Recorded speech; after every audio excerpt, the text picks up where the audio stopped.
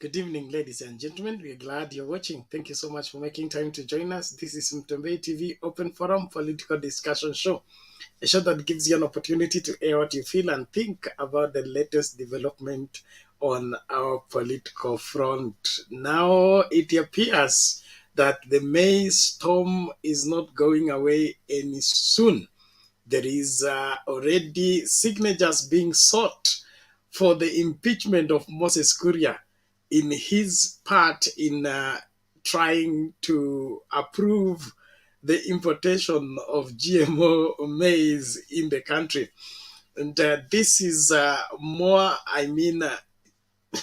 shocking because it is led by UDA members of parliament who are in the maize basket region, and they are saying it has never been in the history of Kenya that the importation of maize is allowed when the harvest is on.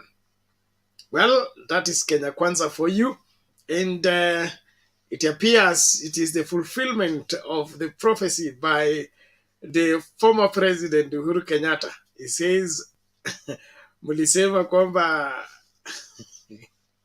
dynasty iende, hasla itawale. So hasla ndio hiyo. Haijali maslahi ya Mkenya, inajali maslahi ya international community. Of course, Raila Odinga came out clear and said the international community is the one pressurizing William Ruto and Kenya Kwanza to accept GMO in the country. And now from the horse's mouth, UDA member of parliament threatens with the same. He says he will name those behind the pressure on Moses Kuria to bring GMO within the country. Things are getting interesting with every passing day.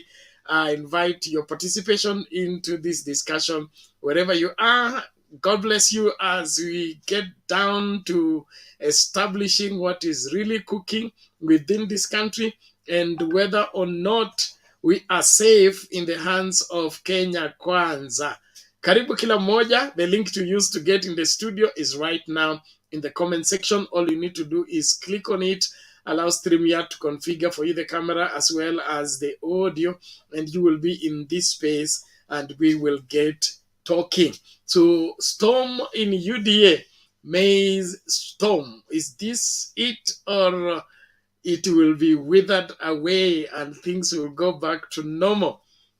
We have a set of videos that we'll be sharing even as we substantiate these claims from the concerned parties. Why should there be importation of maize before maize has been, completely harvested and bought by the government? And then the deficit is established so that it can be imported because there is a deficit.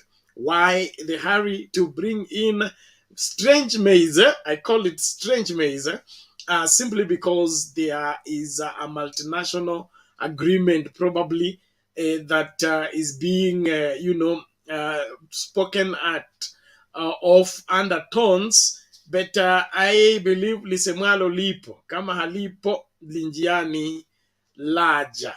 Karibu kila mmoja, karibisha wawili watatu ili kila mmoja amakinike katika kufahamu yale yanayojiri na jinsi ya kusimama kidede ili usikue mjeruhiwa kama swala haya, bali uwe na msimamo ambao unafaa na uko na shock absorbers kwa masuala ambayo Kenya Kwanza na Hustler Nation wanawaletea vitimbi kila kuchao, kwa sababu uongozi aina hii ni wa ajabu sana.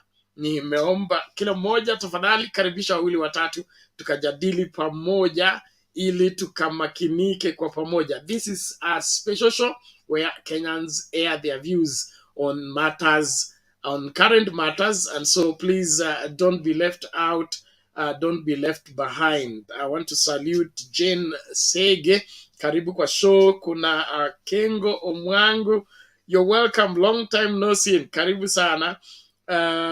Thank you so much. Franklin Wesonga, karibu kwa show. Kuna Eliud Mwamburi, karibu sana. Kuna Apostle Charles Joseph, karibu sana kwa show. Thank you. Kuna Jeremiah Lumumba, Kuna Luka Bano. Aha, karibu anasema I don't know how to pronounce that name, is Kosing MP Sigor, a UDA MP.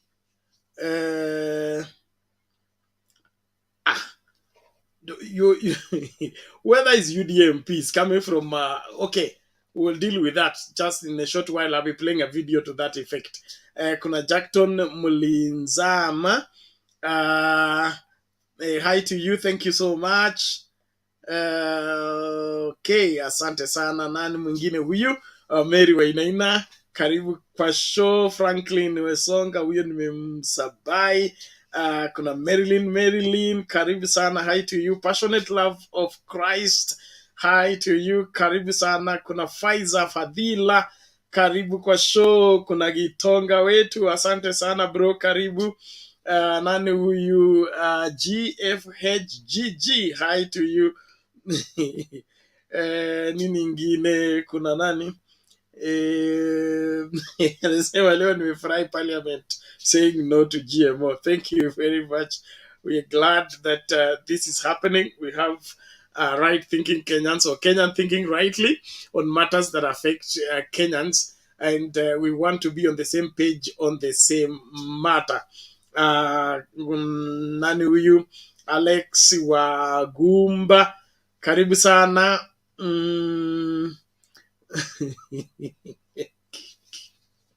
Nyoka imeingia ndani ya nyumba. Sawa. Collins Obuya, you're welcome to the show. I'm happy you're watching. Please, let's get talking. Lest we start fighting. It is about time we began telling each other the truth, lest we fall for lies that are not helping at all. So as Kenyans, we must face what is befalling us as a people and be able to come up with a homegrown solution to our home problems. This business of mortgaging the country for the benefit of the few who think that they own this country, that cannot be tolerated anymore. We must get our country back and the control of the same. So wherever you're joining us from, make sure that you're inviting somebody to join into the discourse.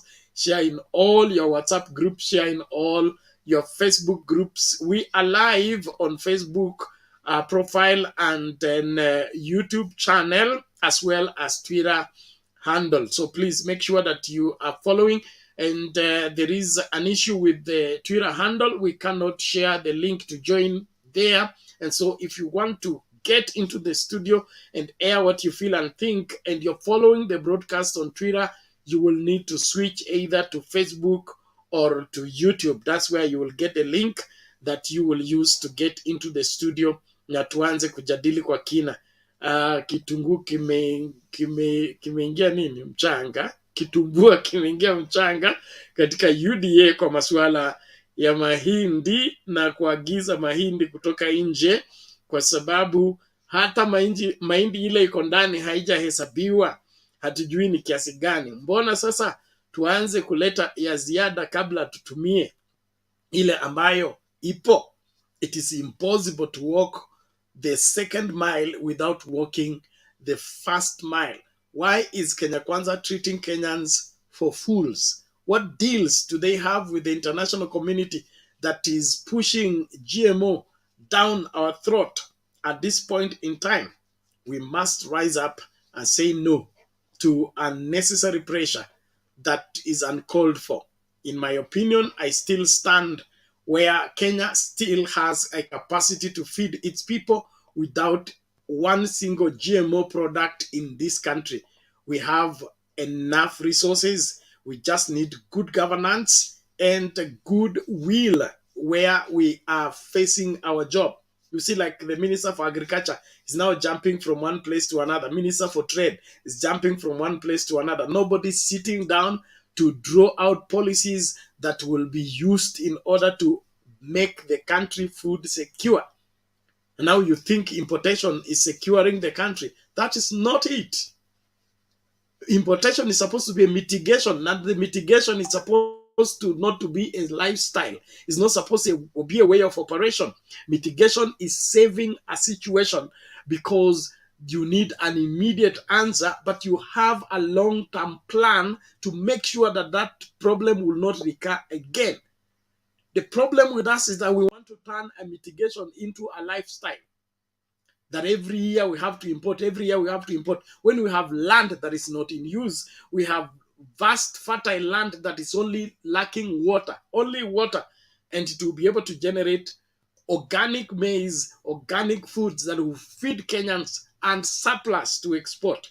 Yet one lazy government is jumping around looking for where to buy what. As Kenyans, we need to get angry enough and face this Kenya Kwanza thing and let them know we will not fall for their laziness. If they can't handle the heat, let them get out of the kitchen. We need to have a responsible government, and the responsible government puts the interest of its people first before anyone else, not foreigners. Well, thank you, everyone. I have a video for you. Let's listen to this first, even as we get set to continue with the conversation. Make use of that link. Get in the studio, tuanze kujadili kwa kina masuala haya yanayojiri katika nchi yetu. Karibu kila moja.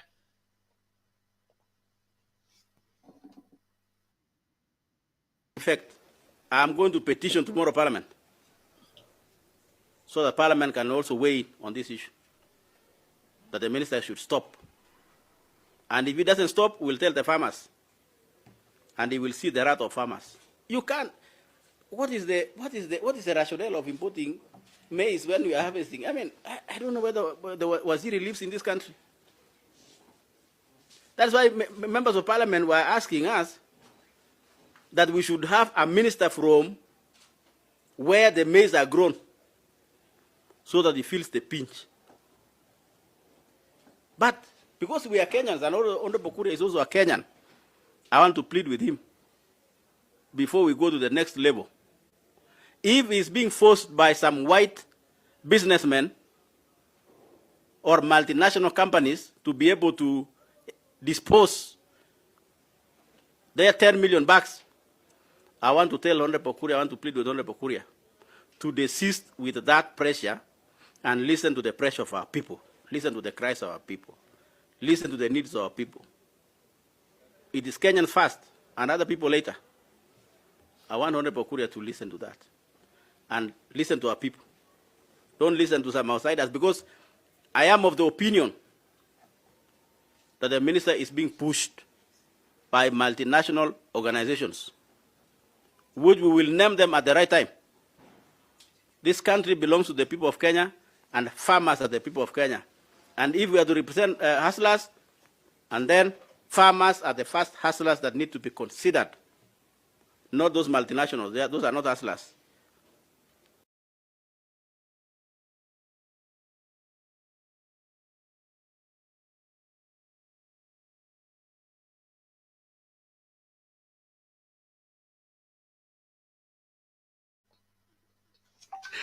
Welcome back. Thank you, everyone. This is Mtembei TV Open Forum Political Discussion Show. Huyo ni mbunge wa Pokoti South, anasema anaanza kuchukua signature to appeal to the members of parliament for the impeachment of Moses Kuria because of his moves to try and import GMO maize when the farmers are in the middle of the harvest. What rationale is that? A very important question that we need to settle and get it addressed once and for all. I appreciate all of you on the comment section. Tafadhali naomba tuendelee kukaribishana. Usitazame peke yako, hakikisha umeshare kwa WhatsApp group, umeshare kwa Facebook group, umekaribisha wawili watatu ili kila mmoja asiachwe nyuma. Asante sana. Kwa hivyo mambo ni kama hayo. Wakulima wamekerwa na mjadala huu ambao unahimiza kwamba ama unashinikiza kwamba mahindi ikatolewe nje ya nchi kuja katika ndani ya nchi kabla ya wakulima kumaliza kuvuna. So wale ambao mngependa kuchangia suala hili, tafadhali tumia hiyo link, ingia katika studio, tukaongee kwa kina masuala haya. Cha muhimu hapa, ningependa tu kuwakumbusha kwamba tumekuwa na hii debate karibu mwaka mzima, tukiwaambia katika uongozi kuna viongozi na kuna wafanyabiashara. Wakati mnachagua viongozi, hakikisha umechagua kiongozi. Ukichagua mfanyabiashara, atafanya biashara na maisha yako. Haya, wafanyabiashara ndio hao wameanza kuuza Wakenya, kuuza wakulima, kuuza kila mtu. Hayo hayafai kabisa, na siku 60 hata zitaisha katika ofisi, yaani ushaanza kuuza kila kitu, kwani tutaishiaje? Afadhali kuna mtu jana alisema inakaa kana kwamba Kenya Kwanza, anasema afadhali Kenya Kwanza ingekuwa kwa mula wao, ungekuwa kwa mwaka wa mwisho katika mula wao. Yaani hawajamaliza siku 60 lakini wanaonekana hivi, yaani watakapofika mwaka mmoja itakuwa vipi? Haya, so let's tell each other the truth. Let's do what is necessary to secure what is ours. Don't let anybody anywhere in the world mess you up in thinking that outside there is better than here. We have a responsibility to see to it that we work out everything to secure what is ours. This country has come a long way. We can't go back to where we used to be. Let's listen now to this. Utuzima has come. Thank you. And let me tell Honorable Kuria, he is not an MP for Gatundu South or North or whatever. He's a minister of government. He needs to talk like a minister. He needs to talk knowing that he is responsible.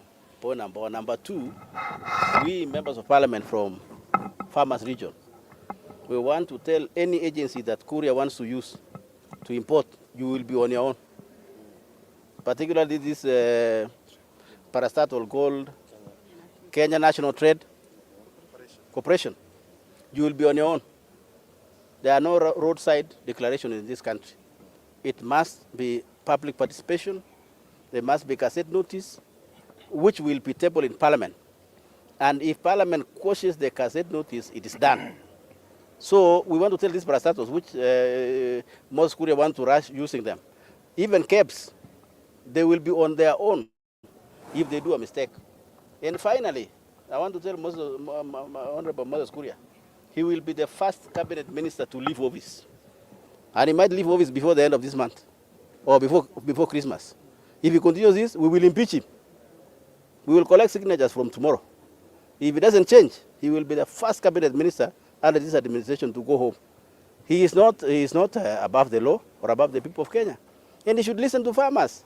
He was the one campaigning for guaranteed minimum returns. And he should talk like a minister, not like somebody from a bar or from doing some certain things. He should also respect life. He should not play around with death and threatening us that it's normal to die. That is not a cabinet minister in this country. So we'll tell Kuria, please step aside on those issues of yours.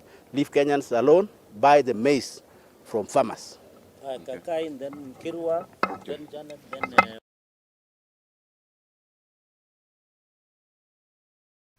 Okay, mambo ni kama hayo. Sijui unaona vipi?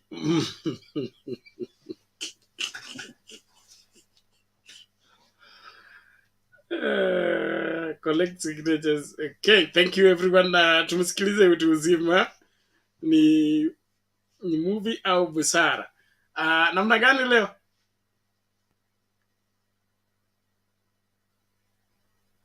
Utu uzima upo?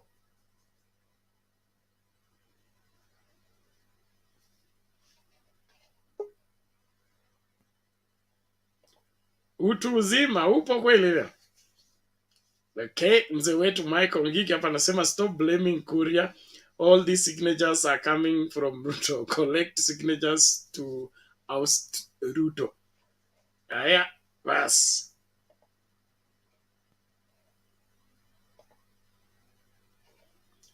Inaonekana utu uzima hayupo. Okay, let's get one more video. And as you watch, please make sure you invite somebody to join. Invite somebody to join. Don't watch alone. I want to see that number rising and going up. Let us all gang up. This is our country. We must have a say in what becomes of this country. They cannot lead us the way they want. We are watu ambao tuna hekima na ni muhimu tutumie hiyo hekima kufanya maisha yakuwe bora kwa kila Mkenya, sio kwa wachache, alafu Wakenya waendelee kuwa maskini na kukosa kila kitu. Let's listen to this. The storm in UDA. Somebody said the David Kosing is not a UDA member of parliament. And so let's listen to what the UDA members of parliament are saying. But before that, listen to what President William Ruto said some time back on the issues of maize. Look at this.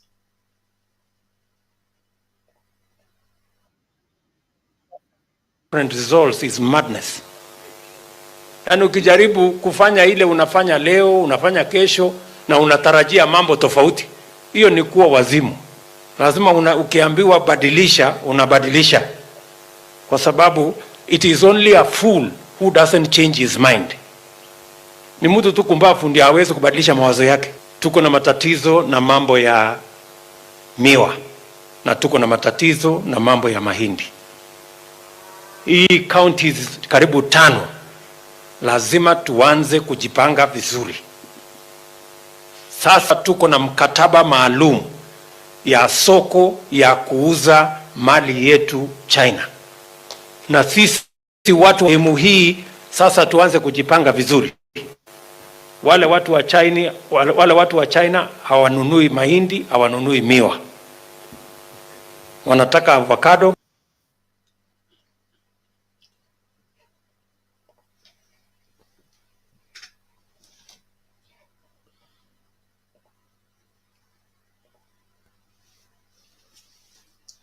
Haya, hiyo ni Rais William Ruto hapa awali akiwa deputy president, anasema China hainunui miwa, hainunui mahindi, wanataka avocado. Kumaanisha watu wasipande mahindi, wasipande miwa, wapande avocado. Alafu sasa hivi akiwa rais anasema anataka kuleta mahindi ya GMO kutoka nje ilishe wa Kenya. So China imekataa mahindi, China imekataa miwa. Inataka avocado.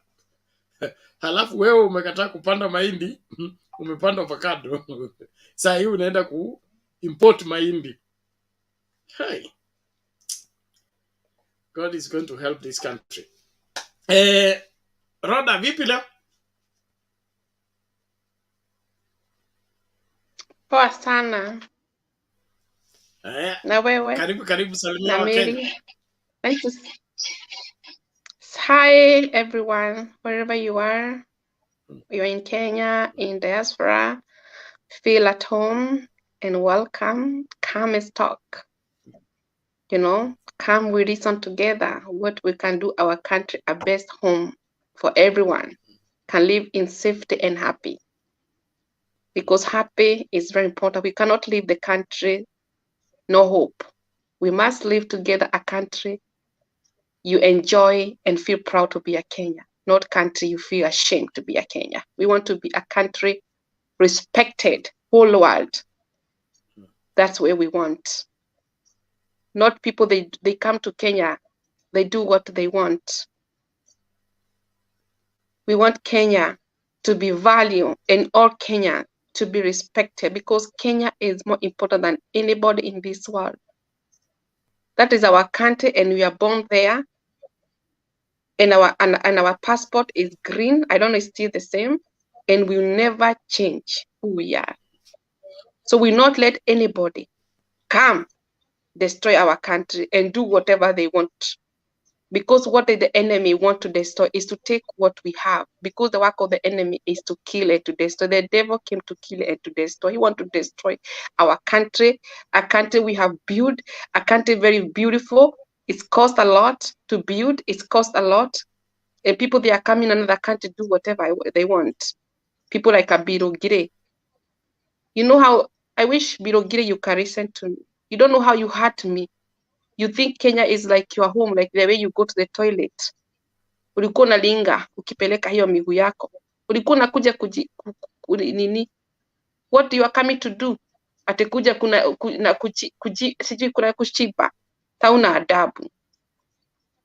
We want Kenya to be respected. America, leave Kenya alone. Unajua America, they think they are superpower. You don't have a power. Umejaribu Afghanistan, you didn't win. Iraq, that you want to destroy our country, you don't have any chance. We respect one another. We respect America, you respect Kenya. Not coming to do whatever they want to do. So, our country is big than anybody. We don't want people wanakuja wanacheza. Hata sisi tukienda kwa hatuwezi cheza nchi yao. Wao wanafikiri ni superpower, sisi ndio tutachukua, sisi ndio superpower. Tutaki hiyo mchezo, watu wanakuja wanafanya vile wanataka. We are human being like them, and we live respect one another. If it is not respect, we cannot be the way we are. I live with my neighbor, respect one another, because the Bible says, I love my neighbor as I love myself. Respect one another. It's not about the skin color. It's not about the education. It's not about personality. It's about respect. We must respect one another. America must respect Kenya. Britain must respect. A whole world we live respect one another. And that's what keep us moving. We don't want people, they come from another country to do whatever they want. America, mukatuchezea. They destroy our country elections. And then the ambassador of American, akasema ati Kisumu is a hot place, nani ambassador. You need to be ashamed on you, ambassador from America. How comes you come from America? How do you know Kisumu is a hot place? And you are not a Kenyan citizen. Actually, we Kenyan people, we are angry with America. We need to take a step with America government. That is not good. I used to value America. I used to respect them, but nowadays even I don't respect even Biden. I don't value even the Minister of Foreign Affairs. That is very evil. You have to respect the way you think that you are superpower. You are not superpower. You are nothing. How can you come and destroy other country because you think that we are Africans? You can do whatever you want? No. The way you did even Libya. You know, America, they're the one who killed Gaddafi because they know Gaddafi was united whole Africa. You know, we are not the same thing. We live respect one another. And they are the one who want to destroy, even bring us this Jemu, wherever. Because of the jealousy. You know what America, they don't want to hear Kenya is succeed, Africa is succeed. They don't want to hear that we have a billionaire. They want our country we are begging them. We are not going to beg you. Nobody this word born to be begging. No. If Birogire was a rich man, if you really a man, you could go to the Turkana, door to door, you feed those people. If you are really a man of what, if you could, if he could go home to give people food, I could respect you. But I don't value you. I don't respect you. Shame on you. What I want to say is about this Jemo. I'm very happy that the member of parliament, they have taken a step to say no. And that's not good, the way they are doing. Nimeona Maize zinatoka na nini na ferry, zinapelekwa county, sijui nini. Itituko, we have our own fertilizer, we have everything. And then kitu kile mimi nimeona leo, nikaona ati Ukraine, ati wanatuletea unga, ana wanatuletea nini wheat. Nikashindo aje. Ukraine, they have a war.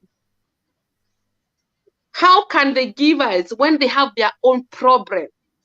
Do you know how much money Ukraine they get from European Union? A lot of money, billions of dollars. I remember people, they were contributing money for the Red Cross to give them. even diapers for the children, medicine, whatever, everything. When people, they are crying for the food, when there is a war, and then they want to bring us wheat. Why? They need to fix their own country first. We don't want people, they are sending for us food and we don't know they are old. Maybe that wheat are old. We don't know, because they are not sending wheat for a long time when they start the war, to the war. We want people to respect our country. If you're working like ambassador, respect. You know what is the purpose. You are working for that ambassador. You are coming there. If Kenyan student, they want to go to Ukraine, you help them to get visa. If Kenya want to go to study in America, they get visa. The work of the ambassador is you represent your own country. That is the work of ambassador. Not to come to bring us. We are not come. You're not coming. Otherwise, we need to close Kenya. We not have any ambassador. We have to quit. We say no ambassador coming to us because they are coming to destroy our country. We want people who are coming to our country, they must respect. We respect one another. Thank you.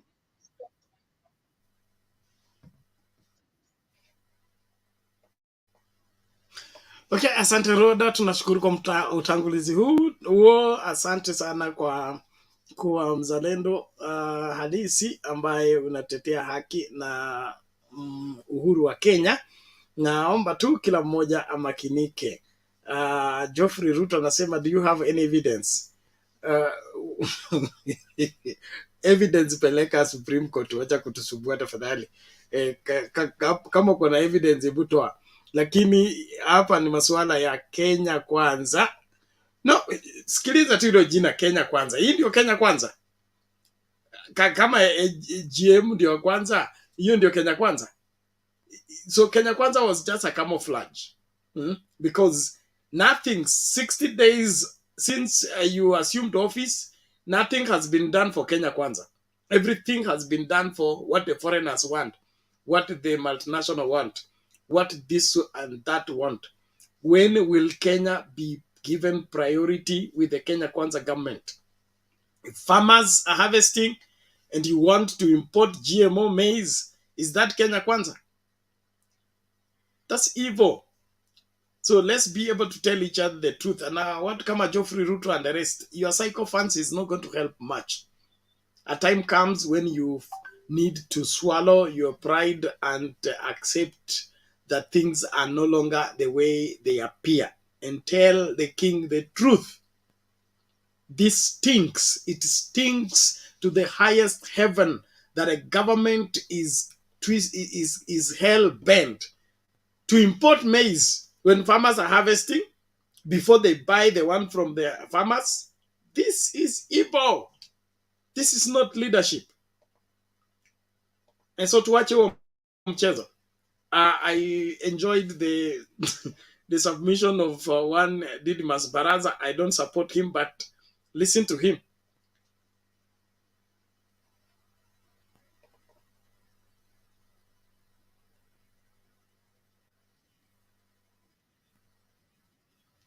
Guaranteed minimum returns. The issue to protect our local farmers, our local industries, we've been saying, buy Kenya, build Kenya. Madam Speaker, I can testify before any group of people, before any committee, that indeed we have enough maize in North Rift, we have enough maize in Bungoma. Personally, Madam Speaker, I have 2,500 bags of maize in my store. The only available market for this maize are boarding schools. The only available market for this maize are middlemen who come to buy in Korokoros in small scale, Madam Speaker. Madam Speaker, traditionally farmers have sold their maize to National Cereals and Produce Board. This government entity as we speak today is closed. When somebody stands and says that farmers are holding maize, Madam Speaker, I feel like I should cry. I feel like we are people who are completely detached with the reality. And when I stand here, Madam Speaker, there is one thing that I will never do. I appreciate the efforts of government of Kenya, led by our President William Ruto, to improve the life of every single citizen in this country. And I will always assist him by not being a chester in the royal cra.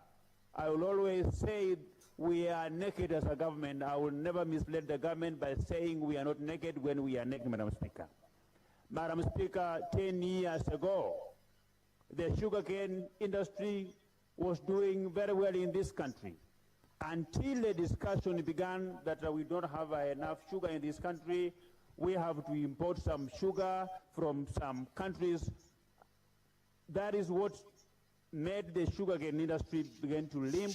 As we speak now, is no more. I want to ask most of our friends who are not coming from maize growing zones that yesterday it was sugarcane.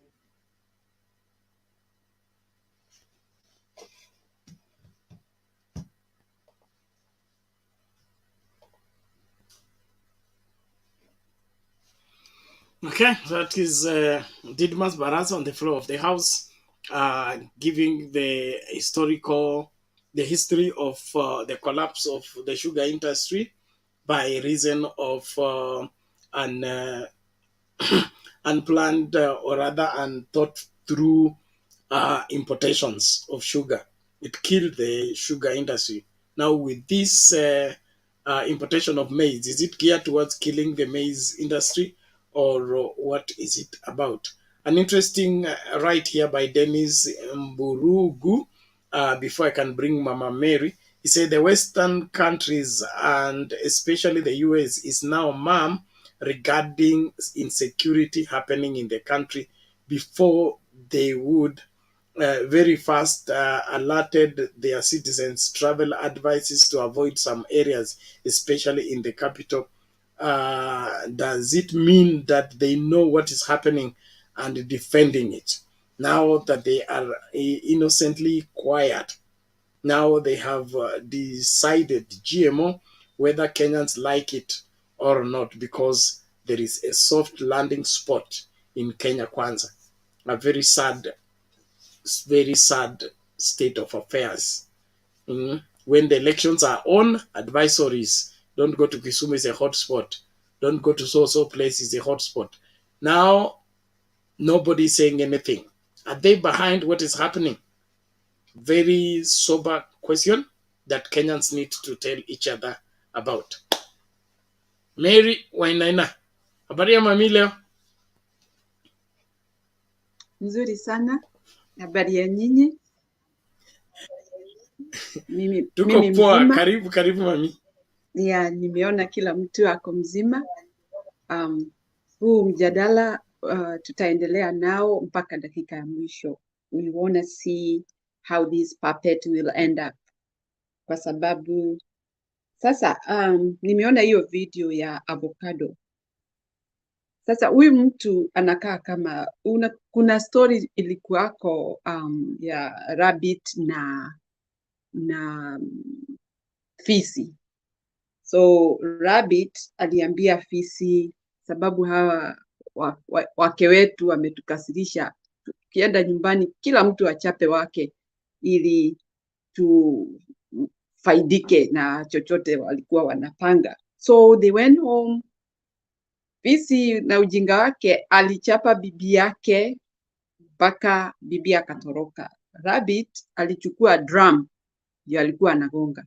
So Ruto ni mtu ambaye anapoteza watu, anawapeleka pande hii, na anajua ni kutegea, anategea kwa sababu ana upande ile yeye anaangalia. Hakutaka watu walime mahindi, alikuwa anataka watu walime avocado, yeye alime mahindi. Na mahindi sasa, fortunately, wakulima hawakufanya hivyo, walilima mahindi yao kwa sababu why avocado all of a sudden? Tutapeleka wapi hizo avocado? How do you eat avocado? We have staple food ambayo ni ugali na tunatumia mahindi, hatutumii avocado. So avocado was just by the way. Na ni kitu ambacho alikuwa amepangia just in case people fall for it. Unfortunately, watu hawakuenda njia hizo, walilima mahindi yao. I'm very happy for them, but I feel for them. Na ndio jana nilikuwa nauliza watu wa biashara kwani wameenda wapi ambao hawezi kwenda kununua hiyo mahindi wapeleke pande ile ingine wauze. Though it is expensive and people are crying for money, but this is the high time the government should be held accountable to do the work that they are supposed to do. Buy the maize from the farmers, take to the people who needs it. Wale wako na njaa wapelekewe. Na hiyo inawezekana sana. Ni kwa nini sisi nchi yetu tunanyamaza, tunafanyiwa mambo kama haya? How comes that we can see that big ship bringing killer food? Kweli kabisa na watu wanaangalia na wananyamaza. I'm very happy for the Rift Valley people and I give them congratulations. Let's fight it, all of us, all corners. Kwa sababu hii si maisha ya mtu mmoja, it's everybody. We're gonna suffer. Na sasa familia wakiumia, tunaelekea wapi? Familia wakiwa wanaugua, the whole family, where are we heading? Hawana pesa ya kwenda kwa hospitali. Ni kazi gani hiyo ni mambo gani hiyo tunaachilia iingie Kenya? This government needed to answer some questions.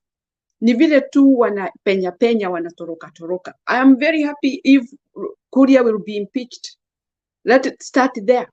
Let him be impeached, then we see the next person.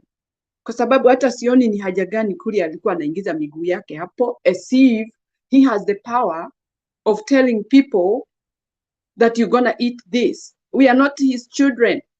Sisi tuko na familia zetu. We are not going to tell us what to eat. I might decide not to eat those maize and I eat something else. But you are not going to give us by force. Ni vile tu they are going to take advantage of the poor people. Na hiyo ni kumaanisha poor people have no honor. Ni kuteseka tu, kuteswa. Mungu awaone na awaonee hao poor people huruma na awatenge na hawa vinyangarika ambao wanataka kuharibu maisha ya watu wale hawajiwezi. Surely how can you go to a person who cannot walk and start beating him? How do you expect him to run away from you? This government needs to apologize and forget about those GMO. Those GMOs, let it be for their animals, not for human beings. Wapelekee wanyama wao, waende apea hizo kuku zake, hiyo mahindi, aendelee na hiyo biashara zake. Aachane na watu. Wakulima wale wamelima mahindi, hao ndio rafiki zetu. Hao ndio tunaweza sikizana na wao. Watuletee chakula ambacho wamelima, tuwalipe pesa na tukule kitu ambacho unajua kinakutengeneza nguvu ya mwili yako ili uweze kuendelea na maisha. It's very disgusting. Mtu mkubwa ati ndiye anaongoza nchi. In fact, when I looked at that ship, I was ashamed. Ati imejaa mpaka huko juu. Chakula ya kuua watu. How can you do that to your own people?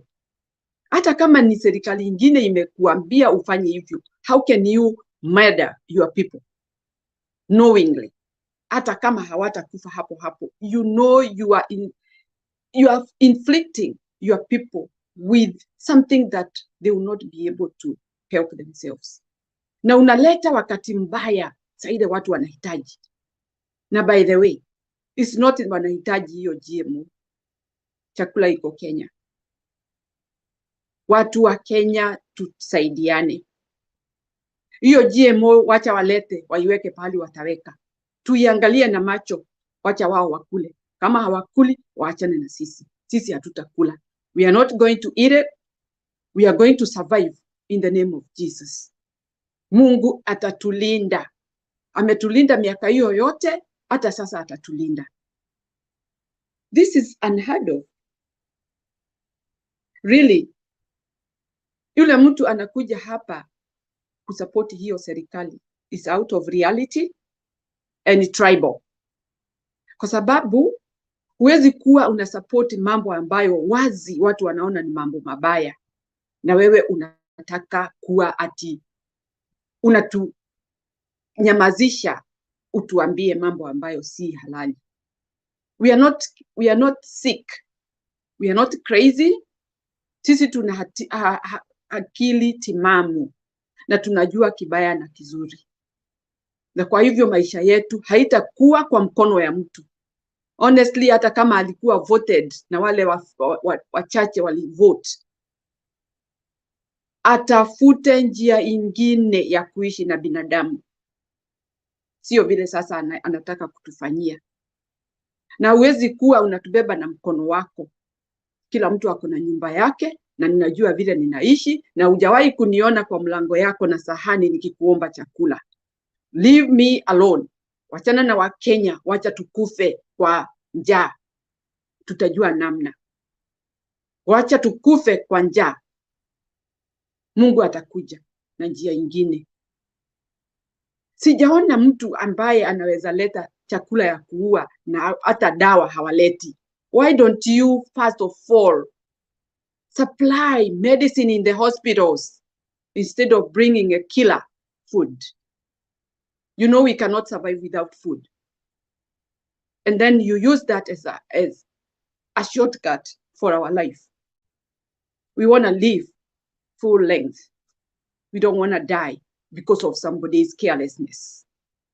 Hii serikali ishikwe mikono na kichwa na miguu, iambiwe sisi si wanyama, sisi ni wanadamu, wameumbwa na Mungu, na alitukuta tumeumbwa, na kama hakukuta tumeumbwa nyuma yake, na ajue hatukuumbwa kwa sababu yake. He never applied for us to be created. We were created because God wanted us to be alive and be in the world doing the right thing. And we are going to continue doing the right thing. Asante Bernard, lakini hiyo serikali iwe na jukumu ya kujua sisi hatujalala, tunajua kitu mbaya na kitu mzuri, na tunajua tukikula kitu mbaya tutaumia. Asante sana.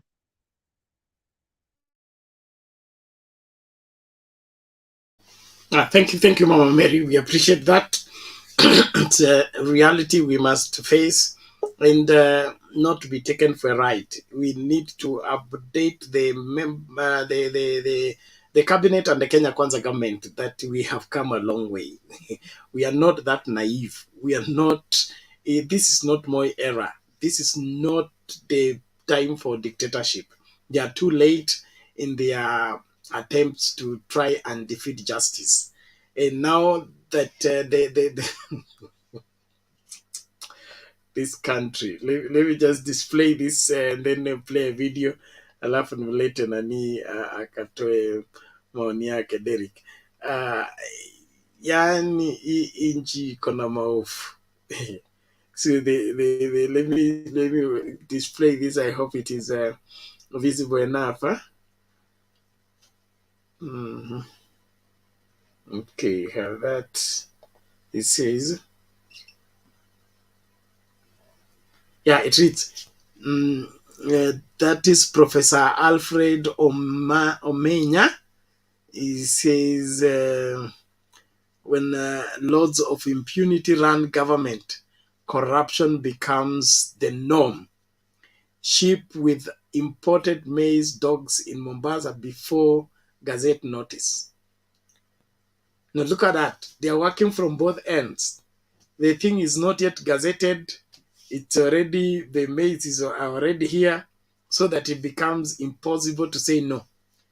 But they will have to eat their own maize, like Mama says. We cannot take this anymore. And there is another revelation by former Nandi Hills Member of Parliament, Alfred Kater. He says, here it is.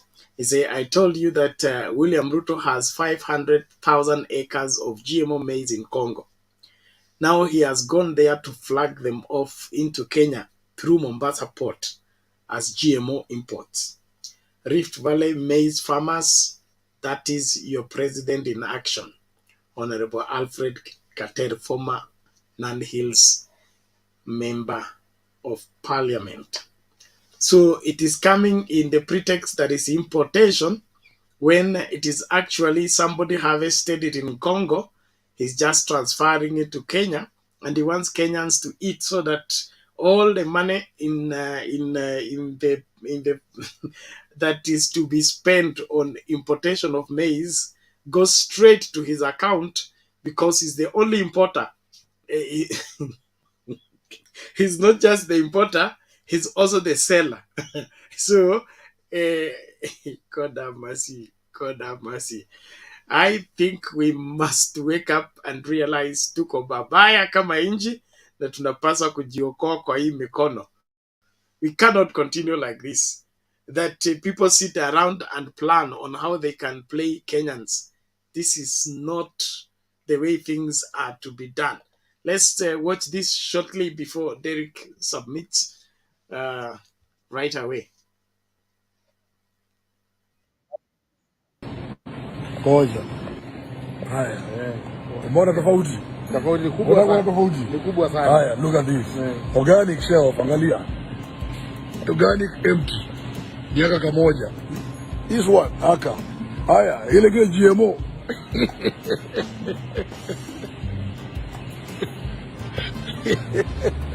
Hiyo ndio GMO. Mnataka kula GMO? Ndio hii hapa. Haya, angalia, walabi wanaipa GMO. Walabi wanaipa GMO. Angalia. Organic ndio hiyo. Ile mbegu mnataka kuua. Na ile imebaki tu. Na ile imebaki ndio. Kuna kidonda hivi. Ile imebaki. Na tuwezi baginia hii, sasa tutaiacha. Hiyo mchezo ya GMO hiyo, endeleeni mtajua. Haya. Haya, sisi hapa tena. Angalia. Haya, organic, angalia ka size. Unaona ka size? Hii ni organic. Sawa, hapa ngoja. Hii ni organic, ni organic. Haya, weka hapa. Ile nyingine, wacha uone ile nyingine. Angalia size. Angalia buffalo. Hii buffalo ni $2. Endeleeni na GMO. Haya, sisi hawa tena. Akubali, unaona hapa? Hii imeandikwa hivi. Organic, natural and organic. Unaona kwa shelf, angalia size. Unaona size? Unaona size? Haya, twende kwa ile ingine. Hebu pasela hapa. Angalia, hii ni kuku. Hii ni kuku. Hii. Endeleeni kukula hiyo vitu. Angalia. Sasa hii. Akisiza. Angalia mguu wa kuku gani anafanya hivi. Ona. Hii ni tayo kuku inakaa kama ya bata. Kuku gani anafanya hivyo? Angalia tena. Bonge la kuku. Hii ni kuku gani? Endeleeni. Kubalo. Hebu ile mkate. Unaona size? Unaona size? Hiyo size ya mkate ni Size ya twiga. Hii mkate inaenda na 379. Haya, hiyo chukua hiyo organic. Kwa nini hii size ni ndogo?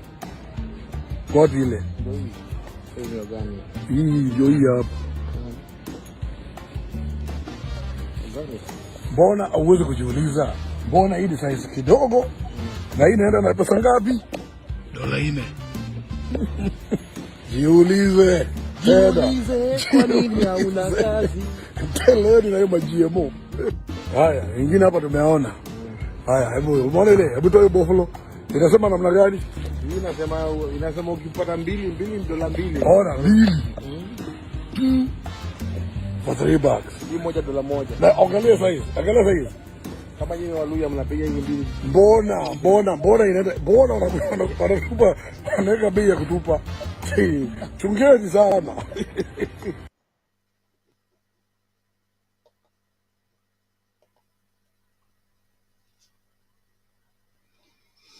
Haya, Wakenya wenye nia moja, wenye nia njema wanawaonya na masuala ya GMO. You see, Bernard, everything that is GMO is exaggerated. You can tell it's bigger than organic. So you can easily tell kitu ambacho si kizuri kwako.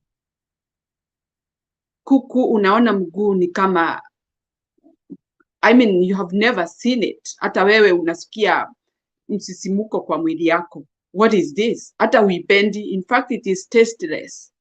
It doesn't taste good. Everything that is GMO, it doesn't taste good. Utasikia iko na kasoro na utaijua. Kwa hivyo kuna mtu anauliza hapo ati kama ninajua GMO. I know them and I have seen them. I have touched them. So it's not that I'm talking from nowhere. I know them and I always go for organic. I try to. We are not quite sure whether it is real organic, but we go for that for our heart to be satisfied, but we don't go for those GMO. They are there, they are displayed. It's your choice to make. Kwa hivyo, Wakenya, is our choice to make whether we're gonna eat those GMO corn, maize, hizo zimeletwa. Tafadhali msikule. Asante. Okay, asante sana Mama Mary, tunashukuru kwa hayo na nashukuru kila Mkenya anayejumuika nasi katika kipindi cha leo. Asante kwa kuendelea kukaribishana. Tafadhali, let's make sure that we are here and we are doing our role in securing Kenyans no matter what. Yeah, those who are claiming that they will be threatened and all that, that is normal. That is normal. Nobody is going to kill Kenyans under our watch. Hiyo meli yao vile imefika Mombasa, wataigeuza wairudishe Kongo kule imetoka, wapatie hizo mahindi nguruwe. Sisi kama wananchi ni wajibu wetu kulinda nchi yetu. It is our duty to do that. And kulinda nchi ni kulinda wananchi, sio kulinda udongo na nyumba. First and foremost is protect the lives of the people. Does Kenya have a capacity to contain the outbreak of sickness and complications that will arise into feeding in this GMO food? If COVID alone, it exposed this country that there are some level 5 hospitals that don't have oxygen wherever. They don't have no oxygen, no ICU beds and all that. That is COVID. And now you want to add GMO on top of that. We must get a sober thinking government, not this madness. And this is sheer madness from where I sit. Ni wazimu. It's only a mad person who takes problem and put on himself. You cannot do that. Now, Kenya Kwanza has come into power when the country is in serious problem. Their first outcry is that there is a lot of debt, or there is a lot of this, there's a lot of this. So they have enough problems. Why should they go and fetch more problems to bring? Hakuna kuruka kamba na hii. Mahindi watafute mahali wanapeleka. Kenyans are not going to feed to safeguard somebody's investment. If you invested in Congo, you planted 500 acres, tafuta market kwingine. Kenyans are not your dumping place for your irresponsible investment. Well, let's bring in Derek. Tusonge mbele. Derek, karibu. Asante sana Bernard. I'm so surprised. Kama hii ndio Kenya yenye tunaishi ndani, I'm surprised. Nilisema hata niko mgonjwa sitaki kuongea, but imebidi wacha tu niongee. Hii sasa imetuingia. Sitanyamaza. I have to say this now. Let me air out my points. I'm surprised that we are busy campaigning here against GMO. Na kumbe mtu alishafanya biashara, vitu zinaingia through our ports. It is now evident kama hao watu wa Venezuelans, si hata hao wenye tuliona live wakiingia walituonyesha. Watu wengi waliingia kwa hii nchi bila our knowledge. Because it is now, how can we be not advocating for this thing? We are really fighting GMO. Na jana, that thing was already in the ship was coming.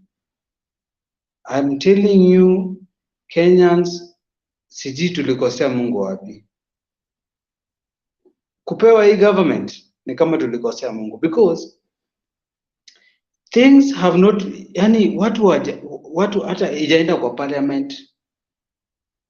Enyewe hata president mwenyewe hajaidocket vizuri. but is already here. What does that mean? Alafu Fala anatupatia anafanya hii biashara na kimbia anaenda Korea akishajua vitu amefanya hapa. Hivi tu mnaambiwa ati siji mara Moses Kuria nini. Hizi ni vitu zenye Ruto mwenyewe alipanga. Hii sio biashara ya Moses Kuria. Hii ni biashara ya Ruto. Unaona venye anatuchezea, anatubrainwash, anatuachia tukipigania vitu hapa, yeye anakimbia anaenda Korea. Surely, are we even serious as a country? I was happy that at least the parliamentarians were debating about this, but I'm also sad because as much as we are debating about this hii kitu imeingia hata sasa tukisema ikataliwe already ishaingia kwa nchi, so we are going to consume it. We like it, we don't like it, is already here. Kitu ishaingia kwa poti yenu, that is, hiyo ni kitu iko, haitarudishwa. Hiyo ni biashara ishamaliziwa. Ukiona nani ameingia Kenya nali sisi kama ameenda sisi kama bado ako Bill Gates. I told you juzi that man was sent and his mission is already done and unaona results ndio hizi. So I don't know what we are going to do, but this thing is already in here. Na sijui tutafanya nini. Ishaingia tutaikula. I don't know the criteria that we are going to take at least to save, but it's already here. This can really tell you the kind of president mumleka kwa power. This man is not for anything. This huyu ni mtu wa biashara. I told you don't be surprised mkiwa kwa nchi yenye iliuzwa. Tutakuwa kwa nchi yenye iliuzwa, mtasikia tu watu wa Korea wanakuja wanasema we, watu wa Kisumu muhame, hii ilikuwa ni yetu. We, watu wa Kirinyaga muhame, hii watu wa China wanasema watu wa Kirinyaga muhame, hii walishatupea. What are you going to do? You're not going to safeguard your country. Tukinyamaza na hizi vitu zinaanza, unajua acha nikwambie, hii moto haianzaki kubwa, inaanza na smoke.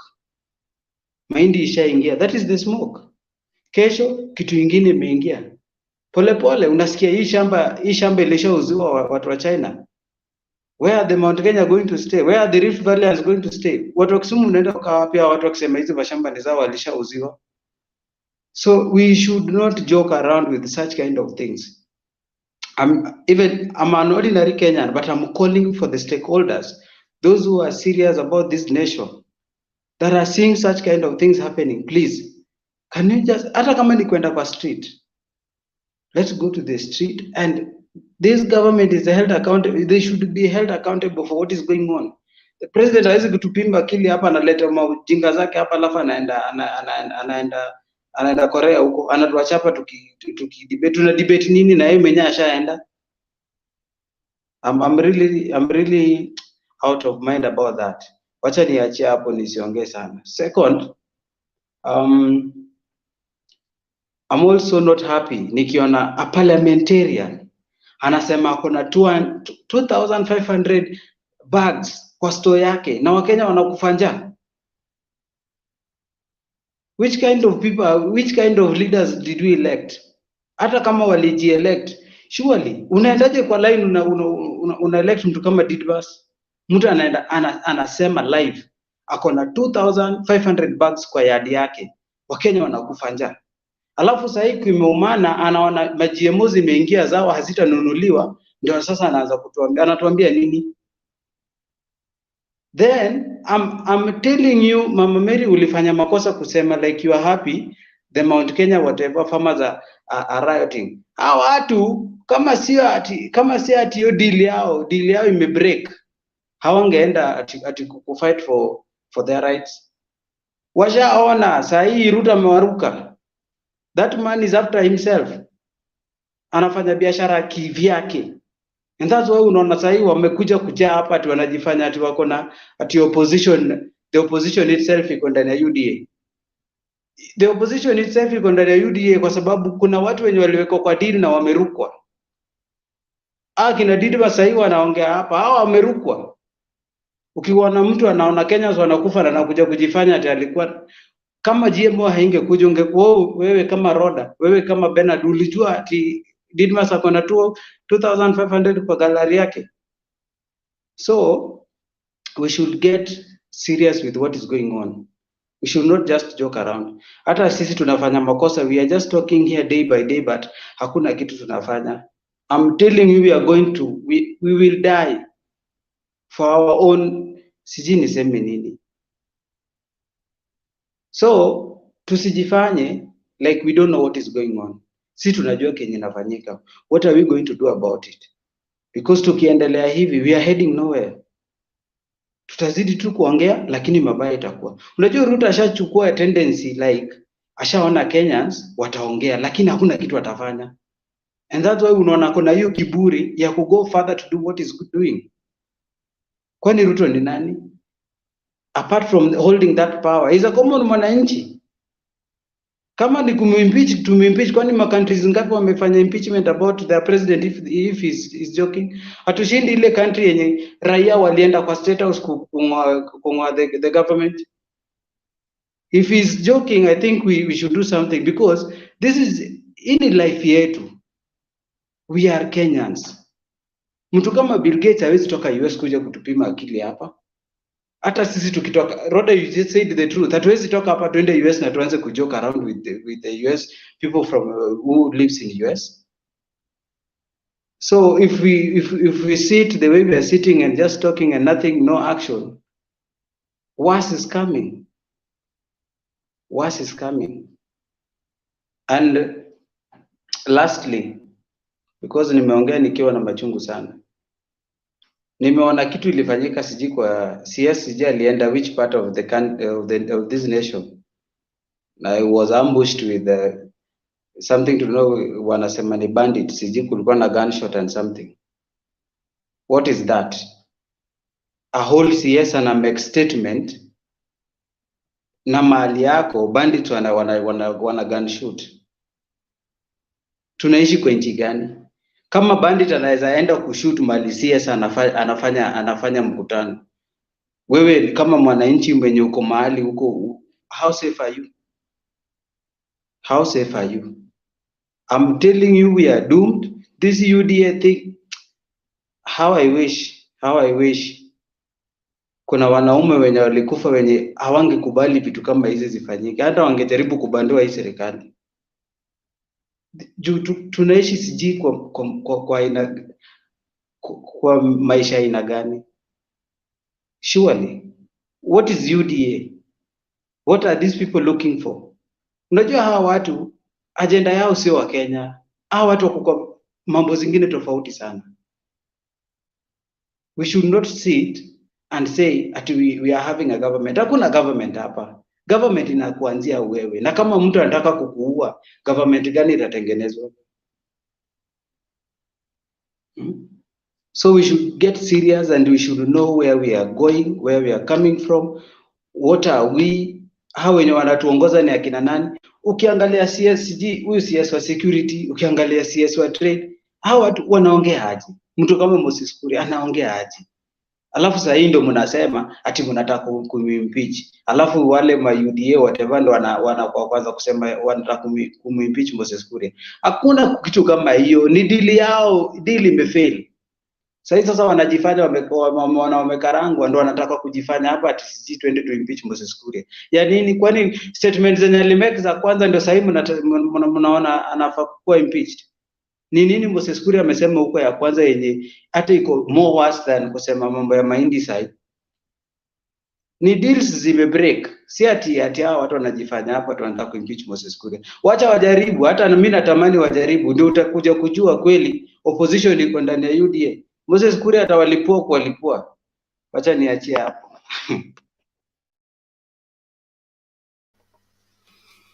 Thank you very much. We appreciate that, Derek, for your submission. Thomas Marende, mind your language. GMO foods, if the approach is not right, the president should be impeached for it. It's a valid reason. Any person endangering the lives of Kenyans is worse than treason. One Kenyan dying out of that is too much.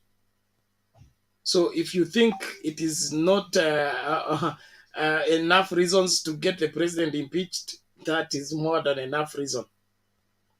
That's more than enough reason. And also the method by which he's going about it. He constitutes a cabinet that is going out of office to make them sign things or approve things that they are not supposed to approve. He can't wait for his own cabinet to be constituted. Then from there, he's now forcing the Minister for Trade to do gazettement because the ship is docking the following day. That's corruption. That's corruption all the way. So that's abuse of office, abuse of power, and everything else put together. It's enough grounds to get the president impeached. So all that cannot be taken just that way. So, Bwana Marende, tafadhali, respect yourself and understand that we are not the way you think we are. The president violating the constitution, abusing office is enough ground for him to be impeached. And we need to be sober about it, because being president is not to be preserved. Being president is supposed to be used to serve Kenyans. You don't become president to begin to protect the presidents. You become president to use that as a platform to safeguard the lives of Kenyans. You should be the first one to take the bullet, not expose Kenyans to death and tell them that some death is inevitable. You send your minister to tell us that death is inevitable. Someone is going, everybody's going to die someday. And so, now it becomes your duty to kill us. Death is there, yes, we can't deny. Every man born of a woman is appointed unto death. That is it. But you can't be the one to cause it.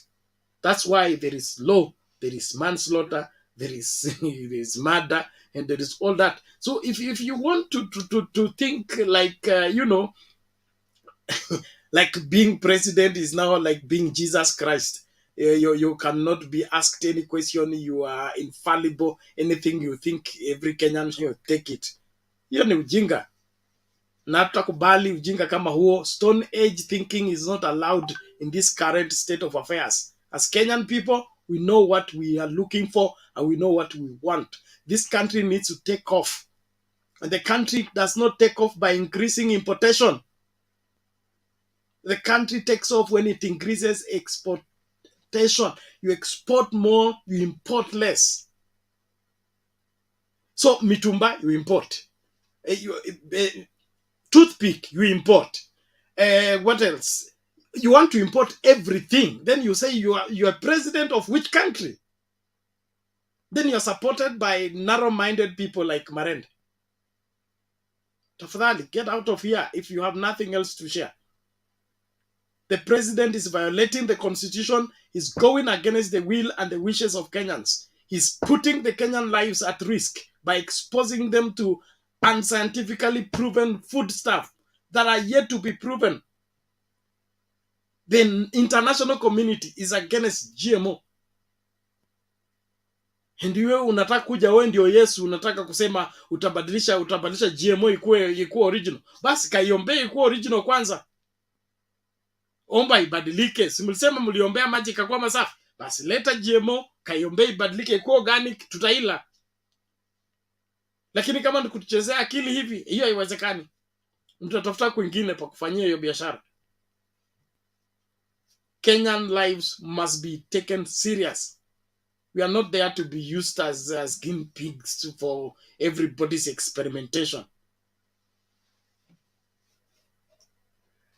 Makes me very angry.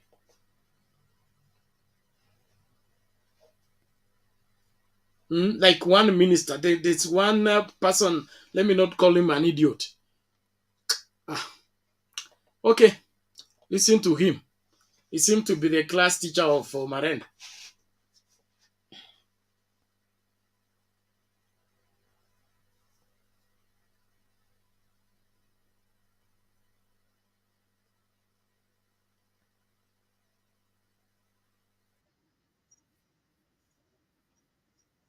Modified against pests and some extent even pesticides.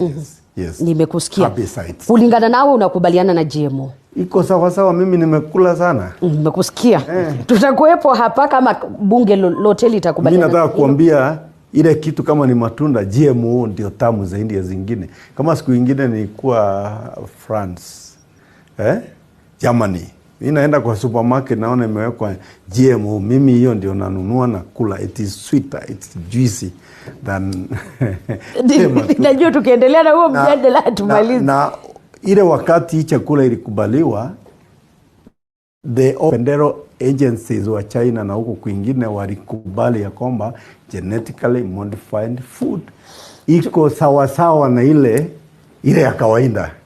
Wacha tuingie katika swala lingine. Na ngoja bunge wakati ambapo itapitisha huo mjadala.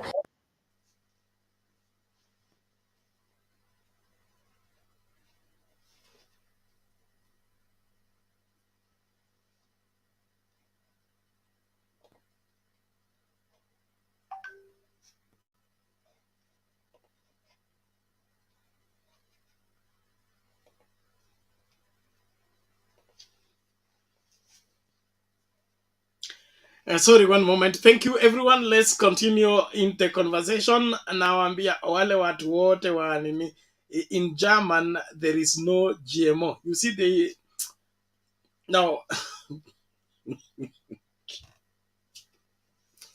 God forgive me.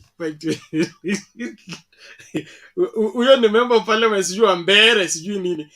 These are the people that must not be any leadership.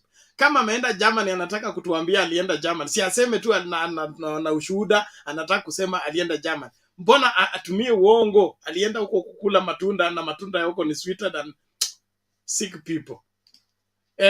Kenyan all the time, please take it as I look at this comment section tafadhali. Nidhamu Marende, tutakufukuza kama utaki kukaa kwa nidhamu hapa, okay? GMO haikubaliki Kenya. It was banned by Beth Mugo in 2011. That is yet to be reviewed. It needs to be revisited, rechecked. The scientists need to look at the whole thing. It needs to go through public participation, go through parliament. It is not a decision of one William Ruto. And if William Ruto want to force it on us, then that is enough grounds to get him impeached. Kenyan all the time, take it. Sawa, asante Bernard. Unajua mimi nashtuliwa na Wakenya sana. Unajua pale Tunisia, I want to say people who have a serious country, what they do. Pale Tunisia wakati maisha ilikuja ikakuwa ngumu sana, it involved kijana mmoja ilibidi ajichome sababu maisha ilikuwa imekuwa ngumu sana. And from huyo kijana kujichoma, we had a lot of things happening. And we saw some very great leaders, people who had been wamekuwa kwa uongozi kwa miaka na mikaka wakiondoka. Lakini nashtuka hii inchi yetu ya Kenya ndio ile inchi peke yake wanaweza kaa tu na kiongozi na wanasikia hawaendezi vizuri na wanampea miaka 24. It's the only country, by the way, and maybe some other few countries hapa Africa ambao watafinywa na mambo, lakini tu anasema tuache amalize term zake aende. Kuna kitu nataka kusema hapa. Inchi yangu ya Kenya is not a serious country. Tungekuwa inchi serious, huo uongozi uko sahi ungekuwa nyumbani, wameondolewa na wangekuwa kwa kamiti. Brazil the other day, Rura ametoka njera. Hata hiyo South Korea ambayo wameenda kutembea, kiongozi wao ambaye amekuwa kiongozi juzi ako jera. Jacob Zuma ako njera. Lakini Kenya ndio inchi pekee ambayo tu tunakaa tuna criminals na watu ambao wanataka kuwaua na tunacheka tu na wao. So ile kitu najaribu kusema ni ya kwamba I'm sorry, lakini inchi yangu, we are not serious human beings. We are not.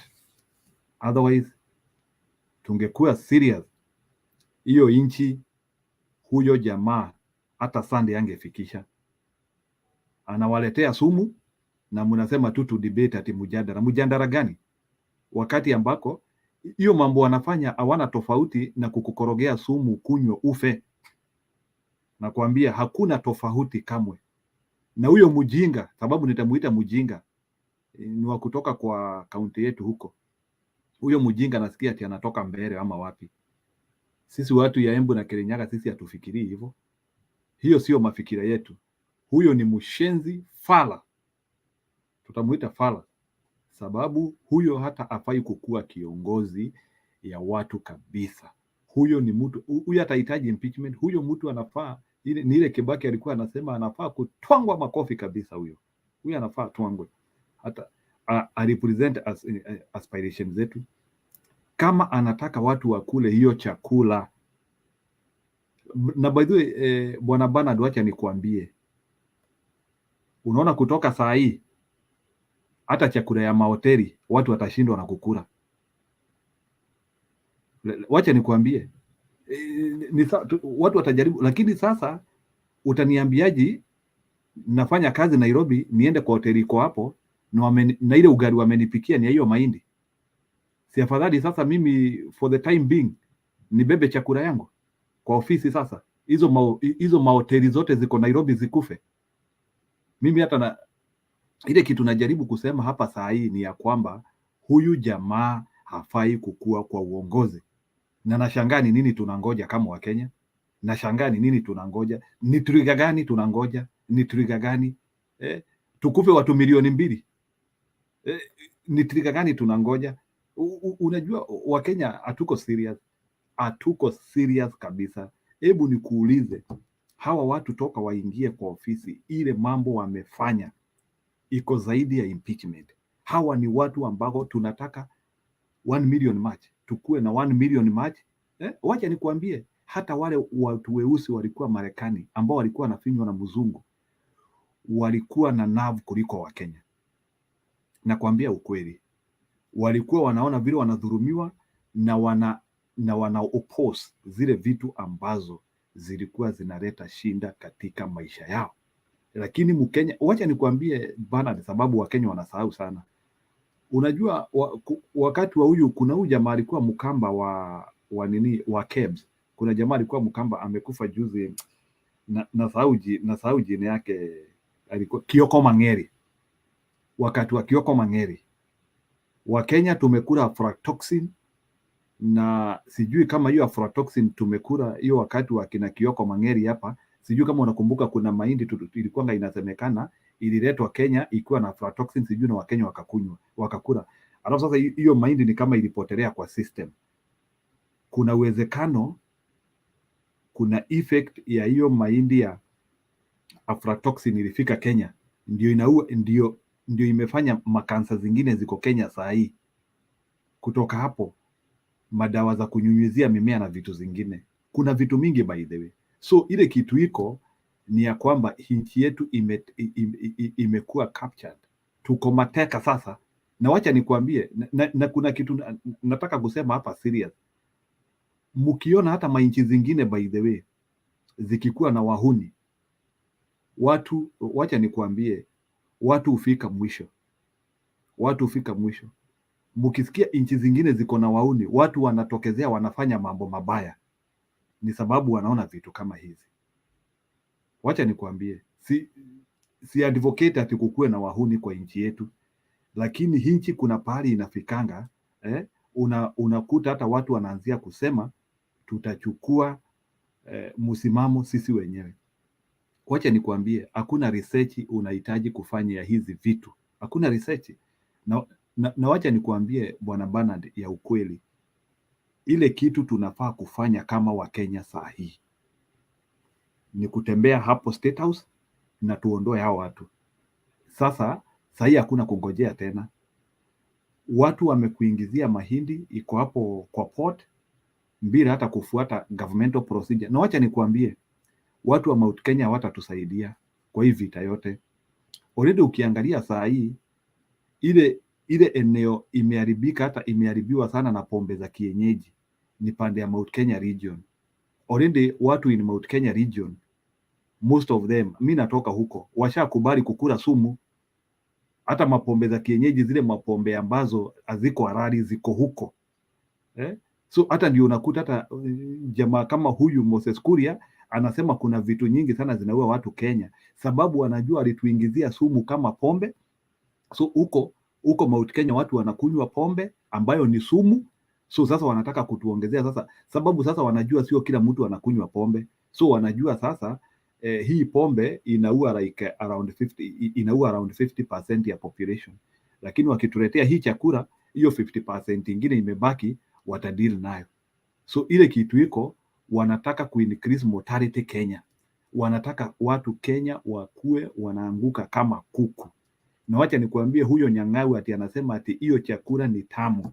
Wacha nikuambie, kwa hii maisha hutawahi kula chakula tamu kama kienyeji.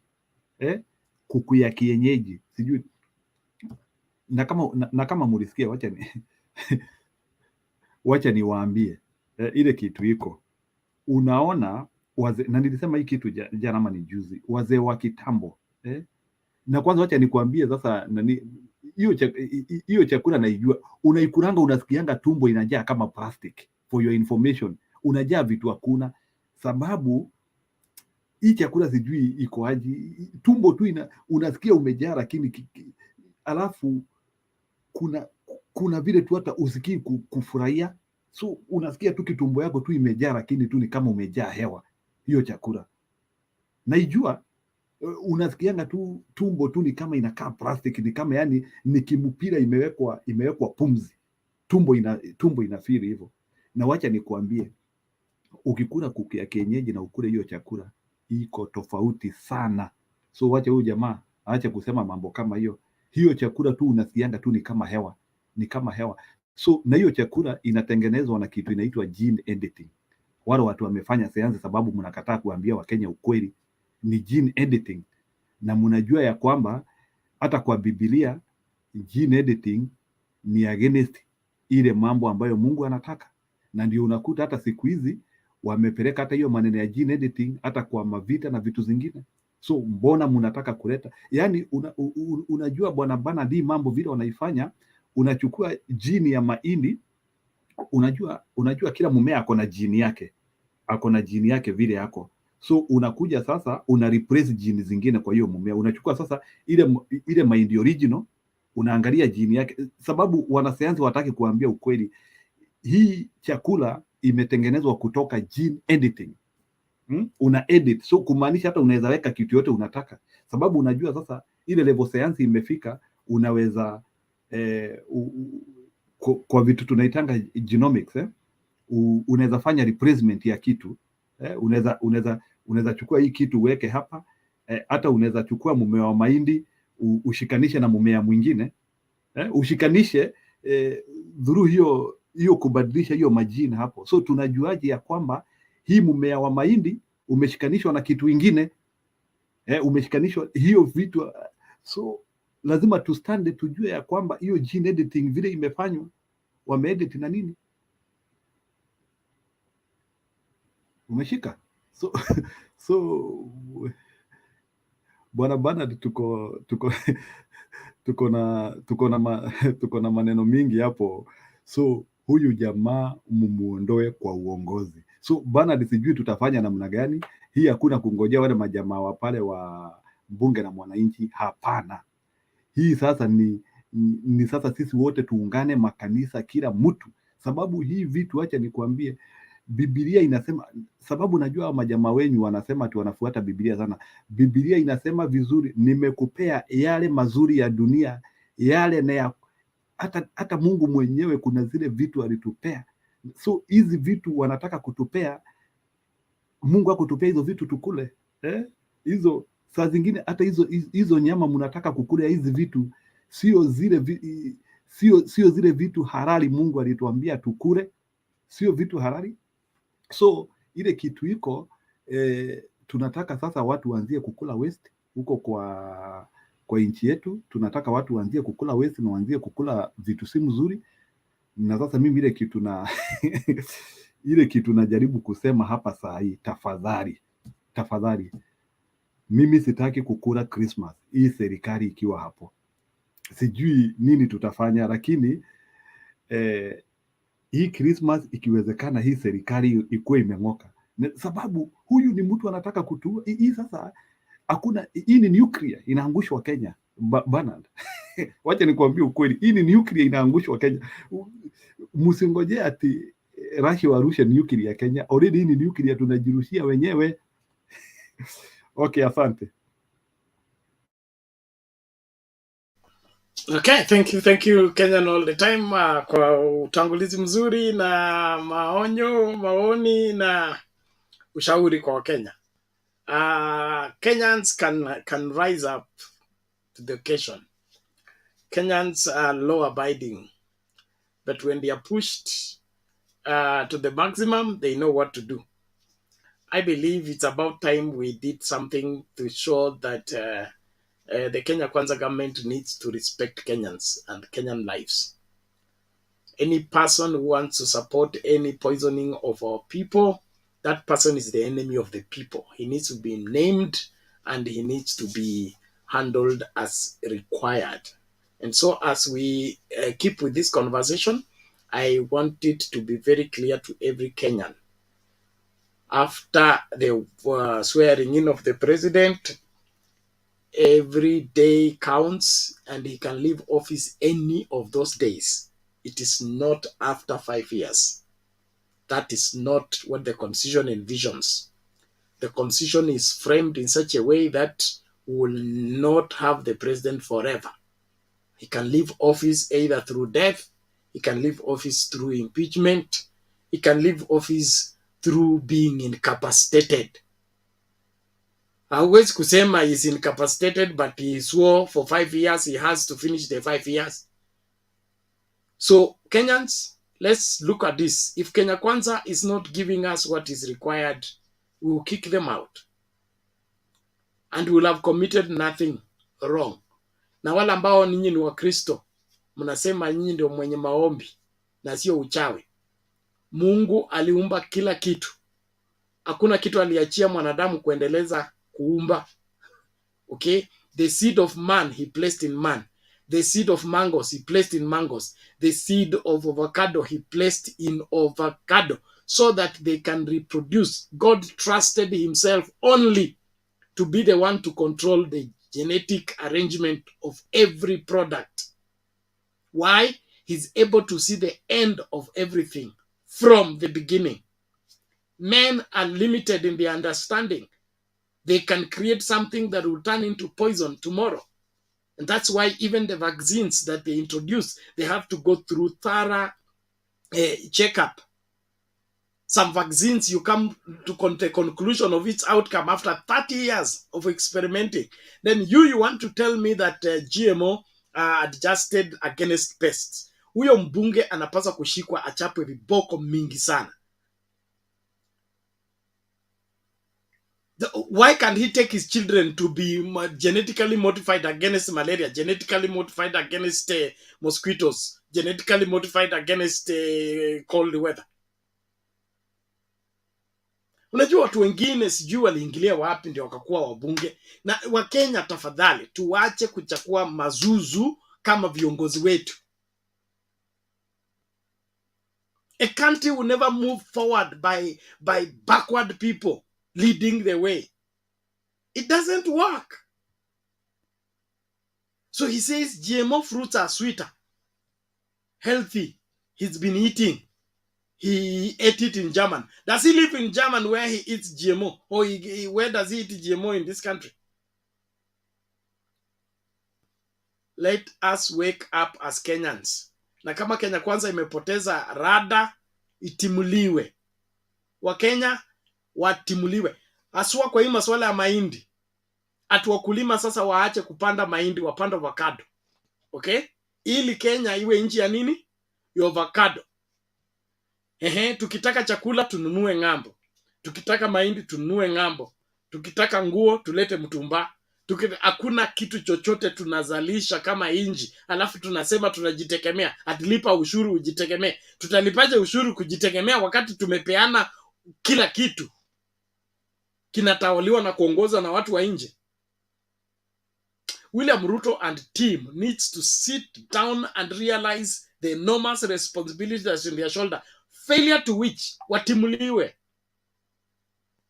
And najua debate mtaanza hapo kwamba we are inciting people. We are not inciting anybody. Mtu aende meli imejaa mahindi tayari iko Mombasa na ndio unatafuta kutengeneza makaratasi. When you went around the country claiming that BBI did not follow procedure, we must follow procedure. Procedure. The president was not the one to initiate BBI. You went around the country deceiving people against BBI. Now you want to do the same thing and claim that it's all right? William Ruto and team should style up. Kenyans are not fools. I will not take this line down. No. Protect the lives of Kenyans. Don't endanger the lives of Kenyans. And probably some of you don't know how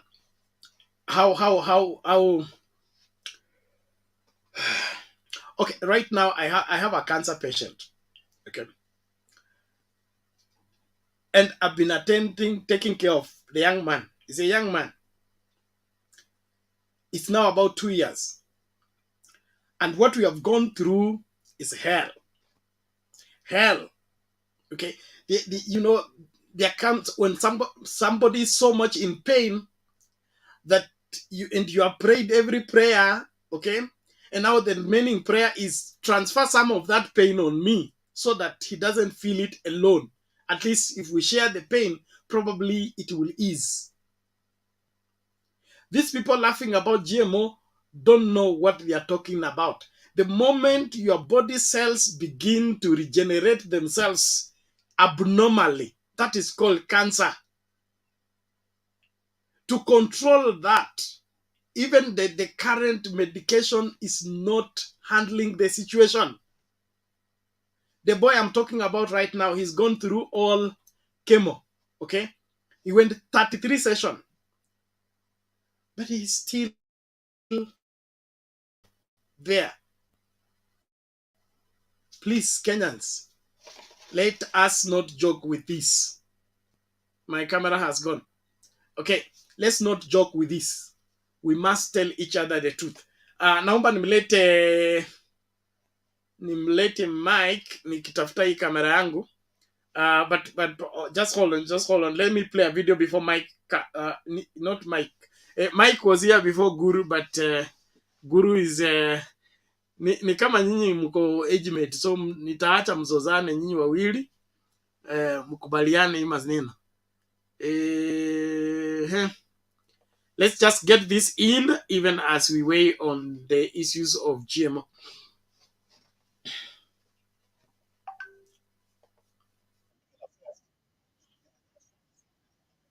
For the procedure and pace in hearing and determining 4 petitions filed seeking the removal of 4 IEBC commissioners. Now, this committee, chaired by Tharaka MP George Muragura, in a stormy sitting on Tuesday, failed to agree on the modalities of handling the petitions filed by the Republican Party, Dennis Thumbi, Geoffrey Langat, and Award Jeffrey, to oust IEBC Vice Chair Juliana Cherera, Irene Masit, Francis Wanderi, and Justice Nyangaya over alleged gross misconduct and violation of the Constitution. Though the committee has until Tuesday to present its report to the House on the fate of the 4 commissioners, some members accuse the chairman of rushing the process and being opaque on the content of memoranda submitted. Francis Gashuri now reports on the IEBC transition jitters. A week after National Assembly Speaker Moses Wetangula assigned the Justice and Legal Affairs Committee to hear and determine the fate of 4 petitions seeking removal of 4 IEBC commissioners in line with Article 251 of the Constitution, the process of conducting hearing has split the committee. In a stormy meeting Tuesday, according to sources, a section of the committee accused Chairman George Murugara of rushing the process and concealing critical information contained in memoranda submitted by Kenyans on the four embattled IEBC commissioners. The meeting adjourned without a consensus on the modalities of conducting the hearings that kick off on Thursday. Another meeting scheduled on Wednesday morning to thrash out the contentious procedural issues as well as claims of lack of transparency. Wetangula had on Tuesday, while handing the four petitions by the Republican Party, Dennis Nthumbi, Geoffrey Lagat and Owuor Jerry, seeking the ouster of Juliana Cherera, Irene Masit, Francis Wanderi and Justus Nyang'aya, directed the committee to exercise impartiality. The committee must refrain from prosecuting the petitions on behalf of the petitioners.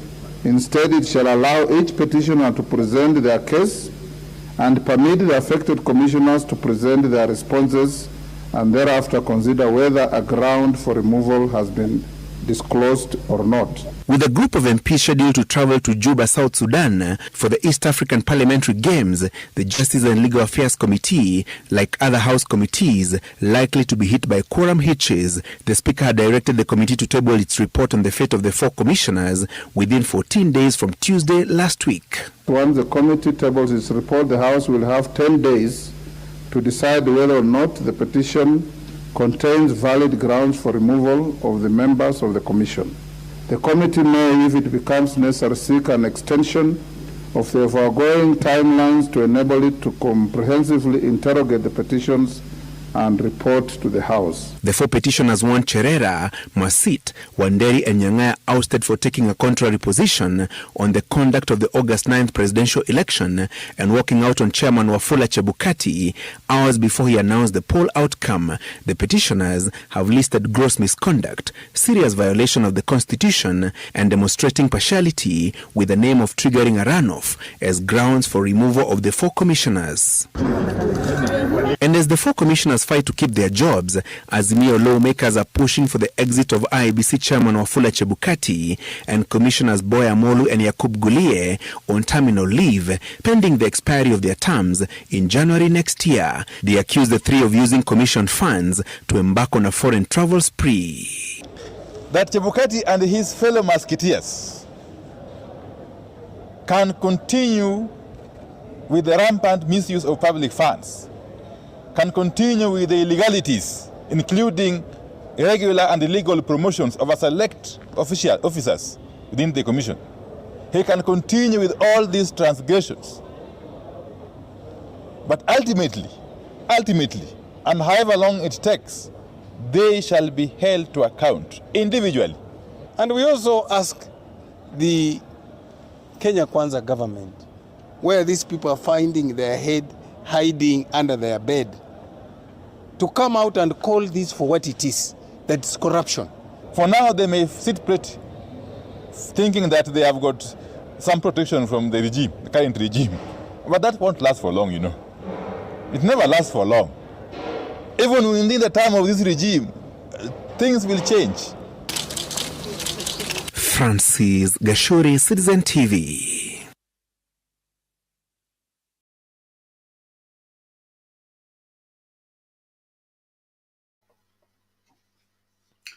Okay, thank you everyone. We appreciate you for continuing to follow our broadcast from wherever you are. Please let's keep inviting others to join into the discourse and let's weigh on these matters. Kuna mmoja hapa amesema tusicheze maneno ya IBC inaumiza. Ni sababu ya kucheza hiyo video ni kwamba hao wabunge wa UDA walipewa maagizo na Rais Ruto kwamba washughulikie hawa ma-commissioners. Hilo ni swala ambalo ni nyeti sana kwa sababu what is the personal interest of the president with the destiny and the career of these commissioners. Remember, these commissioners have security of tenure, okay? And the three commissioners who participated into messing the elections, their tenure is coming to an end in by February, okay, in January. And so if he's advocating for the removal of the four commissioners, it only goes without saying that he wants to have a fresh team so that he can create another rigging opportunity through the IEBC chair, okay? Because these ones have already shown that they are impartial, or rather they have shown that they cannot be manipulated into doing his moves. So he wants to get somebody who can do his bidding like Chebukati and their team. And that is something that Kenyans cannot take sitting down. So they should look into it, discuss it at length, and be able to chart the way forward. Let's not avoid it, pretend that it will just go by itself. Naomba tumsikilize Bwana Guru kifupi, alafu tumlete Mike. Karibu Mr. Guru, how are you today? I'm fine, thank you.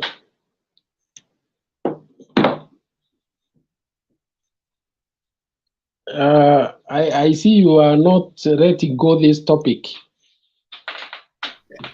We can't let go. You didn't see the ship, that the ship is already in Mombasa?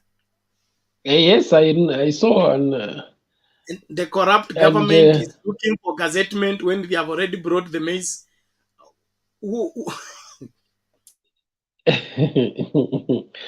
Now, unajua, I told you this Hatubangwigwi generation have very short in history. And because of that, they are going to see things that they have never seen.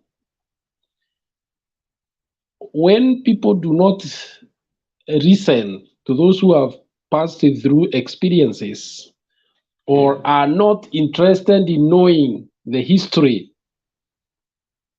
of the society, of the country they live in, they repeat the same mistakes. That is what we are going through right now. Nabando. You see, the current way of dictatorship is through the CSs. You are not going to hear the president talk directly on these matters. Right now, Bernard, this issue of saying that they will impeach Moses Kuria, ironically, people from the backyard of the president, is mischievous. It is actually laughable. How?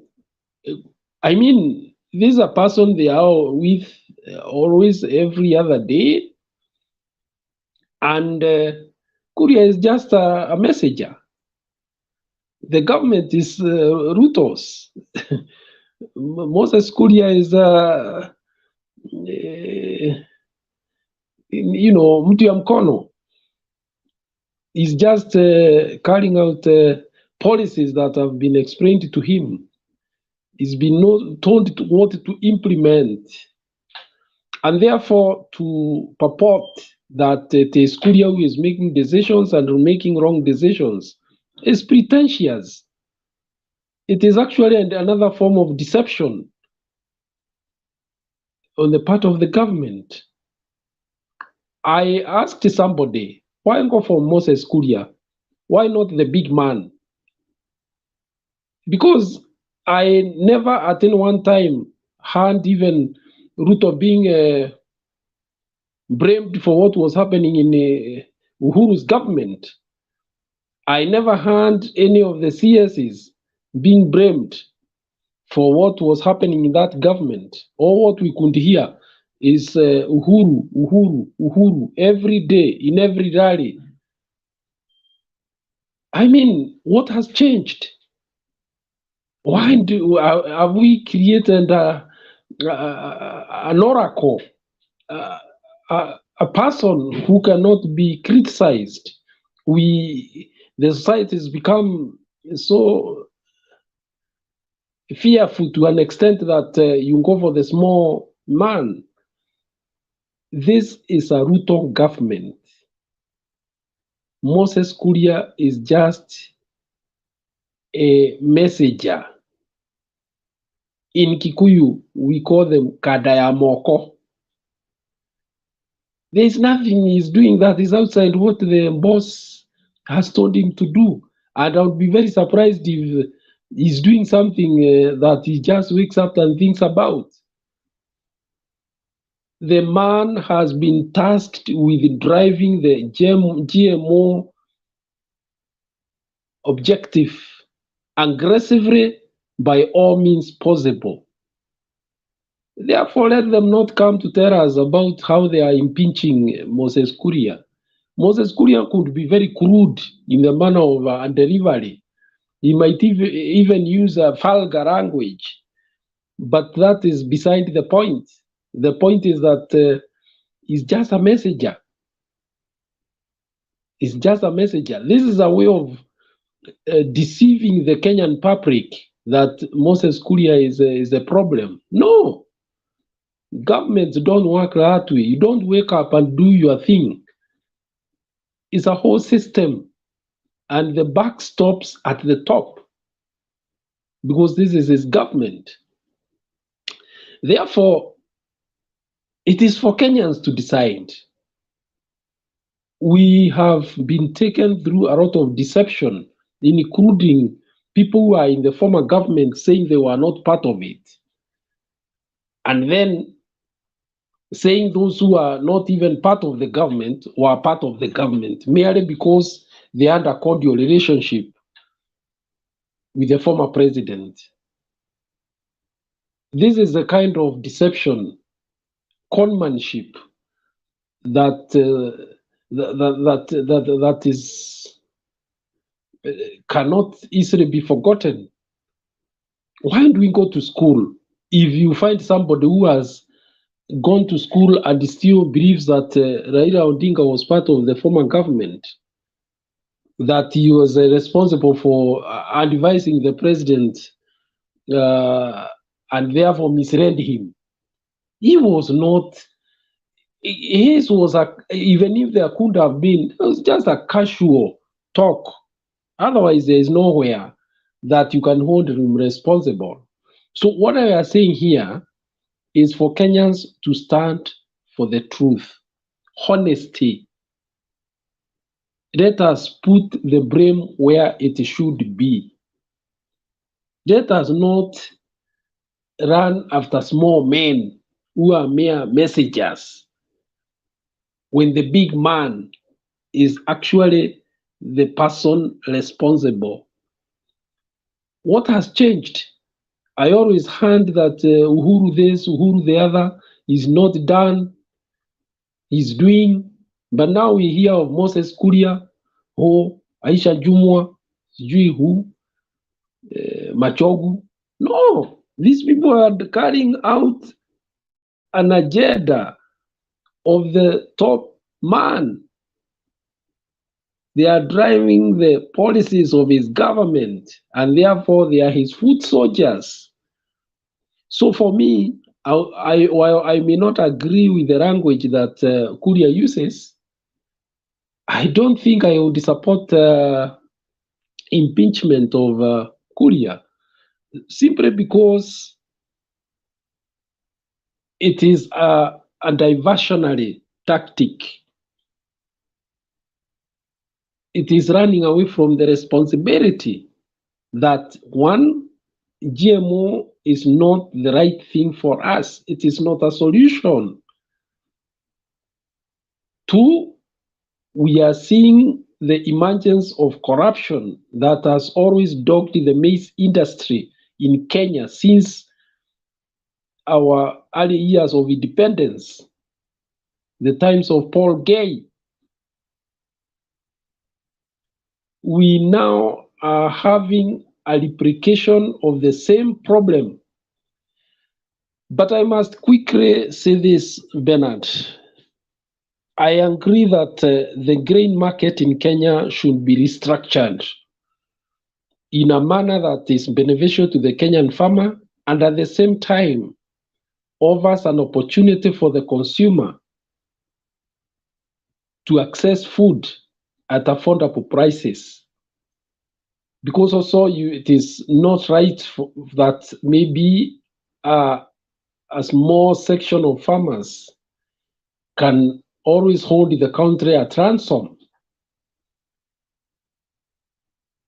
It can't be. There must be a way out that is beneficial for both the farmers the local farmers, and the consumers. All of them are important. That's why yesterday I said one of the greatest problems that we have is the marketing systems of agricultural products in Kenya. We need irrigation as well. We need quality seeds, indigenous. And then from there, we will have adequate food across the board. Let us not go and seek solutions outside there. The solutions are with us here, right here. But whenever we try to local solutions, they are sabotaged. Look at the solutions that we had of Kimwarero and Aror dams, Grad Falls dams, Karemenu, and many others. These are good solutions to our problems. I hear the president was talking of sometimes he's going to make 100 dams, other time 1,000 dams. And then you wonder, is this because of GMOs? Is it that these dams are to enhance GMOs? What has happened to our local since? What will happen to them? Where will all that research carried over so many years go to? We do not have a food production problem in Kenya. Bernard, we are losing between 30 to 40% post-harvest losses because of pests, mostly because we do not preserve our food well. Where we used to have granaries, they are no longer there. We put our maize in our bedrooms, in enclosed places where dampness and rodents find their way. So how then do we improve food security in such an environment? But because our political elite want to make capital, they want to make money, they want simple solutions, they go out there and they are told by neo-colonialists that our solution is GMO. I don't think so. Thank you, Bernard. Okay, asante sana Bwana Guru kwa maoni yako na mchango wako, tunashukuru. Na ni muhimu kila mmoja amakinike, tusiachwe nyuma. Kenya aswa katika uongozi wa awamu hii imejaa na excuses mingi sana. Kwangu mimi GMO sio hitaji katika nchi hii. Ni swala la kutumia kijisababu kutafuta soko tu. Kwa sababu uwezo wa nchi kuzalisha vyakula vya kutosha haujamalizwa. I don't think we are even 50%. We are yet to exhaust our capability to produce food.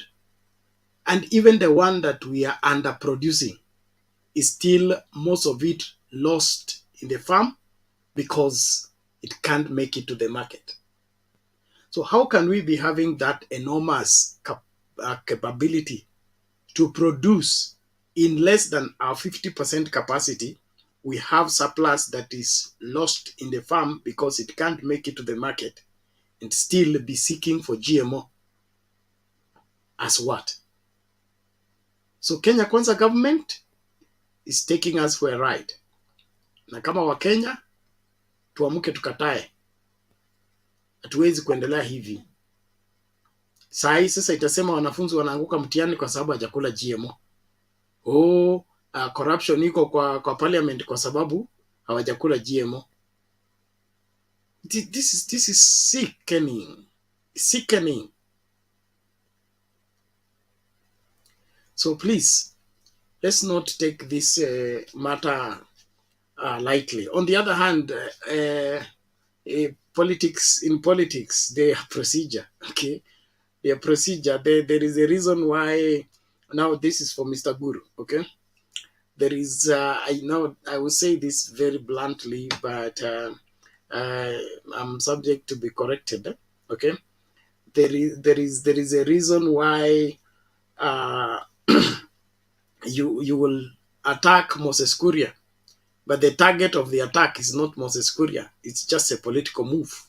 Okay, because Moses Kuria acts on behalf of his master. And so when you take care of Moses Kuria, the master should be prepared that he will be the next. And that is what happens in our politics naturally.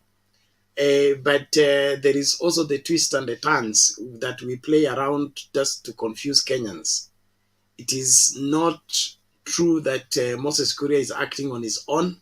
He doesn't even have wherever the capacity to do what he's doing. In fact, he's crisscrossing other counties. I mean, other dockets. Is he the undercover super CS? Because hiyo kiti ilikuwa imepewa kwa Mudavadi, but hatuoni ma DVD akiguza agriculture, aguze internal security, akiguza huku na huku. Ni Moses Kuria tu ako kila mahali. Labda that is another way to look at it.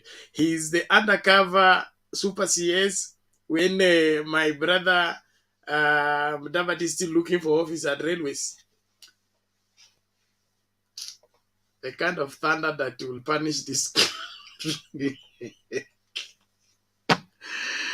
Bwana Mike, karibu peana ujumbe wako. Hey. Thank you, Bernard. How are you this evening? I'm good. Karibu. Your topic that let me read it. You have said maize. Just give me a second because I want to start with that. It says maize storm in UDA. Now, Bernard, I want to start by saying there's a lot of hypocrisy in the MPs from Rift Valley who are purporting to storm up and talk about their farmers who are going to be disadvantaged by this new development. They took quite some time to tell us how the plan Kenya Kwanza, UDO, the hustlers had for farmers. They had charters and they had sittings with interest groups, Mama Mboga, farmers. They treated us to all types of circuses with those meetings where you would see the president sitting with a notebook and writing down notes and all that. And out of that came up a plan. In fact, they don't call it manifesto. They made it sound very sweet. They have a plan for the country, and they called it elaborate and detailed. And for these very, very learned MPs to come up and pretend to be shocked that UDA is now actualizing their plan, and they pretend not to be part of it, is the height of hypocrisy and deceit. Bernard, the history of the UDA leadership from the president does not treat us well on matters of maize. Let's just be specific on maize. Ruto never promised Rift Valley good in terms of maize from his actions, leave alone from his plan. When maize farmers were suffering during his tenure as DP, he told them to go and plant avocados. And these people woke up at 3 a.m. to go and vote for the same person who told them, you don't have a contract with this country to supply maize. Plant anything else that would give you value. After bluntly telling them that, how stupid can you, I want to use that word because it can only be a stupid person who has been told very, very openly during daylight that I have no business supporting maize farmers in Rift Valley. Go and plant avocados. And then your MPs come and say this policy is going to hurt us. At what point didn't you hear your president telling you he has no interest in protecting the interest of farmers in Rift Valley? You woke up at 3 a.m. to vote for a president who had told you that he does not have you in his program. So you have to bear the consequences, as people say, choices have consequences, the consequences of your bad choices. To come and be the first people to come on national TV and read statements for us is to waste our airtime. We would rather watch football that was played 2 weeks ago or yesterday, even if it's a repeat, than to treat us to a circus of some sort. It is common knowledge that scandals to do with maize have been very, very consistent, and they have always touched on the specific person in the name of Ruto, right from the time Raila was prime minister. This business of maize has always landed at the doorstep of Ruto as a person, not even as an institution. And his interest in that sector has not been hidden from us. We have seen it at every stage and time. Whenever there is a transaction dealing with maize, there is his hand in it. Bernard, you remember a lady who supplied maize at a serious in tons of lorries that she could not explain where her farm is. When probed further, she said she mops up maize from small farmers and sells. So the first check from National Cereal Board goes to a lady who, if by any intelligent thinking, that is a front of somebody else. This maize business has been one of the conduits for UDA leaders to make money. Of course, Bernard, it is now clear that all systems are on to start mobilizing money for 2027, and it is going to be done in a very ruthless way. Two things will happen: mobilization of funds and setting the structures. Bernard, do not be concerned about the 4 IBC officials. The statement you should have listened from that MP was specific people being promoted in specific areas. IBC election, Bernard, is the technical teams that work behind the scenes. It's not even the commissioners. Once you get that right, Bernard, even with the 10, 20 commissioners, no wonder Ruto told you that even if you put Oburu, Raila puts Oburu, he will still win. And indeed, he knew what he had done. He had put machineries from the very lowest stage to the highest level in such a way that even if you dealt with the 4, 5, 6, 7 commissioners, the net effect would be zero. That is what is happening. People are being positioned in places way in time to start rehearsing and doing simulations on how to rig 2027. I have a lot of respect for Ruto for planning. When he wants to steal, he will plan well in advance. He will not just wake up and do things haphazardly.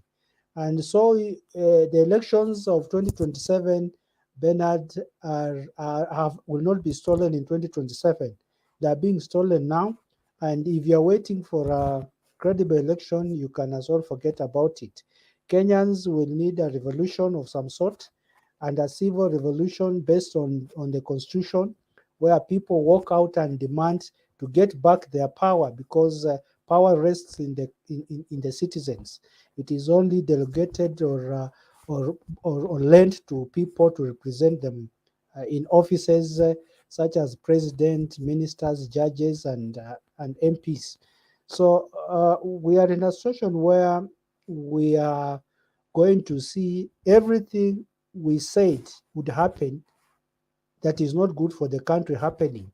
For those of us who doubted our misgivings about this government, they will have an opportunity to see the things we were very scared of unfolding in their very own eyes. And interestingly, they're the first people to come out and start reading for us statements. I'm just so disturbed that the very, very people who told us to sit and watch how governance is done are now the ones crying before even some of us start giving our issues, and we have very many. I will leave it at that, Bernard, as we move on. Thank you. Okay, asante sana bwana Mike, tunashukuru kwa mchango wako na maoni yako. Asante sana. Thank you all of you joining us from wherever you are. Please, let's keep it right here, but keep ensuring that we are developing our debate and ensuring that Kenyans can get value for what they seek to get through listening to what we are sharing. The comment section, please, let's keep it sane or respect to one another. Let's also ensure that we are making sense of everything we are posting. Let's not get personal and begin to witch hunt against each other. But let's also be able to correct each other.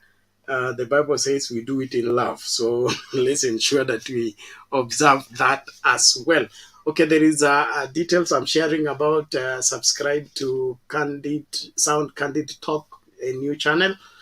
Please let's do so. If you haven't subscribed, there is information there that you can profit from what we'll be sharing there. We'll be engaging key leaders on that particular platform in a morning show that you will have an opportunity to engage them by asking them questions directly in a live show like this one. But we'll be having a special guest in all these people you would love to address. So please, if you haven't subscribed, subscribe now and turn on your subscription bell, because if you don't, in 24 hours, YouTube will check the subscribers, and all that have not turned on their notification bell are always flashed out, because it is assumed that they are robots and they are not really human beings. So please ensure that you do like that. Thank you very much. Naomba sasa tumsikilize Clint. Clint, vipi?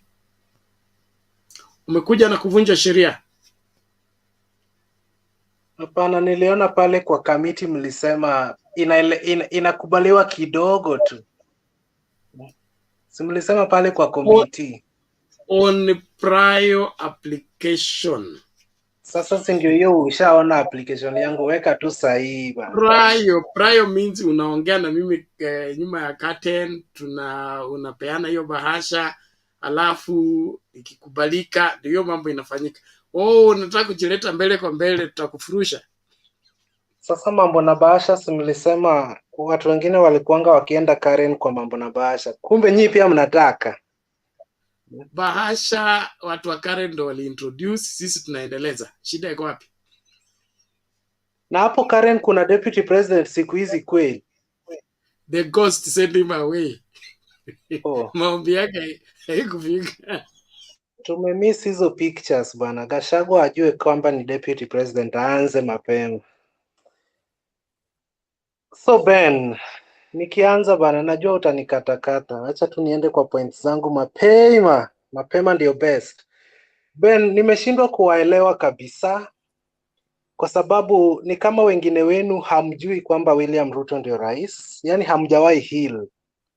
Naomba muheal mapema na tumpe time. William Ruto is 50 days in his presidency.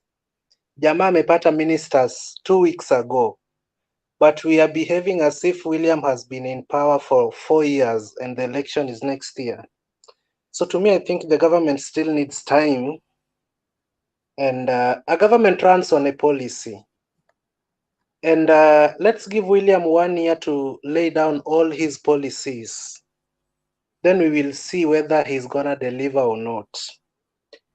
Acha niachie hiyo hapo. Ya pili, Kenyans talk of not even Kenyans, Azimio supporters talk too much of revolution. as if we need that revolution in Kenya as we speak. When Kenya is a democratic nation, on the 8th of August 2022, everybody was given time to make choices, and the person with the highest number of votes became the president. So whether you voted him or you didn't, Kenya is one. We have to wait for the same opportunity to come again in 2027.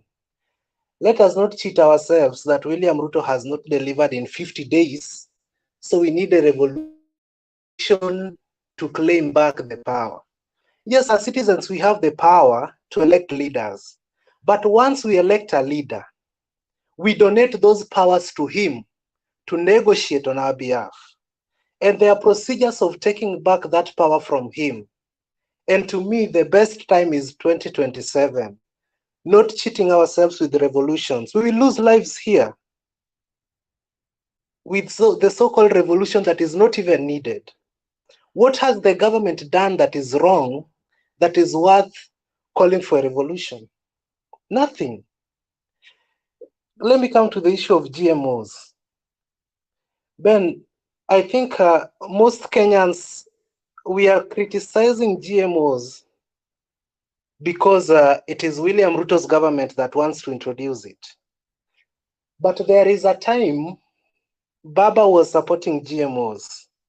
I'm sure Ruto angesema GMOs na Baba pia support, saizi hakungekuwa na shida. Tungesema that is an intervention, ikuje, tutakula GMOs. Lakini kwa sasa hivi kwa sababu Baba amesema no to GMOs, UDA wanasema yes to GMOs, we are seeing all these dramas. What has changed when Baba used to support GMOs?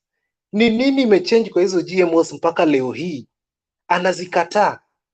Anazikataa kwa sababu ni Ruto anazitaka, anazikataa kwa sababu anajua kuna kitu mbaya. So hypocrites should also stop what they are doing. Ben, I've gotten an opportunity to be in a country where we eat some of the GMOs. And I can tell you at least 3 benefits of GMOs. Kwa sababu wale wa Kenya tutaletewa GMOs, wengine tutakuwa tunazikula. Ben, GMO foods are very nutritious. I beg that you try next week. Nasikia mahindi imefika Mombasa na uko Nairobi. Itawafikia hivi karibuni. Try that. It's very nutritious. And kwa hizo GMOs maize, they use less pesticides. And the plants, English yangu. The plants are also very, as in they grow very fast. And even genetically modified animals, you also know they grow very fast. Ben, Kenyans should also stop being hypocrites about the GMOs. Because sometimes back we used to import some meat products. And these animals that we were eating, they are being fed on maize.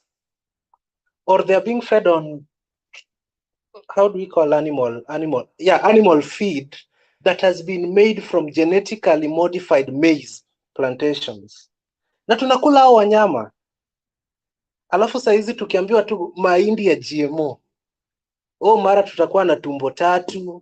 Ukikula tu hiyo mahindi unakuwa na tumbo 3. Wakenya washajua hadi signs and symptoms. As if tushaitumia hii kitu tukaona the negative effects.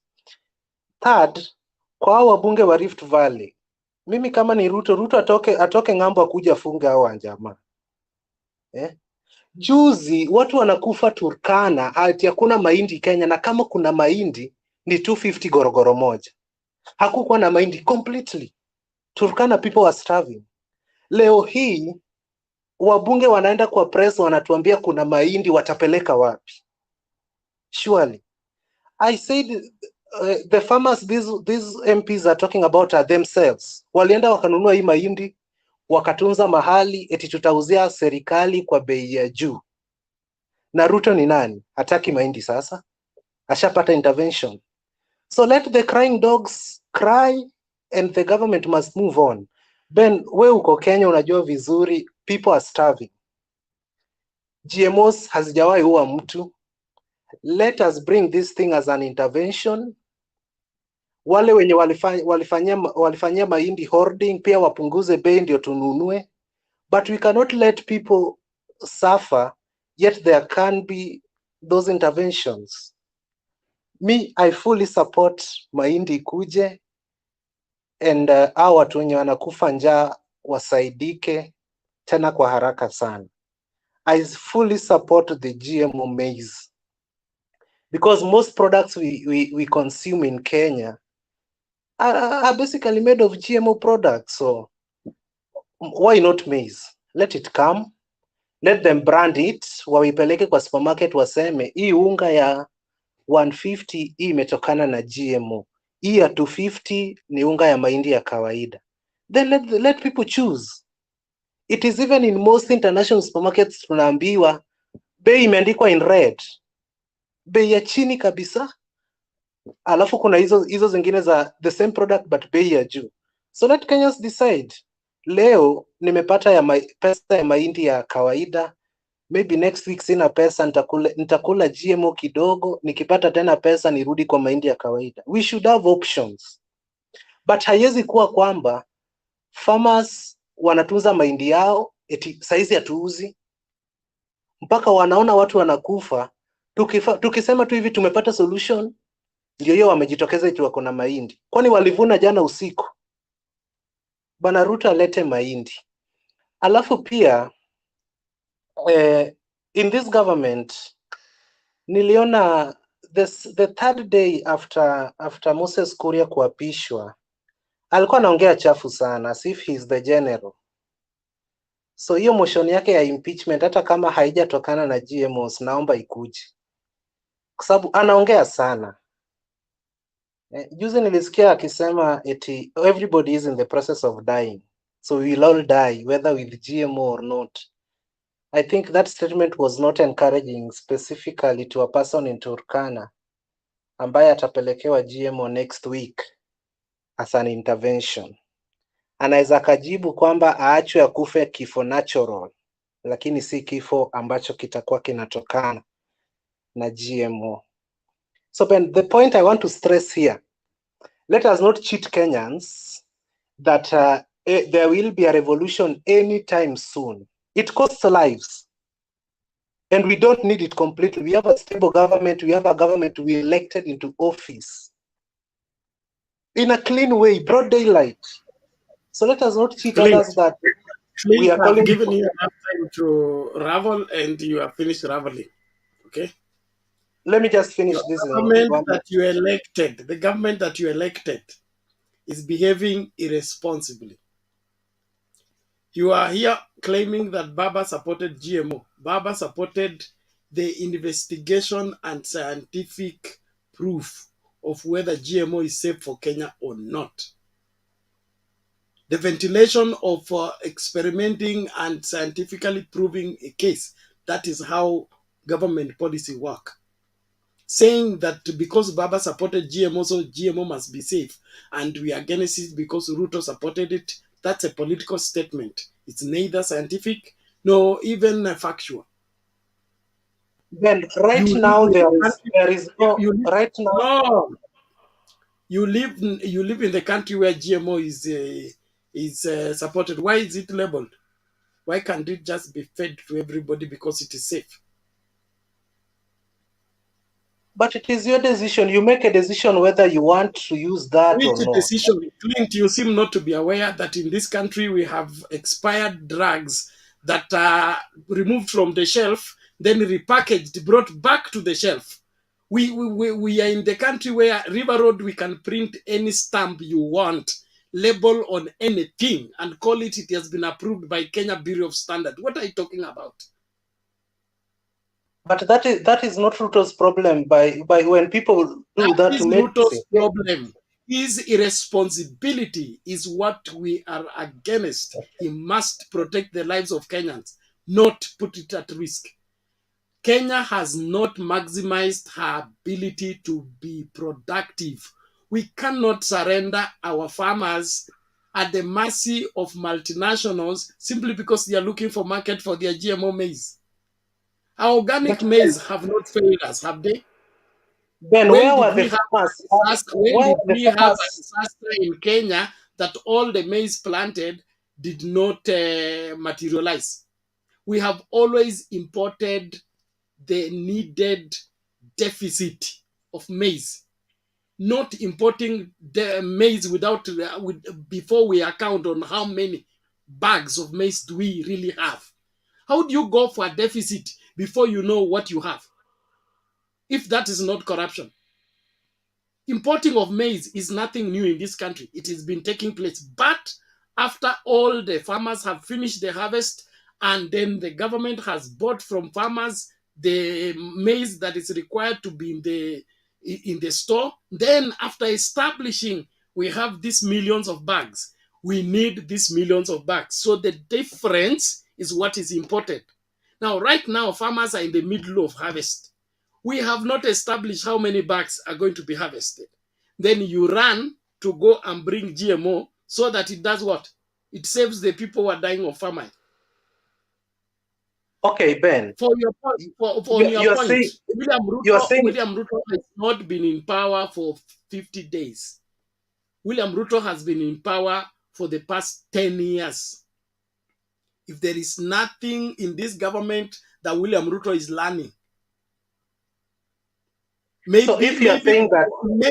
maybe kukagua kwa ride la heshima, hiyo ndio bado anajifunza, lakini masuala ya policy and execution of government operations, that is not what he's supposed to be learning. And you cannot learn by experimenting on the lives of Kenyans. So go and advise your president to understand that the lives of Kenya are more precious than anything else, including his presidency. Okay, and if he's using his presidency to put the lives of Kenyans at risk, that presidency will withdraw.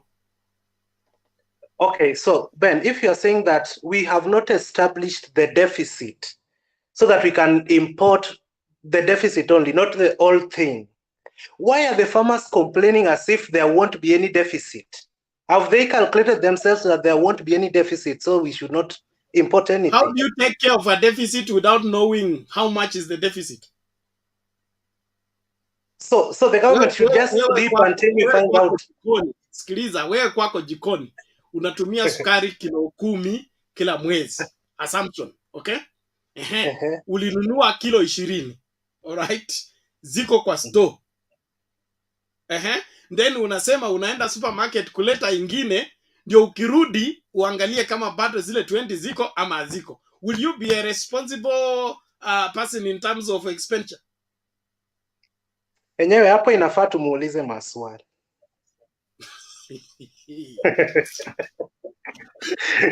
Ben, wajua rais wangu pia kumtetea ni ngumu. Unajaribu kumtetea hivi, kesho yake anaruka hivi. Enyewe tutaona. Join Ditmas. At least Katitmas leo kamesema, huku tumevuliwa nguo hata tukijifanya. Yule tutamweka ndani. Alishutu mtu hatujasahau. Hiyo ikuwe ni press conference yake ya mwisho. La sivyo atawekwa pahali pake.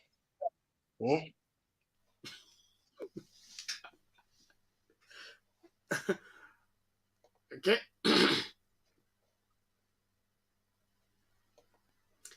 Yes, nani? Derek, una swali? Make it very brief ni wakati wa public participation. Clint, I hope we are done. Yes, thank you very much. Clint, ngoja swali kutoka kwa Derek. Wacha kuhepa. No. Unajua Ben, saa zingine ukiargue na mtu, you have to lazima ujue unaargue na mtu aina gani. Kuna siku niliuliza mtu mwingine pia anakaa majuu. Nilimuuliza unakaa majuu ama unakaa Kenya? Unajua shida ya hawa watu wa majuu wenye wana support UDA, wanafikiria kama venye majuu inafanya kazi ndio venye Kenya inafanya kazi.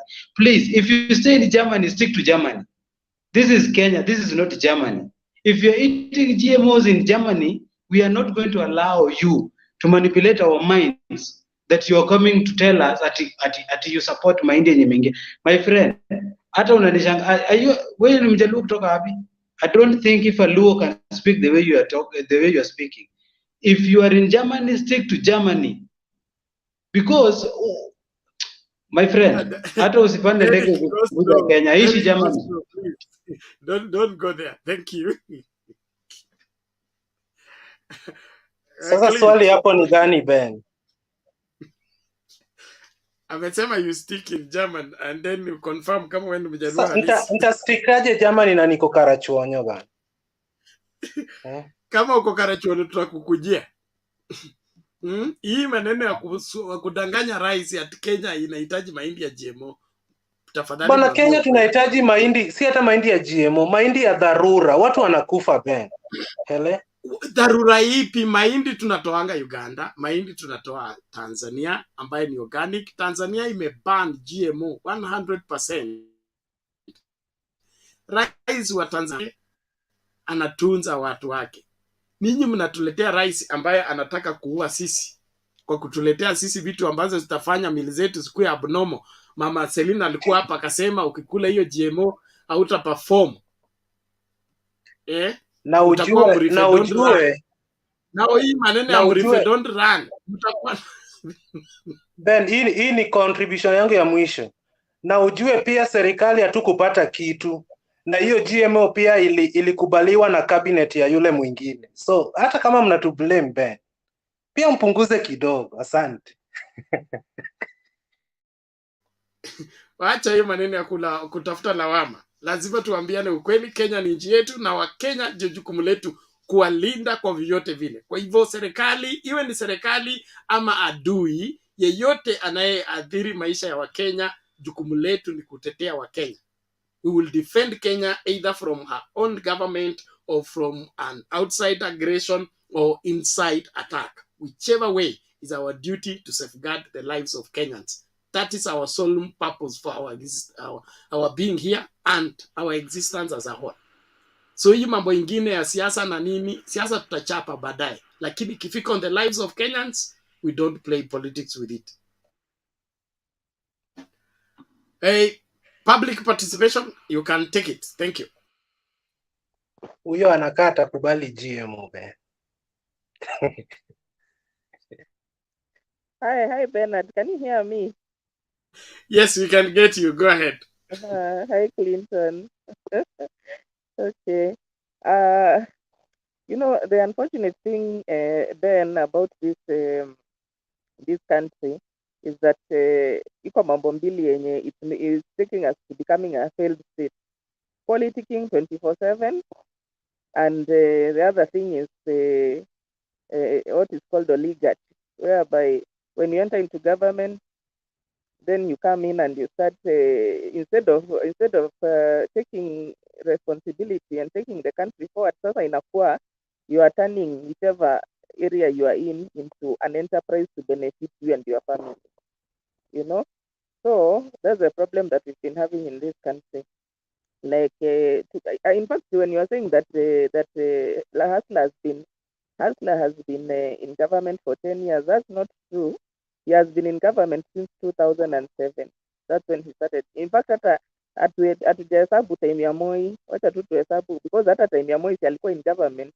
So Hasla basically we can say he has been in government since atoke university. Lakini tuacha hiyo ya time ya Moi, tuseme kutoka 2007. He has been a minister of agriculture, he has been a minister of higher education, then after that akakuja akakuwa vice president for 10 years. So you're telling us we give him time. What are we giving him time for exactly? These days he has been, those few days he has been there, you can see the kind of policies, the kind of statements he's making.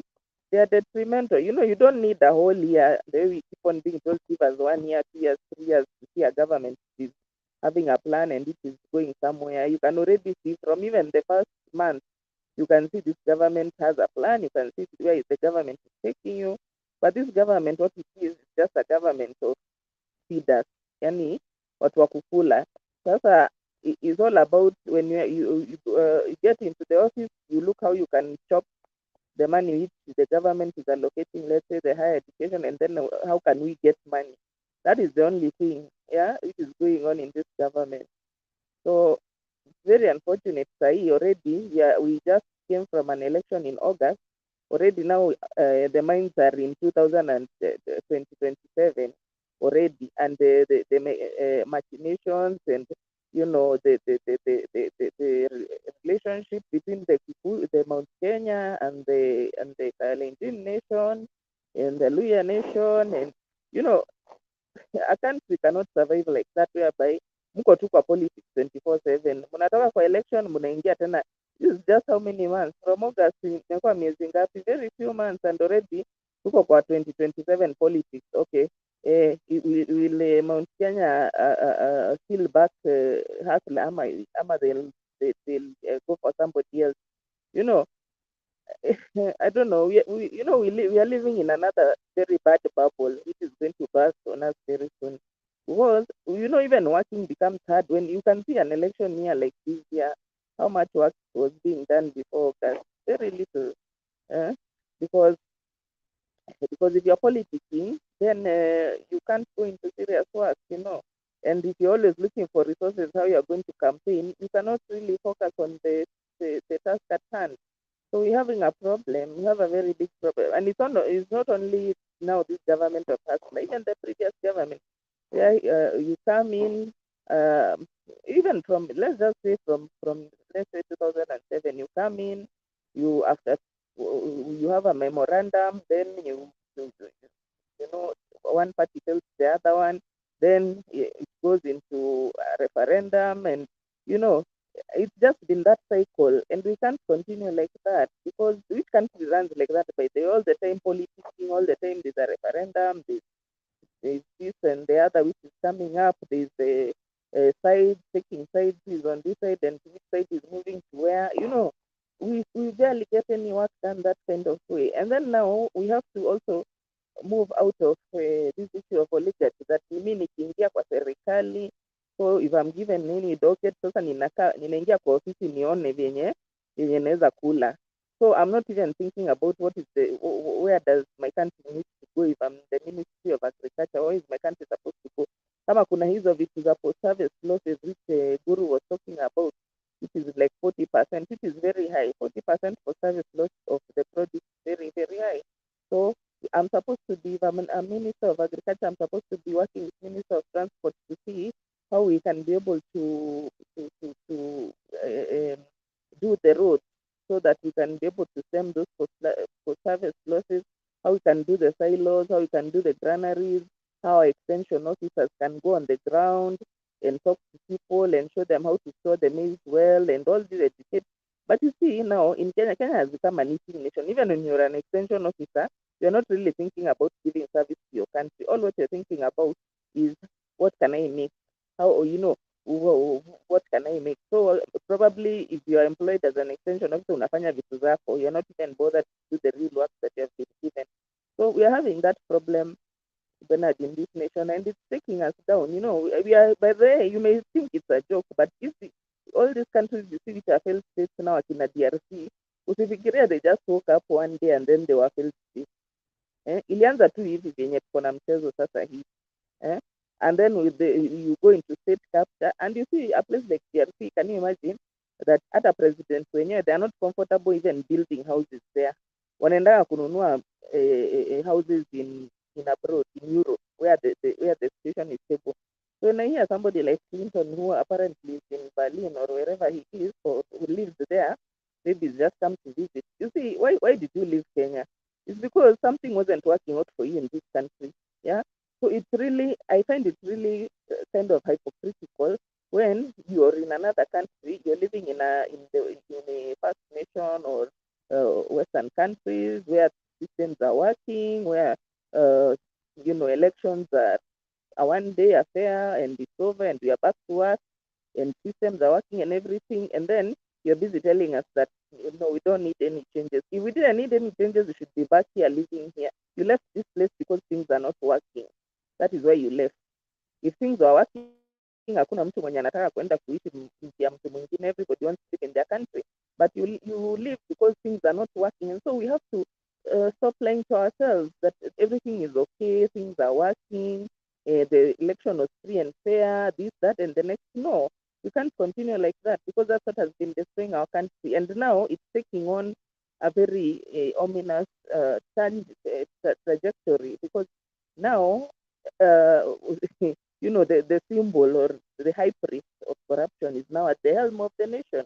Na ameanza, as in, he has started on yani he started on the go, yani kama marathon, kama nini ile people whatever, hiyo short distance ametoka na nini within those few days. Unaona how many things he has already started to collect the money that maybe he gave out during the elections. We cannot have this kind of a situation. And then you see the other issue also, this issue of ministers. You see, ministers should be people who are professional, people who are now ministries have become something of rewarding. Okay, you supported me, but when you stood with a certain ticket, your people rejected you, so but you still supported me, so kama I put in my government. Unaweka watu wengine, also like somebody like Aisha Juma, which value can she be adding? Let's not even talk of the others, but Aisha Juma in particular, and I'm sorry to say because she's my fellow woman, I don't want to be negative, but which value can she really add?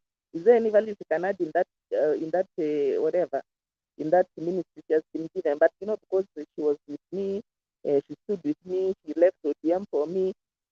Ministerial dockets should not be for rewarding, your supporters.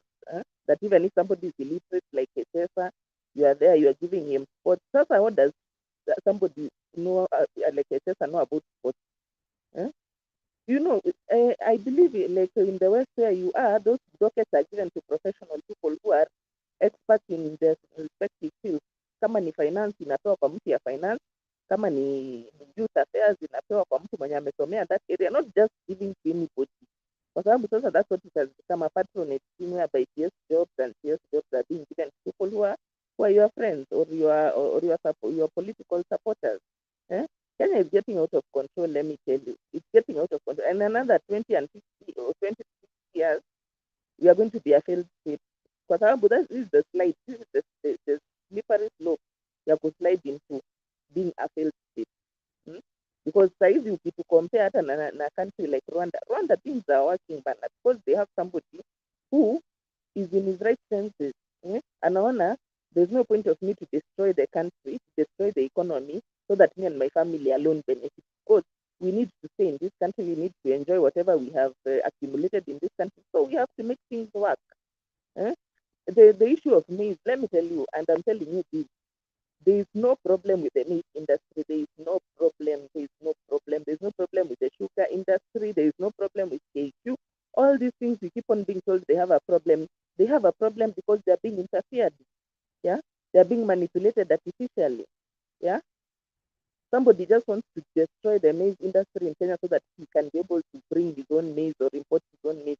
Somebody is destroying sugar industry so that they can benefit from imported sugar. Why? How can a whole country, can you see the kind of the level of the mess we are in? A whole country is being brought to its knees so that mtu mmoja na familia yake ama na marafiki yake wa benefit. So tuharibu sugar industry, tuharibu maize industry kutoka ile wakati yenye Hasla alianza kuambia watu pandeni avocado, mwachane na mambo ya mahindi. Now here he is again. Ikifika kwa NCPB analipa watu yake yenye wanaleta mahindi yenye it's not so, it even has a problem. Then zinapelekwa kwa strategic grain reserve. The next thing mnasikia that half of the maize is in strategic grain reserve, which is a very important reserve, especially considering our situation like here in Kenya. And it's bad. So we need now to import. What is that? Artificial kind of problem which you are creating so that you can be able to eat with your cronies and your family members. So how can a whole country be at the mercy of some few people? The economy, in fact, not even the whole country, the economy of the whole country to be held hostage by few people, by people in power. It's very wrong because unaona hata Waluhe and these other Madam Mudiowar, even them ilikuwa mambo ya maize, I believe. So just, so it's like here we are in a feeding frenzy. Yeah. Sasa tumekuja hapa sasa, we want to benefit from maize which we have not delivered, tuandikiwe check because we know who or we are eating with them. What kind of a country is this, guys? And how long can this continue? Sugar industry is kaput. paper nini, hebu yafanye paper went down.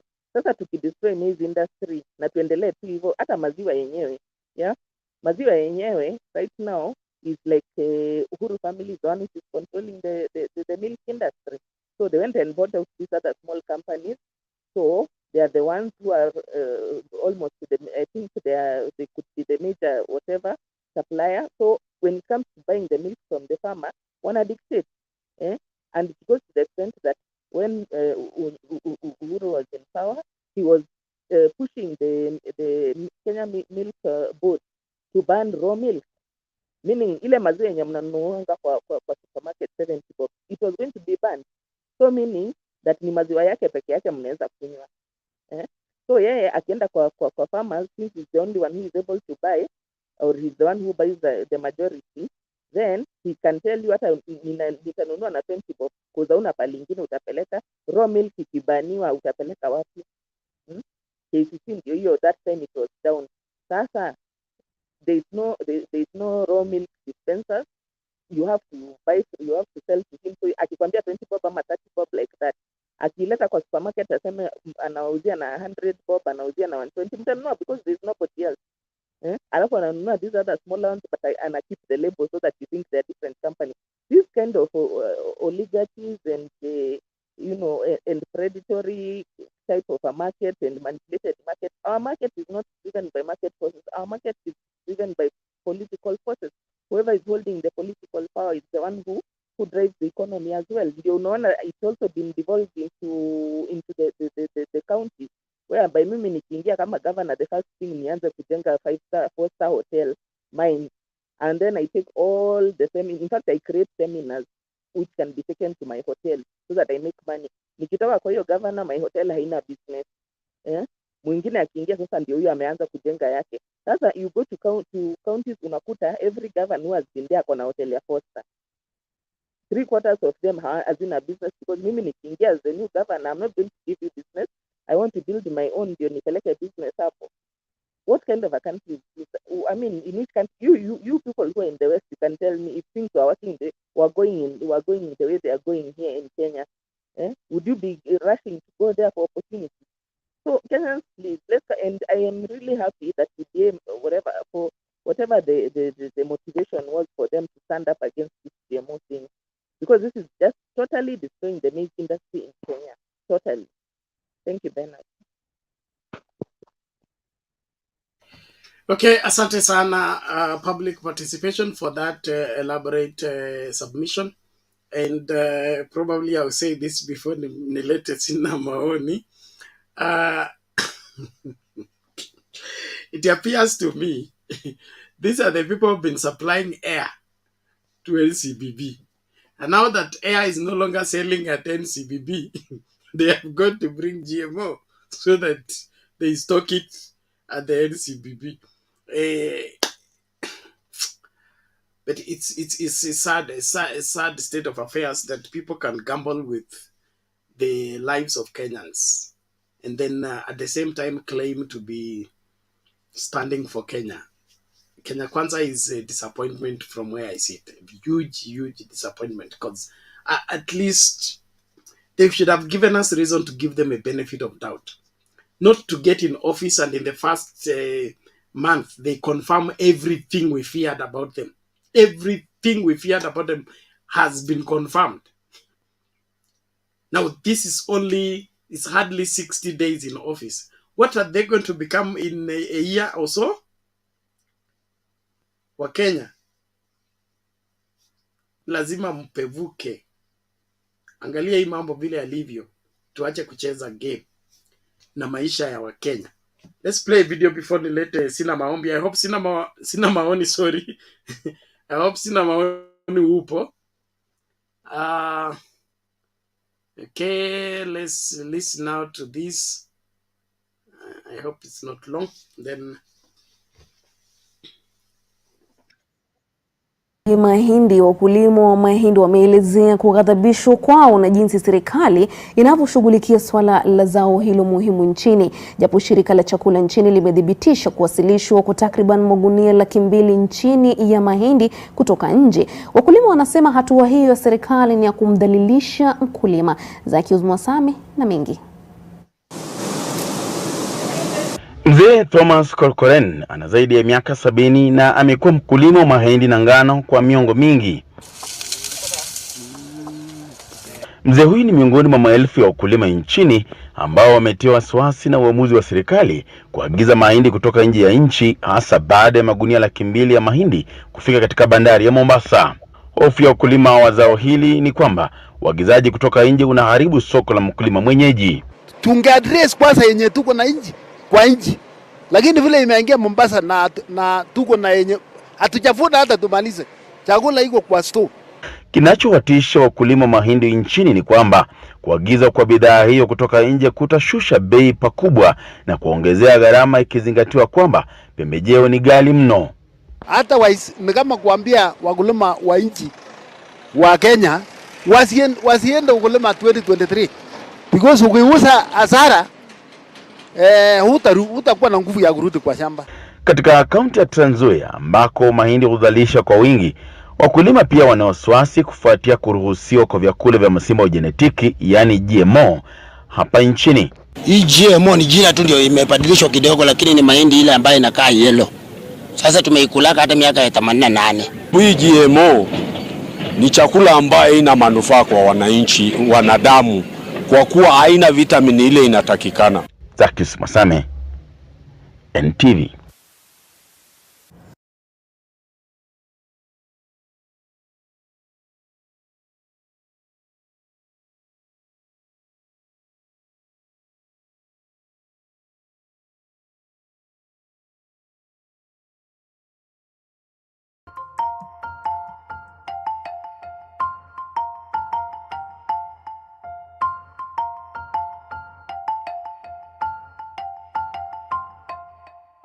Do you want to learn more about foods grown with genetically modified organisms? We talked to consumers to find out what topics they most wanted to know about in order to cut through the confusion. Then we gave them the chance to meet with an expert to ask the tough questions. Here's what one consumer wanted to know about GMO safety. How do you test that this is safe in humans? There's a big challenge with finding out where information about our food is coming from. People are just scared that all of these maybe unnatural things, as they consider them, in their foods are somehow going to harm their kids long term. You know, as moms, we have so many things that we have to worry about, and I would like it if this were one thing that we didn't have to worry about. I'm part of a scientific community that thinks a lot about food safety because we work in the field. It would be fair to say that we are very proud of what has come out of genetically modified crops insofar as we have a perfect safety record. We have taken precautions in terms of testing these products to a point that is far beyond anything we've done in any other type of agriculture. So what you're looking at here are soybean plants where we're doing our testing, and we're looking for everything. Numbers of leaves, a growth performance, we'll look at yield once they're farther along. Then what we'll do is we'll take this to the field. So everything is basically discovered before we ever start thinking about crop performance. A soybean plant is always a soybean plant, but the transgenic technology allowed us to make an advance we couldn't make otherwise. You will digest it the same, it'll give you nutrition the same way, it's still made of amino acids just the same as any other protein. Protein is protein, you digest it the same. Everything that we put out has to go through regulatory. And regulatory is about a 10-year process, it's a very expensive process. And during that, it's important to point out not everything makes it through. You're not making a monster soybean plant. Correct. Okay. It's going to go through USDA APHIS, it's going to go through FDA, it's going to go through EPA. Okay. So any one of those agencies has the right to say, sorry, it's a no-go. Over the last 15 to 20 years that we've been doing research in this area and that people have been consuming the genetically modified crops that have come from that research, we have had 0 health issues that are ever documented associated with that. So I shouldn't be scared to feed my kids genetically modified foods. Right, good, right. I think the most surprising thing that I learned today was just the amount of time it takes to get something like these plants from where Dr. Mackenzie is growing them to actually be integrated into our food. I really wish that all moms, all consumers really could have this experience to go to the source, because I think that it's so helpful to actually sit down and talk to somebody who's dedicated their life to this. I'm Betsy Estes. I am a full-time working mom to 2 young kids, and I also write a blog called Super Suburbs, where I talk about some fun things to do in Chicago and outside Chicago with young families. My name is Sally Mackenzie. I'm a plant molecular geneticist, and I work here in the Center for Plant Science Innovation at the University of Nebraska-Lincoln. I have been a professor for 24 years. That's a really long time. Aside from my career in science, I am also the mother of 2.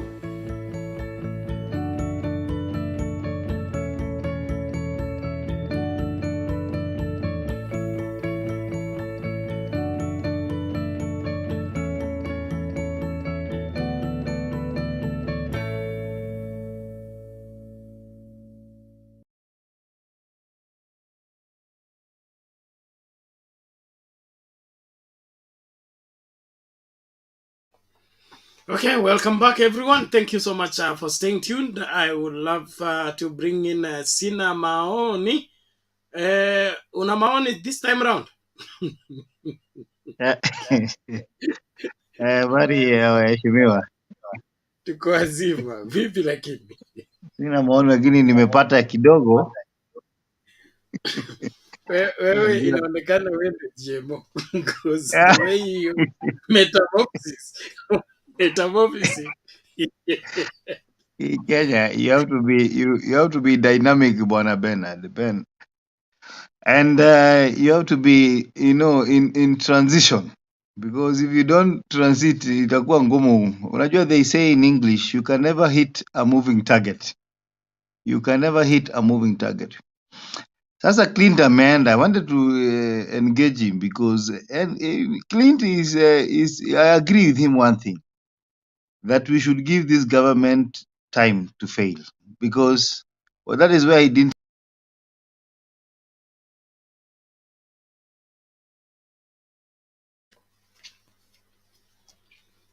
Haya, sina maoni, katupwa nje, pole lakini. What happened? Kenyan all the time, we can take it. Sijui amepotelea wapi, but I hope we can still continue the discussion.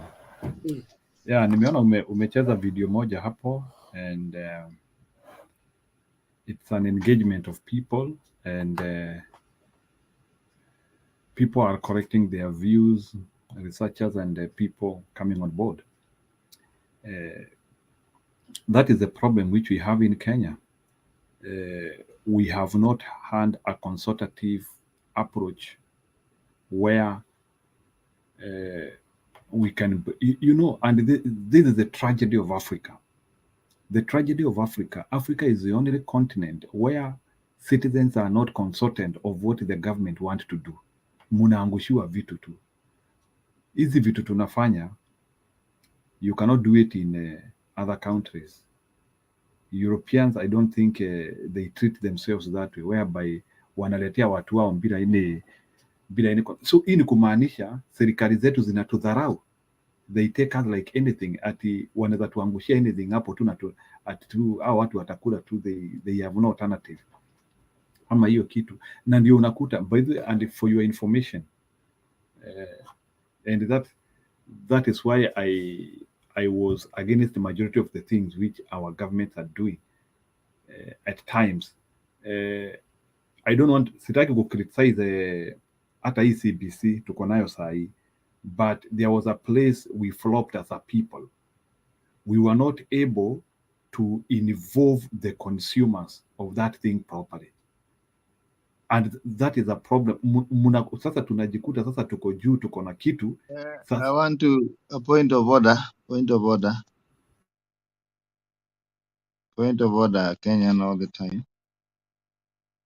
Sasa unajua mimi niko kwa jukwaa, network ikanitoa, and I feel like there is no network on my side. I think we have no electricity, we have no network. These are symptoms of corruption. I happen to be in these Modiga areas, and we have not been having electricity for the last 1 week. And it doesn't bother anybody because it seems it is not affecting any minister or any Kenya Kwanza person or even the Nabi himself. So we are in big problem. But having said that, I want to say this, that in my life, I've never prayed for somebody to fail. I've always wanted people to succeed. But somehow, I feel like I am praying for this government to fail miserably.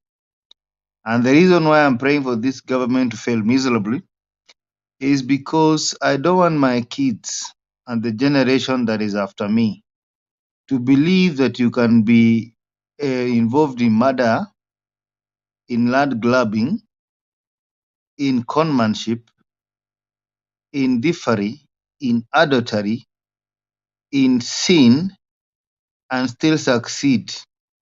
Because that is what Kenya government or this Kenya Kwanza government is all about. It's about murderers. It's about people who are uncouth. And then we want to teach our children that you can be all that and one day become a president and succeed. It is unheard of, and crime should not pay in Kenya. Because what we are saying here is that criminals can lead you and succeed. So for the first time, I look forward for a country that I want a collapse of the economy. I want to see that the money that people are were dispersed on the what we call counties is no longer available, because crime does not pay, and it should not pay. And therefore, Bernard, I wanted to say this because it disgusts me that we can be as Kenyans, like Clint was talking about here, and become so normalize criminality, normalize evil, that the person who are leading this country today, they have their names mentioned in suspect murder. Their names mentioned in land grabbing. In fact, some of them are being told now they own even some airport. Others own some land that belongs to KAA. And we like it, it is so normal. And then we are sitting here saying, give them time to succeed. Do we plant mangoes and expect to harvest oranges? Crime should not pay. And that the teaching that has always been in our culture and in the culture of the world should be there. And therefore, this government should fail, and we should pray that it fails. And the reason why we should pray that it fails is so that we tell our kids and the generation that is after us that crime does not pay. And we tell them that government taught us on what not to do. Because sometimes even the bad people teach us something. They might not teach us always the things that are good. They might even teach us the things that are bad so that we do not follow them. I am looking forward when this government will fail miserably. And they have started failing. I'm happy. And I praise the Lord for it. Because we are people who should fight for integrity. When I see thousands of young people who are employed in Kajiko Vijana are not employed, I'm happy. When I see people introducing GMO as a mitigation to cure hunger, I'm happy. Because I know even the countries that have adopted this thing, hunger has not gone anywhere. In any case, you're solving a problem by creating another problem. I'm happy. When I see ministers speaking recklessly and abusing Kenyans, I'm very happy. Because I am telling you, they are teaching us on what not to do. Therefore, people of Kenya, let us be happy when we see criminals lead the country and eventually fail.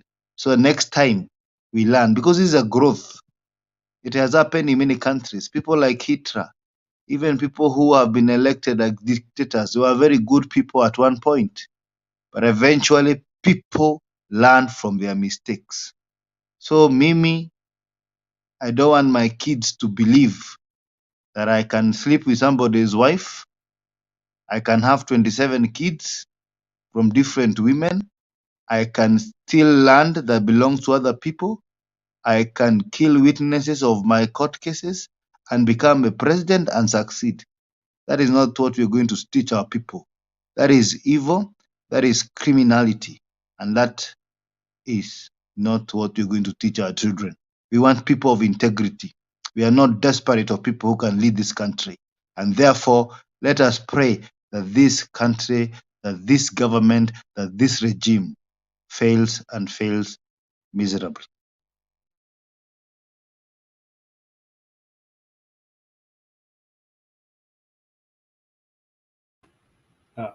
I think amemalizia. Maybe Bernard, you want to say something? Ama niendelee tu. Add something to Sina Maoni. Is it okay, Bernard? Bernard, is it okay? Okay. So yeah, it's fine. It's fine. Go ahead. Okay. You see, another consequence of this corruption culture that we have in Kenya is that it's instilling the belief in our young people that you can't make money legitimately. I don't know if anyone has realized that. Like, it's brainwashed the young people to the point where they don't believe that hard work pays. They don't believe that doing a professional job. Everyone is looking for a shortcut now. That's the indoctrination which has been there. Yeah. So it started even from education system. That time when the KCSE and KCPE were being stolen, then it comes up, to universities as well. And then it goes even to the professional field, whereby when you come in, you're not having a mindset of that I can succeed by doing a legitimate business. I can succeed by doing, real tangible work. It's all about how can I make a shortcut.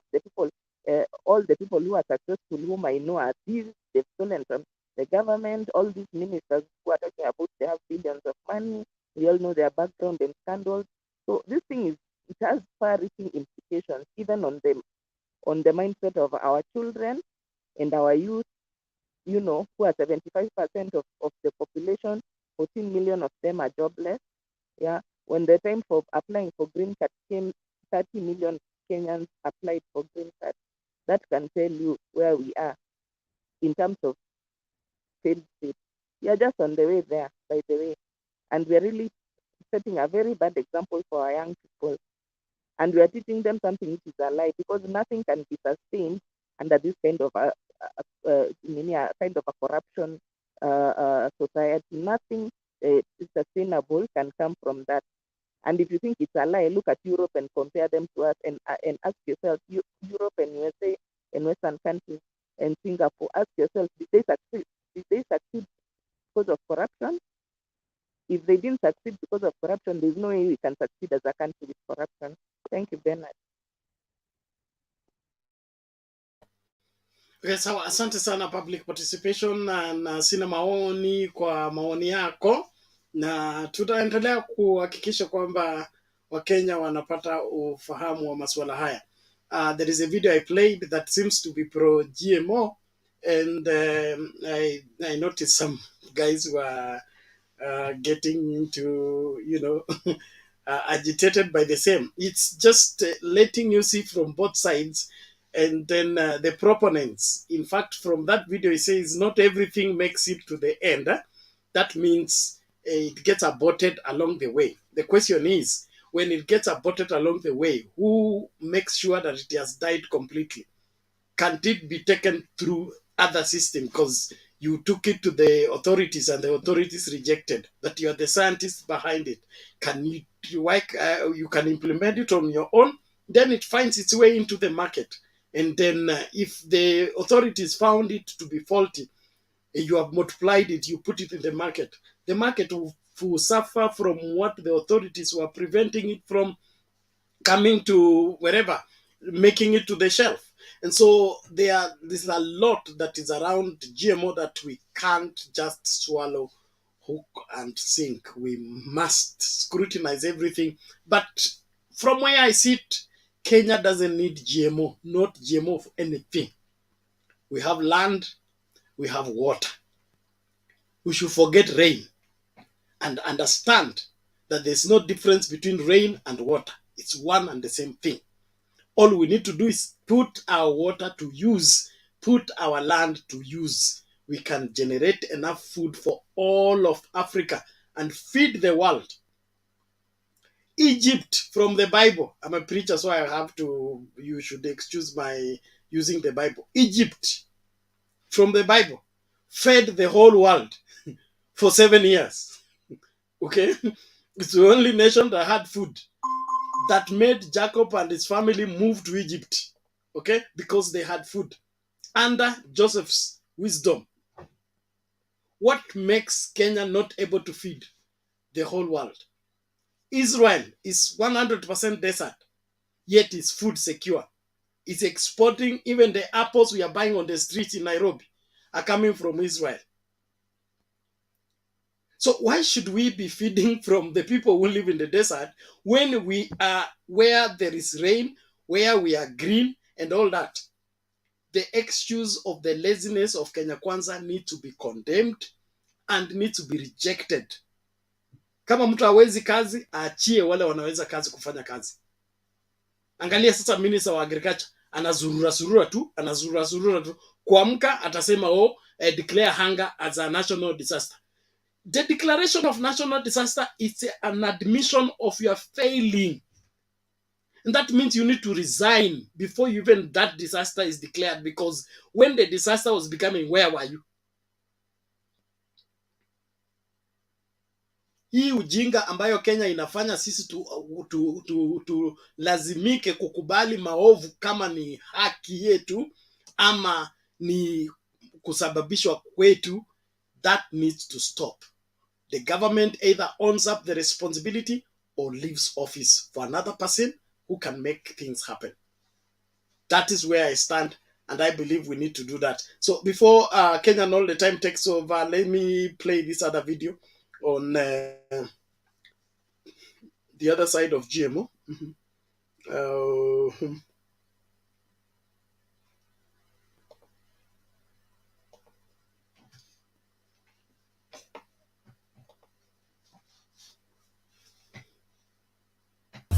Genetically engineered crops in agriculture, a worldwide experiment on people, animals, and nature. Cultivation of genetically engineered crops like soy, maize, cotton, or canola have far-reaching consequences. 90% of genetically engineered crops belong to the corporate agricultural group Monsanto. The rest are owned by Syngenta, DuPont, Bayer, and others. Genetic manipulation of crops can have uncontrollable consequences. The function of genomes is only partially understood, but foreign genes are still introduced into crops. These genetically engineered crops are widely cultivated outdoors, where they cannot be controlled. Currently, 90% of GE cultivation occurs in the Americas, particularly in the USA, Argentina, Brazil, and Canada. It seems researchers have forgotten that genetically engineered crops once outside can no longer be controlled like they could in the lab. GE crops can self-replicate and pass on their new characteristics to neighboring crops, penetrating the fields of farmers who want to cultivate their crops without genetic engineering. Adverts from the genetic engineering lobby claim genetically engineered crops produce higher yields, but this marketing mantra is a complete hoax. It has been shown that crop yields for GE crops are no higher than normal crops, but farmers must buy more expensive patented genetically engineered seeds each year. This forces them to become dependent on corporate giants. But that's not all. Genetic engineering giants also produce pesticides and herbicides. There are two characteristic traits of genetically engineered crops. They are either resistant to herbicides, in which case the genetic engineering company itself produces the suitable herbicide, or the genetically engineered crop emits an insecticide. Whether or not the crops are resistant to weed killer or give off poisonous gases, not only weeds or pests are eliminated, other beneficial field growth and some living creatures are killed as well. But nature adapts, so pests and weeds develop resistance to pesticides. And that means that increasing amounts of stronger pesticides will be used. Especially grave consequences are observed in this respect in monocultures. For example, in South America, rainforests and other natural landscapes are destroyed every day to make room for genetically engineered monocultures and pasture.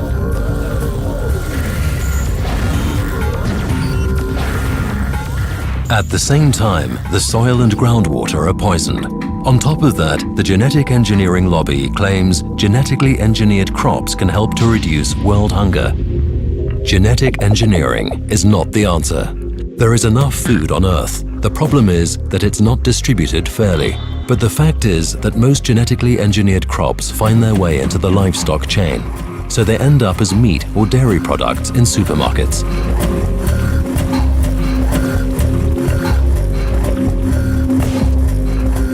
Along with all the destructive effects on the environment, one last awkward question remains. How do genetically engineered crops affect humans and animals? The answer is, no one knows. Therefore, it's important for you to carefully consider which products you buy.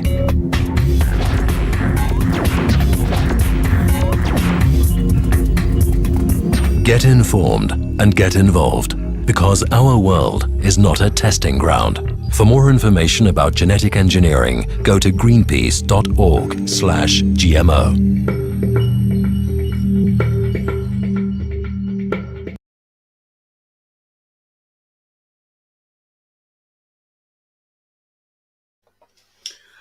Karibu Kenyan all the time. Thank you everyone who is participating into the program.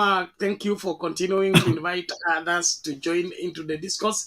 Let's look at this candidly and be able to decide with the required information. Usikimbie tu na habari kwamba wanasiasa wamesema. Lazima tuhakikishe kila kitu ambacho wanasema tujue kwamba kiko sahihi. And then there is a link I'm sharing. Those of you who need to subscribe on that new channel, Sound Candid Talk, please do so if you haven't done so. And those of you who are sending support for the show, thank you so much. And I encourage those who haven't to do so because we need it badly. Thank you so much. Kenyan all the time, Karibu. Okay, thank you, Bernard. I think this one is my second round. Your video, one correction. The presenter amesema no one knows. People know. It's only that I know they might be afraid to pronounce themselves to say. I would like to say that this food has more bad benefits than more worse characteristics than the benefits. And it's only that we are not candid enough because of the effect, maybe sometimes even like these big companies which practice these things. I think they're even censoring people when they hear people are maybe discouraging or maybe talking negative about those things. These days we are having that thing which is called censorship. You can be censored. I can assure you, even if you wrote to those big companies asking for information about this food, they will not give you information. So they are leaving things open for you for choice. And for naive people or people who do not have information, they might be forced just to take these things because they don't know what they are. And the sole reason why we elect governments is so that the government can be able to make the decision for me. I expect my government to be more wise than me. That is why I entrust them with doing our things wholesomely. But when it comes to a situation where even our lowest candor in the society are more wise than your government, you are supposed to get that government out. Our government is full of fools. People cannot think beyond the nose. People, I think academic dwarfs, those are the people who are leading us. People who do not even know how research is comprehended. You know, Bernard, in the scholarly world, there is something which we call design of experiment or experimentation design. I wonder people like Moses Kuria, if they can be able to come up with a design experimentation of anything when they are talking things like that. So what I would like from them is, as a person, as a Kenyan, I want Moses Kuria or even Ruto himself, because I know he was a PhD candidate some time back. He needs to give Kenyans the design of experiment for that thing they are doing. So if they cannot give us that thing, they forget about that thing. Hiyo meri rundi hapo Mombasa, we don't need it. And by the way, hii sio tafadhali. We want to speak with them candidly. Hii sio tafadhali. If they are going to allow Kenyans to eat that food, we will respond. And we will respond heavily, by the way. You know, unaona vile saa zingine they get power and they start threatening us. Us as citizens, we can also start threatening them. Power belongs to us. So there's no way in which one human being who we have just given them power, or who have just been given power by people, they start manipulating them against their wish and their will. Kenya is not short of intelligent people. And if the Kenyan government want to destroy people, we will respond. We cannot allow it. We will not allow it. If somebody wants to destroy our country, let him go and destroy his home, go and destroy your kids, go and destroy your relatives, but don't destroy us in wholesale. Because whatever they are doing is absurdity. Let me tell you, you see, you know, and that is why we are fearing these things. And I want to be candid here with you, Bernard. Hii harusi wako nayo na hawa watu, kuna vitu zingine watatuletea very soon. Unaona hata hii mambo tumekuwa tukipigana nayo ya makanisa, hii watatuletea hiyo mambo. I'm telling you, I think by the time hii serikali itoke, by the time, I'm just saying, sababu unajua wanaleta tu vitu tu polepole, hata zile vitu wako kusema kwa manifesto. I'm telling you, kama hii serikali itasimamishwa, utaona harusi ya mwanaume na mwanaume Kenya. You'll see it. This thing start this way. Utaiona. Mutakuwa tu munasema tu hii vitu, but because they are slowly eroding our culture. Sasa tumezoea kukula vitu mzuri, sasa hiyo wanataka kutuondolea. Na ujue once it is gone, it is gone. Hizo vitu hazitawahi rudi. Utaendea mbegu South Africa, utaendea mbegu Zambia, ati uzilete Kenya sasa ati once we contaminate. Sasa unajua sasa itakuwa kama the signable disaster in Ukraine. The signable disaster ile ambayo up to now, or even in Japan, where they have the nuclear poisoning. Once you poison your farmland, once you poison your feeding, there is no returning gear. So Wakenya wasifikirie once hizo vitu mumeingiza huko, hamutawahi rudi nyuma tena. It will be done. Hata mujaribu kuosha hiyo disaster, itawahi toka. So hizo vitu, the problem will be permanent, just because of one human being who cannot consult people and ask them, what should we do here? Wale watu ambao walifungia, let me tell you, kuna watu wanakuja kusema hapa ati Raila Odinga alikuwa na support hizo vitu. Yes, kuna speech kama hiyo, but it doesn't mean that even Raila himself, he was right on that thing. At that time, hata Raila Odinga mwenyewe, he had not consulted Kenya. Those are the things which we have to be candid and tell people here. Hata Raila Odinga mwenyewe was making a wrong decision as per that time. But at least I thank God, along the way he has come to realize that that idea which he was having 10 years ago was a wrong idea. People can change. Hata hawa wako kwa serikali wanaweza badilisha, wanaweza sema saa hii. Na hii vitu tunasema, it is not about ghala ya Mkenya. Sababu hiyo ndio kitu watu wana confuse. Ati tusirete hii vitu ati sababu tuko na mahindi kwa store. It is not about mahindi iko kwa store. Hii vitu is about poisoning our farmland, poisoning our people, and let me tell you, these things do not have all the nutrient components which somebody need. Hizi vitu, hata even our intelligence capacity itaanzia kupungua. it will start, because unajua some of these things are not natural, ziko na vitu zingine. So utakuta kama ni samaki especially kama Wajaluo wanakulakulanga masamaki saa zingine, nasikia watu wakisema sijui watu wa lake sababu wanamezoea kukula samaki sana, ni werevu sana. Wakiletewa hii ingine sasa, hata hiyo nutrient ya kufanya kichwa ikuwe sharp hakuna tena. All those things they are removed so that you become a zombie. You become a zombie. You become a human being who can be manipulated. That is the reason why wanaleta hizi vitu.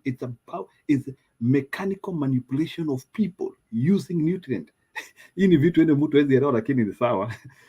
Sitaki kuongea zaidi ya hiyo. Kuna vitu mingi sana serikali ya hizi dunia wanataka kucontrol watu, na I can tell you dhuru kutumia hizi vitu, mtu anaweza sema ni conspiracy anasema hapa, but I know what I'm saying is mechanical control of people.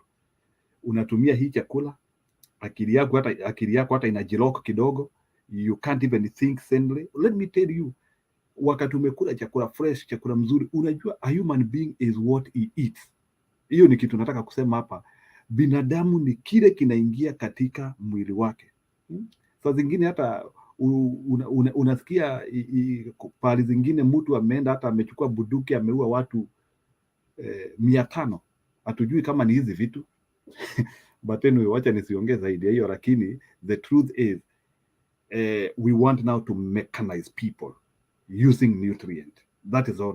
Let me use the right word. We want to make people like equipment. We want to control the nutrients, which unajua natural food iko na array ya nutrients hata scientists hawajui ni gani. Ukichukua muogo original sahi iko na over 6 million nutrient compound, lakini hii ambayo imefanywa gene editing, you have received all the good nutrients which you need to have, so unakuwa na array ya the only nutrients which you need, meaning that zile nutrient ambazo unataka kudeprive human being unaweza zitoa, meaning that sasa kama unataka hata watu wakuwe na kwashiako, you can introduce it now because umetoa. So ile kitu iko it is now, ukileta hii kitu you can manipulate the health of people. You can, so vile serikali zinataka kufanya through this, they can even decide whether you will have vitamin D in your body, whether you'll have vitamin E in your body, whether you'll have vitamin A in your body, because now sasa wako kwa chakula, and now they even control the amount of nutrients which will come into your body, meaning that now the next market itakuwa sasa ya immune booster. So utakuta sasa kuna makampuni zingine sasa zitatokezea sasa, wana manufacture artificial vitamin K, wana manufacture artificial vitamin E, because hizo vitu zote umekuwa ukizipata kwa chakula, lakini you will no longer get them from food. Sababu sasa hizo vitu zipate kwa chakula, inabidi sasa unaenda kwa chemist ati kununua vitamin K, unaenda ati kwa chemist kununua vitamin D. Whereas wazee na mababu zetu wamekuwa wakipata hizi vitu kutoka kwa miogo na nini. Wa Kenya, tuache ufala, tuache ushenzi. This thing is stupidity. We don't need it. Let's eat our generational food, ile chakula mababu na mababu zetu wamekuwa wakikula for over 500 years, over since dunia it was created. They did not get tired of using this food, and one human being cannot contaminate our soil, our people, our thinking mentality. We need to reject it in totality. For once, I don't know who will lead us, but sijui Raila Odinga, fikiria what we need to do. This is too much. Our military cannot help us. This is the time, sometimes maybe I even support coups. I'm sorry.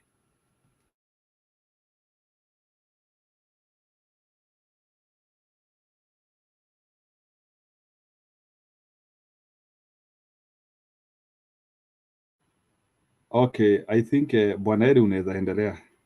Nimemaliza.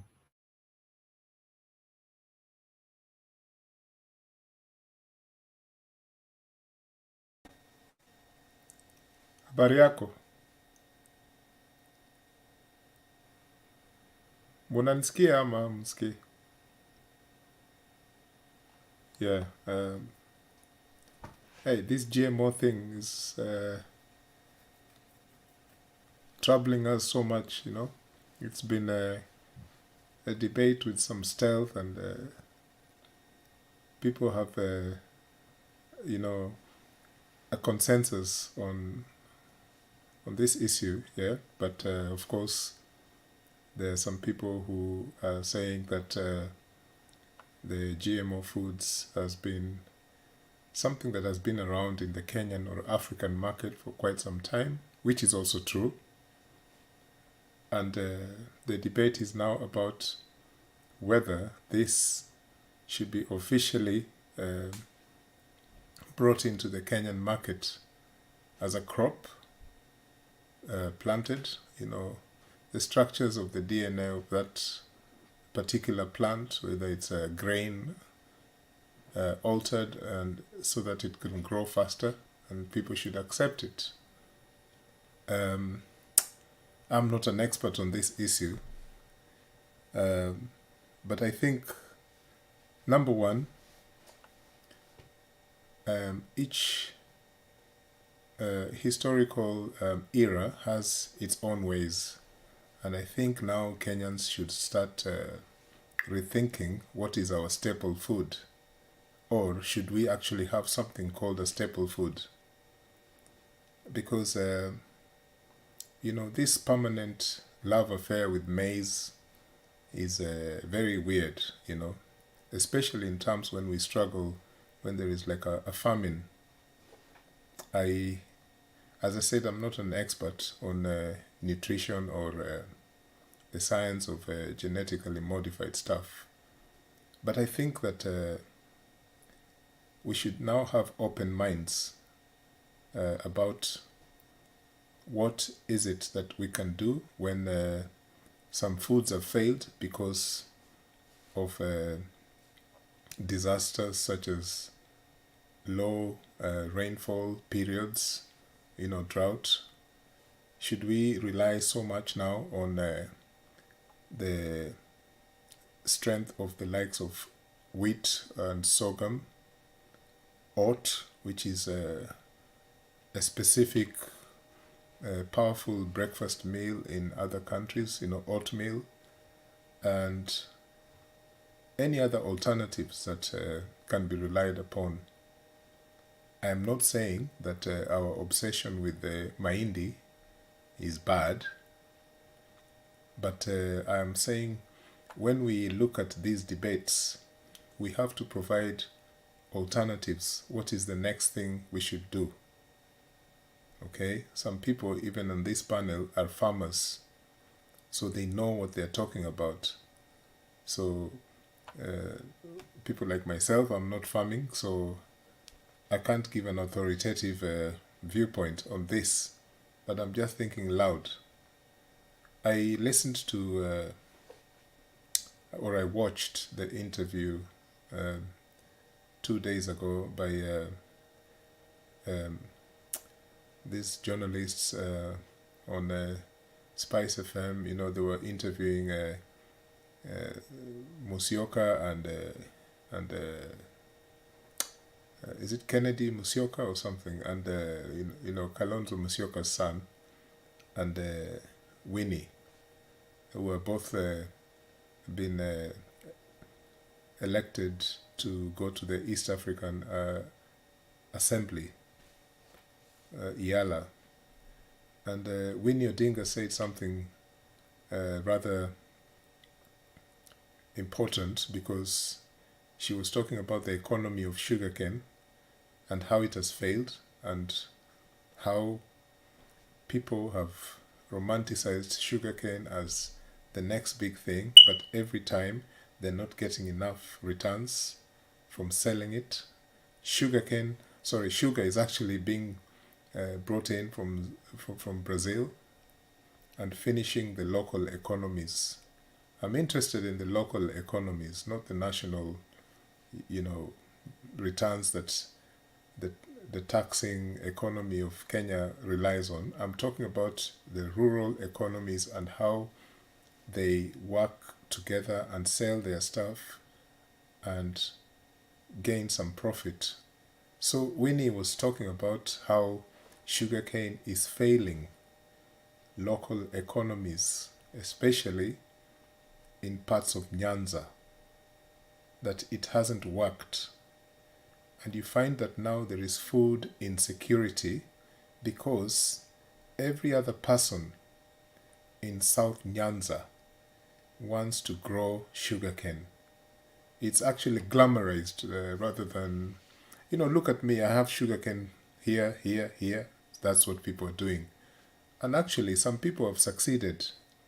So it's not as if I am demonizing the crop completely. But not everyone has succeeded in this. And yet, this now cash crop has failed big parts of the local economies, and people are struggling to grow crops such as maize. They don't find that any interesting to them. Yet we're talking about drought and things like that. But we know why in some parts of Kenya there is no maize. It's just straightforward. Now I give you an example. In Ndewa, it used to be called division. Back then we had divisions in the 80s, 70s and so on.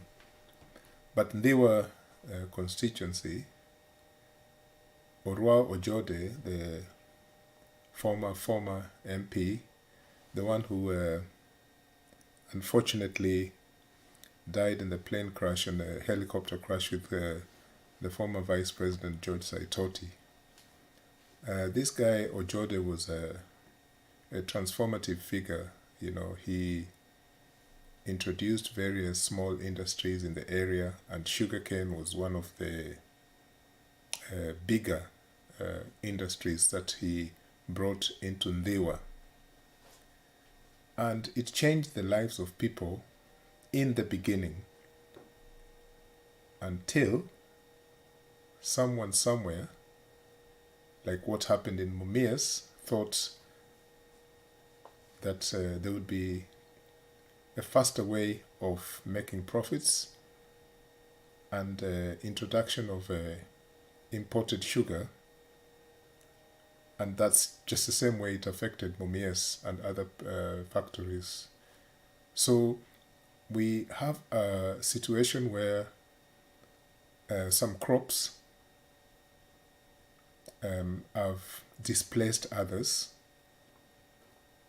and the ones that has been mainly displaced in the places where I come from is maize.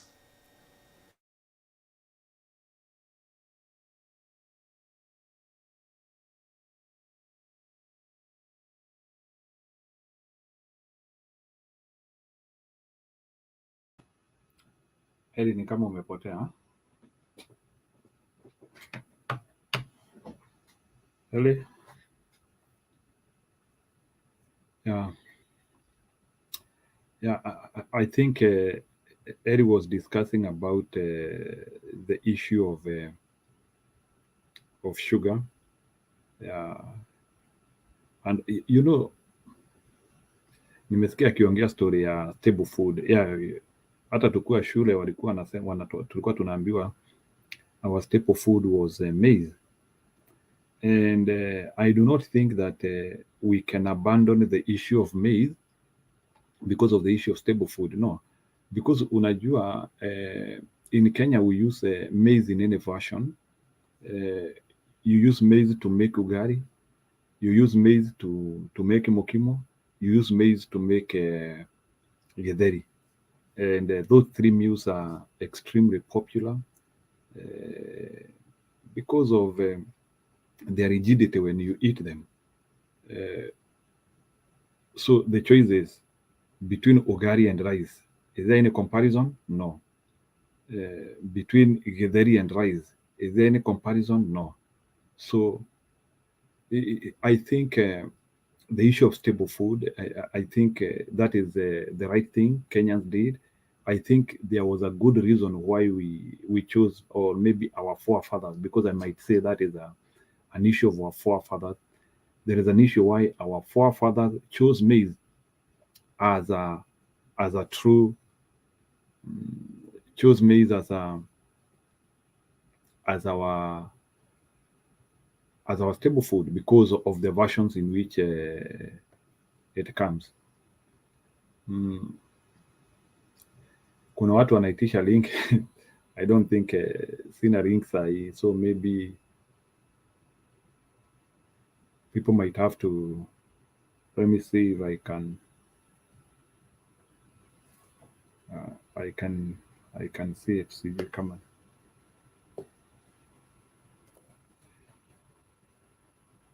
I do not have the link, I'm sorry. So anyway, I was commenting about the stable food, and what I was talking about, our stable food in Kenya is that we need maize because of we have you cannot do without maize in Kenya. So I don't think we can go to that extent of saying that we edit our stable food. On the issue of sugar, I think some of these farming we do in Kenya, they depend with our climatic zones. Like that is why it's like we have specialized. This area they can do this area they can do this. And what we need to do is that because all these plants are important, we just need to empower all farmers, empower sugarcane farmers, empower maize farmers, empower tea farmers, because we all need this product. Because we cannot deal with the mandizi peke yake. We cannot say that at Kenya ati kila mtu apande mahindi. We will not be able to have a country which is only doing one crop. So we need all those things. Yeah. So I think I will have to look for Bernard a little bit. Just munipe tu dakika kidogo so that he can be able to share the link.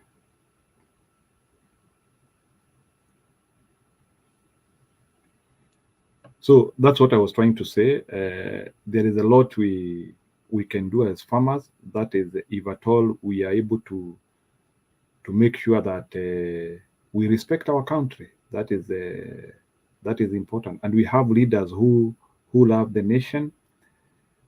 Leaders who can be able to guide us. That is what we are lacking. Unfortunately, we are lacking people who can guide us as a nation, who can, and more so, not only guide us, but people who, like, I think they want us to die. So just to be cool for water, who they are going to rule. So I don't think why you should design genocide to your country. So I think that's very wrong, and I think the aged society of this country needs to speak now. Wazee watu wote wamefika miaka 50 and above, they need to come and give this country a direction.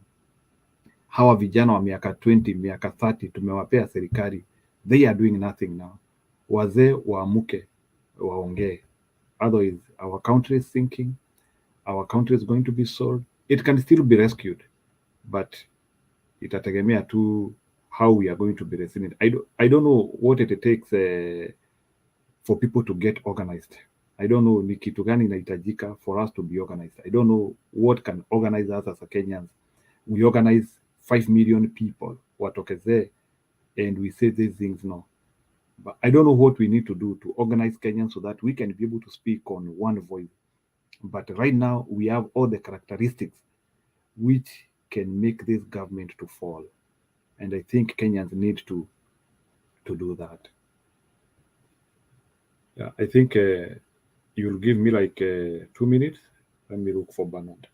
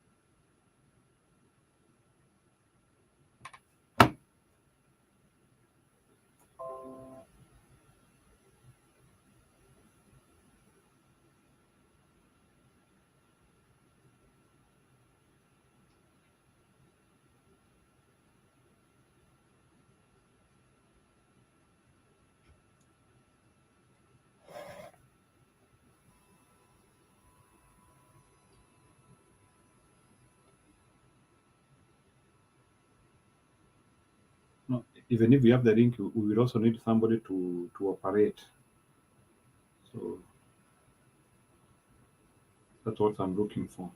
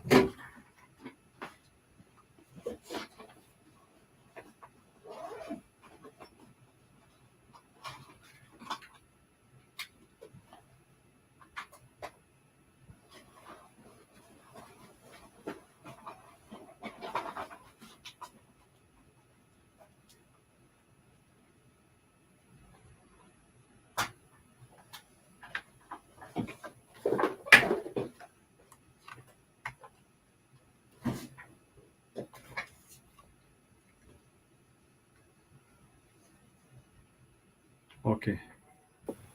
Njiru, unataka niongeze watu ama unataka kufunga? Ongezea watu. Ni vile sina right ya cooperate saa hii, ni sawa. Thank you. Okay. I'll be adding people. I see one person there. Yeah, Eri alikuwa amepotea. Okay, Eri, go ahead.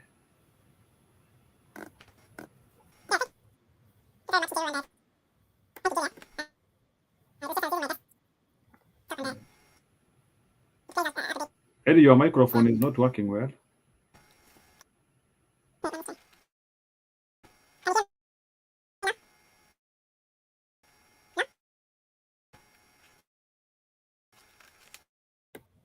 Eri, your mic is not good. Something wrong with your mic.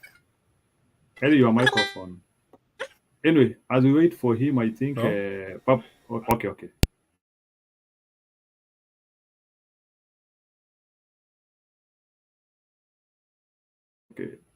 You can unmute. Eri, you are mute. Eri, you are mute. Oh. Unanisikia sasa? Sasa hiyo ni uzee. Mimi nafikiri nimefika ile kiwango sasa. I'm becoming too old for all this. Okay. To connect from what I was saying the last few minutes, and my apologies also for cutting off, because it's not nice when you have a live channel and then something happens technical. What I was saying is there a possibility that for the long term, and I've heard what you have said, Njiru, that this matter of staple foods is historical, ancestral, and we have to kind of keep abiding by it. But people have adapted in various countries to different types of food. In fact, I can even give an example of the people from Central Province in the 1980s, even up to, say, the early 90s. It was still unheard of that they loved fish. And look at them now. They're the ones now farming fish. You see? So people can adapt, to various ways, new conditions. In fact, in Lowland, where I come from, goat meat was never taken seriously. In fact, kondoo ndio ile watu walikuwa nakula kule, apart from fish. In Lowland, if they slaughtered kondoo for you, that was something, it was important, and you are given the tail to take home with you. But now it is Luos who smash goat meat like nonsense. So what I'm trying to suggest here is not as extremist as what Robinson Githai, former politician and I think former Kenyan High Commissioner in the US, said one time that with this starvation, I think it was way back in 2012, he said something like, we should be like the Chinese, or people in Philippines or somewhere in Asia who resort to, eating rodents and they survive. I'm not calling for that. I'm saying that when we're looking at this problem that's facing Kenya now, we should also be able to start thinking of what other alternatives do we have in the future apart from maize. And it's not a sin to do that. That's all I was trying to say. Okay, Ele, can I ask you a question? Just a moment before you leave that subject, it is important. So can you tell me which staple food, or just a suggestion you discussed, apart from maize, you can have it in schools, in as a way of life? Like try to describe to me which other food which can still have the right functionality as a meal, like what maize is doing in Kenya or maybe in many African countries. Okay, like I told you, it's easy for me here because I'm not a farmer. I'm not farming. Like most of people on this panel may be farmers. And I said I'm not an expert. But you have things like rice, which has been underutilized in our economy, and in fact is being purchased abroad, and yet there is the industry of rice that used to do very well. This has to be revamped, yeah? And sorghum and millet is still not taken very seriously in some parts of Kenya. People can say, look at that dark food, how can I eat that? It looks dirty, So people need to be helped in accepting these foods. Like I said before, it took time before people from other cultures in Kenya to accept fish as a full diet, and now they even love omena. And this thing is just dried out there on the ground. And I remember Charles Njonjo back then used to say, look at these dirty people eating things and causing cholera in the country, which obviously cholera has nothing to do with that. But people just need civic education and changing their diets. But I am not saying that that is the only solution. Of course, there are so many foods that even when there is drought, there are also options that people can look at. For example, a government can look at in helping food security. This issue of cash crops, is it of benefit? This issue I was talking about sugarcane. Now you hear that they want to seriously reintroduce the cotton industry. They have to plan it properly if they want to do this. But nothing should be above food security.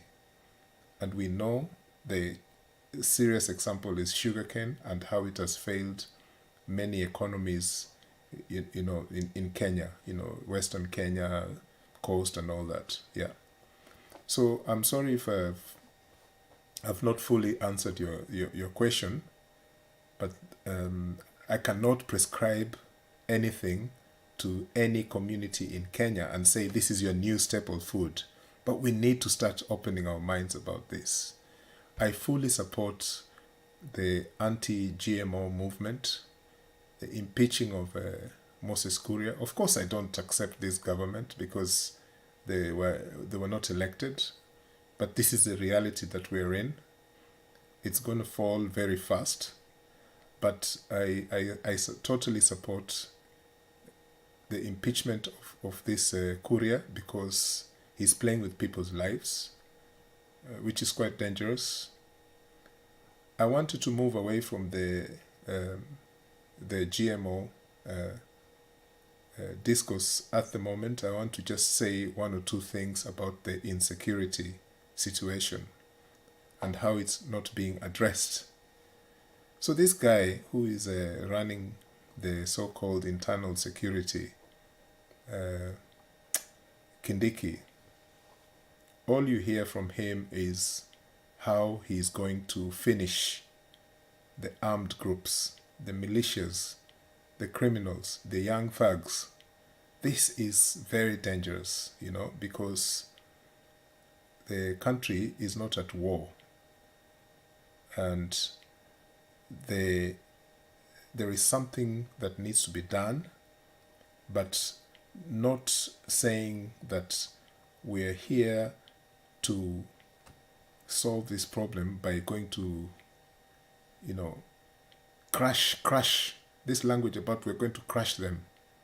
And if you've noticed something, every stolen election, what we used to call general election, this election of a president or whatever, yeah, every election since 2007, they pacify the armed forces by sending them abroad. There is something quite interesting there, because what they do is they send them abroad, they send them to Somalia or what. Kibaki did it, Uhuru Kenyatta did it. This guy, even though some people may argue that this plan for the Congo was there even during Uhuru Kenyatta's time, but it's now been effected. This is a way of pacifying soldiers during tensions of post-election so that they can have a plum job to do, because they get paid well when they go to these international conflicts. And we know that they're also going to do other additional things other than just being there. Already today, the M23 soldiers, the militias there, have warned Kenya against doing anything that might threaten their military group, which of course is supported by Rwanda and Uganda. This is very serious, you know, and they have stopped Kenyan, they've stopped the movement of trucks that are going to Kenya and Uganda because of KDF involvement in the region. So this can impact on the Kenyan economy seriously. I know that the KDF said that they're going to try diplomacy first before they engage. But they've only been there for 1 week, and already they've sent all the wrong messages. And M23 are not the best guys in the book, yes, but something seems to be happening in the Congo which might affect 254, you know, Kenya very seriously. So if this is not addressed properly, it might be worse than our intervention in Somalia. This is my fears. I don't know. I'm not there, but it just looks, you can already see what is going to happen. The luck is not on our side. So this government that was forced onto us seems to be bolshy and in a fighting mood in every single way. And this is not, it's not something good. You know, I think they need to tone down and see what way this can be done diplomatically, even the internal security, not just Kenyan involvement abroad, but internal security. Some people saying that it is the only option that is left. In fact, when you start this debate, someone will ask you, have you ever, wewe ushapigwa ngeta wewe? You know, so why are you talking in support of these people? No, what I'm saying is that it can be managed better than the way they're doing it at the moment. Yes, so those are my views about the current debate. And I think your headline there, that Uhuru Kenyatta's prophecy about this Mr. Ruto is being fulfilled, I agree with that. there's a reason why Mr. Kenyatta, even though people feel that he played RAILA, that is a debate that is, that's a debate for another day. I have two thoughts about this, but I think that what Mr. Kenyatta said is happening already, not even 2 months. And if it continues like this, the question Kenyans now need to ask themselves, what are they prepared to do in a kind of peaceful way? I see that impeachment of Moses Kuria is one of those things, but can there be a way that Kenyans can say, okay, we've had enough of this, we're going to impeach this other person, where the Chief Justice is going to be impeached, this other person, there has to be like a movement of ideas about how we can stop these people from ruining the political stability and economy of the country. Thank you very much. So, I think Bwana ni sawa. Wacha tukue na Duke sasa. Duke?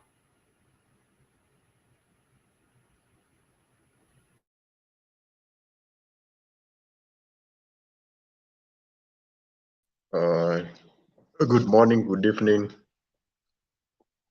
I want to start by agreeing with Harry that in Kenya there is a mentality of Kenyans and the government that food is maize. That's very wrong, because if you are talking about a diet, it's not just about one product.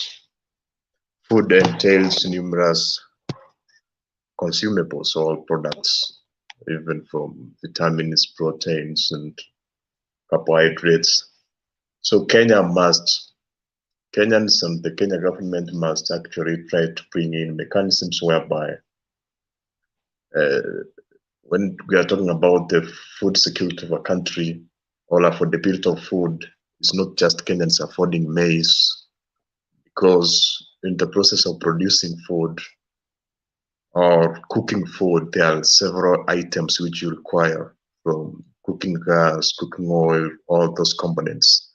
All those components entail food. So if we're talking about the cost of food, we should actually consider all those components. And if we embrace diversification, whereby maybe Kenyans are consuming more products, so we know that sometimes you find maybe one food product is expensive, but others are cheaper. So during that time, Kenyans will resort to other products which are cheaper. So I agree that's something which we need to deal with. Then I want to talk about the importation of maize. When it comes to importation of products into Kenya, there has been several issues. One, there's been a situation whereby importation is done in a way to kill the industries within Kenya. If you talk about sugar, you find that some cartels are bringing in cheaper products to the extent that producing them within the country becomes expensive, and those companies involved in that are forced out of market. For example, we are talking about Mumia's case. And I said that if you go to supermarkets across Kenya, you find supermarkets selling sugar. You find, for example, we have Quickmart sugar, we have Naivas sugar. So where is the processing plants of those products? Do they have like sugarcane, they plant sugarcane somewhere and then they produce sugar, something of that?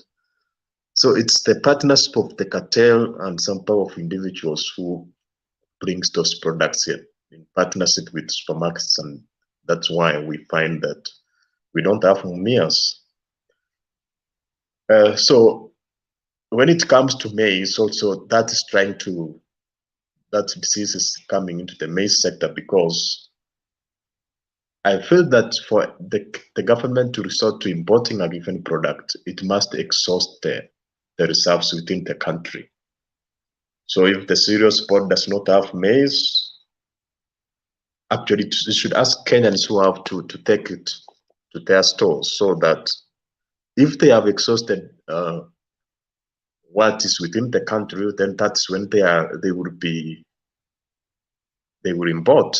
But this situation of people trying even to import when other farmers are saying they have a lot of food, a lot of cereals, which maybe sometimes are going bad somewhere, it's not good. And also, I'm proposing that we should actually even, first of all, import from neighboring countries. Why should we go to Brazil or Mexico when Tanzania has excess of cereals, and when Uganda has the same? So I think we should also have accurate data. For example, when the government imports maize, who are involved?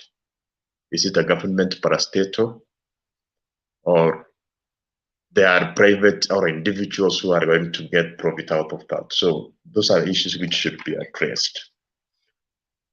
Also about GMO, first of all, I'm impressed by the way Kenyans are trying to deal with this issue. For the first time, people are not against something, or they are not supporting something because of their political affiliation. To a large extent, for example, UDA says something, or UDA supporters support it. And if Azimio says something, or Azimio supporters support it. But in this context, I'm saying many UDA members of parliament and supporters against the GMO. So we should encourage that, whereby right is right and wrong is wrong, regardless of your political affiliation. I'm also actually also against the GMO because, one, it's true that if GMO is introduced, we will depend on specific multinational corporations and even powerful countries. One, the video which you displayed here indicated that genetically modifying is a technology which entails research over 10 to 15 years. So you find those companies who, for example, who have discovered that genetic modification technology, they are few.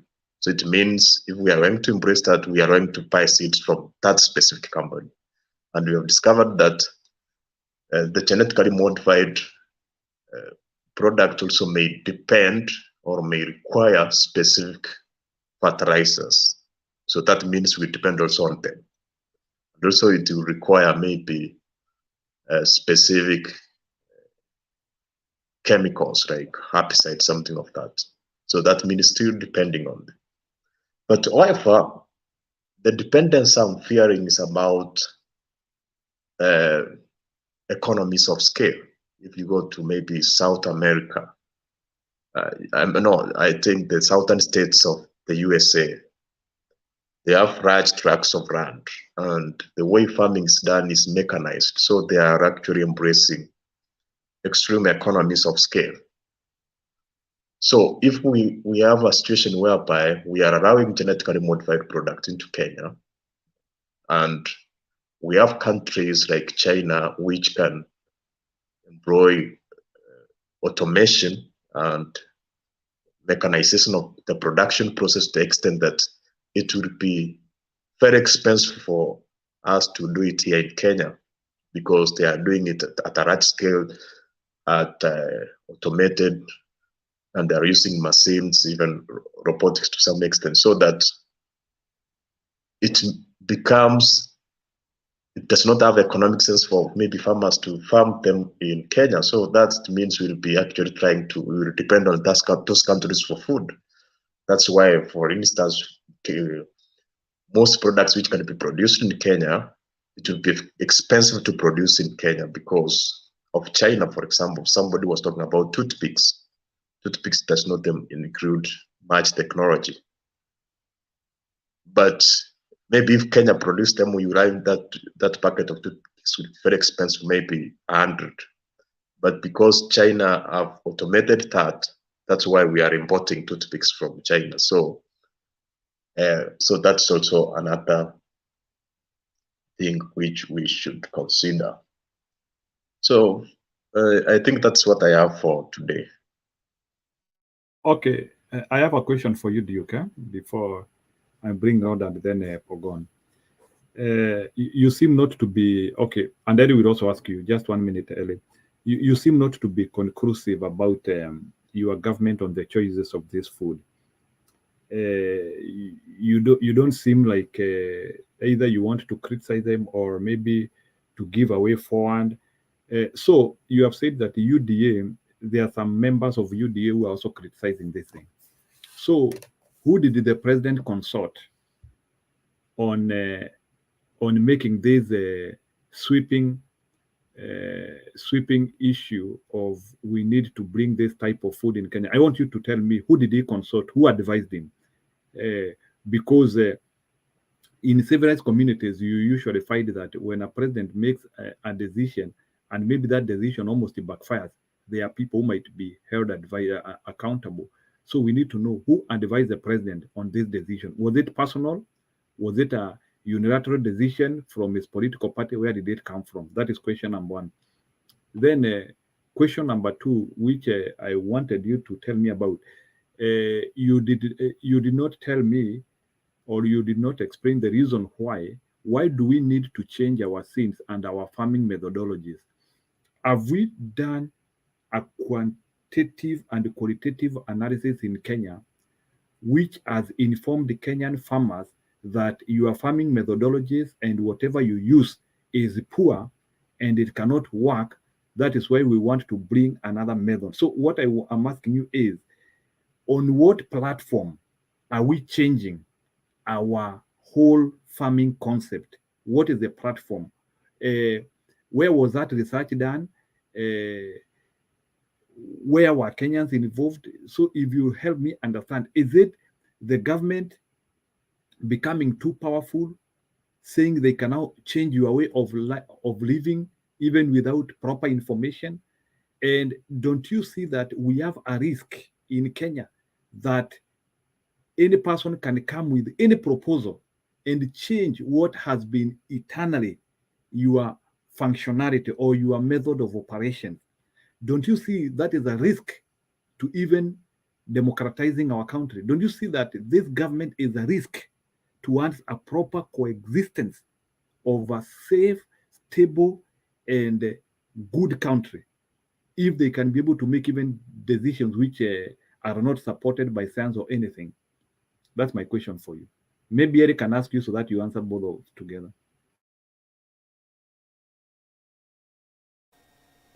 Mine was I wanted to refer to a statement that Mr. Odinga made when he was answering questions about GMO in Parliament years ago. And I know he's not in government, so it is easy to blame. This discussion was here the other day, but no one produced the actual material, so I'll just refer to it. It's a 1-2 minute read, and I'll just quote unquote what he said after a fiery debate in Parliament when he was Prime Minister. So this is what Raila Odinga said. The likes of William Kabogo were actually asking him to address this issue on GMO. So he says, Odinga said as Prime Minister, Honorable Kabogo asked why GMO is not just GMO.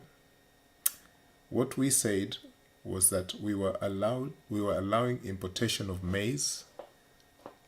The information that we have is that non-GMO maize is now very scarce on the international market. There are few countries such as Malawi and Zambia, South Africa, which is the biggest producer of maize on this continent, is GMO. You can no longer get non-GMO maize in South Africa, India, USA, and so on. So we asked, are we going to allow our people to starve to death just because we cannot import GMO food? We said no. That was why we gave the option to the people who cannot import maize to preferably bring in non-GMO maize. But if it is the GMO maize that is available, we will not let our people starve to death because of GMO. This is why we allowed this option. We also gave conditions which are contained in the Biosafety Act, which was passed by these very same honorable members of parliament. We passed that act. Why did these honorable members pass the Biosafety Act if then thereafter they were to say they did not want us to import GMO food? Even if the product we are bringing in satisfies the conditions contained in the Act. Now, when Raila Odinga said all these things, on a previous page of the Hansard of the parliamentary records, he actually refuted claims that GMO foods actually passed into the ports of Kenya, that they were actually delivered. You can even go into the website and you find that he said that these foods, maize and so on, there was no importation of them. There was no known company that eventually brought them into the country that year, because he was thoroughly asked these questions. Can you tell us what you know about this? It's a long conversation there, but he in that conversation, he keeps refuting any claims. So, we're sitting here, we don't know whether what he was saying was the certified truth or not, but in the Hansard, he completely denies that there is any GMO foods that came into the country that year. But as you can see, he actually supports the introduction of GMO maize by saying that the biggest producer of maize in Africa, at least at that time, South Africa, has only GMO maize. And as I said before, I'm not an authority, but I was just trying to place the facts here. And these politicians, they cannot be right all the time. Sometimes they make big mistakes. And I would say those were the words of Raila Odinga. Thank you. Okay, I want to, Kenyan all time, you're asking the origin of the GMO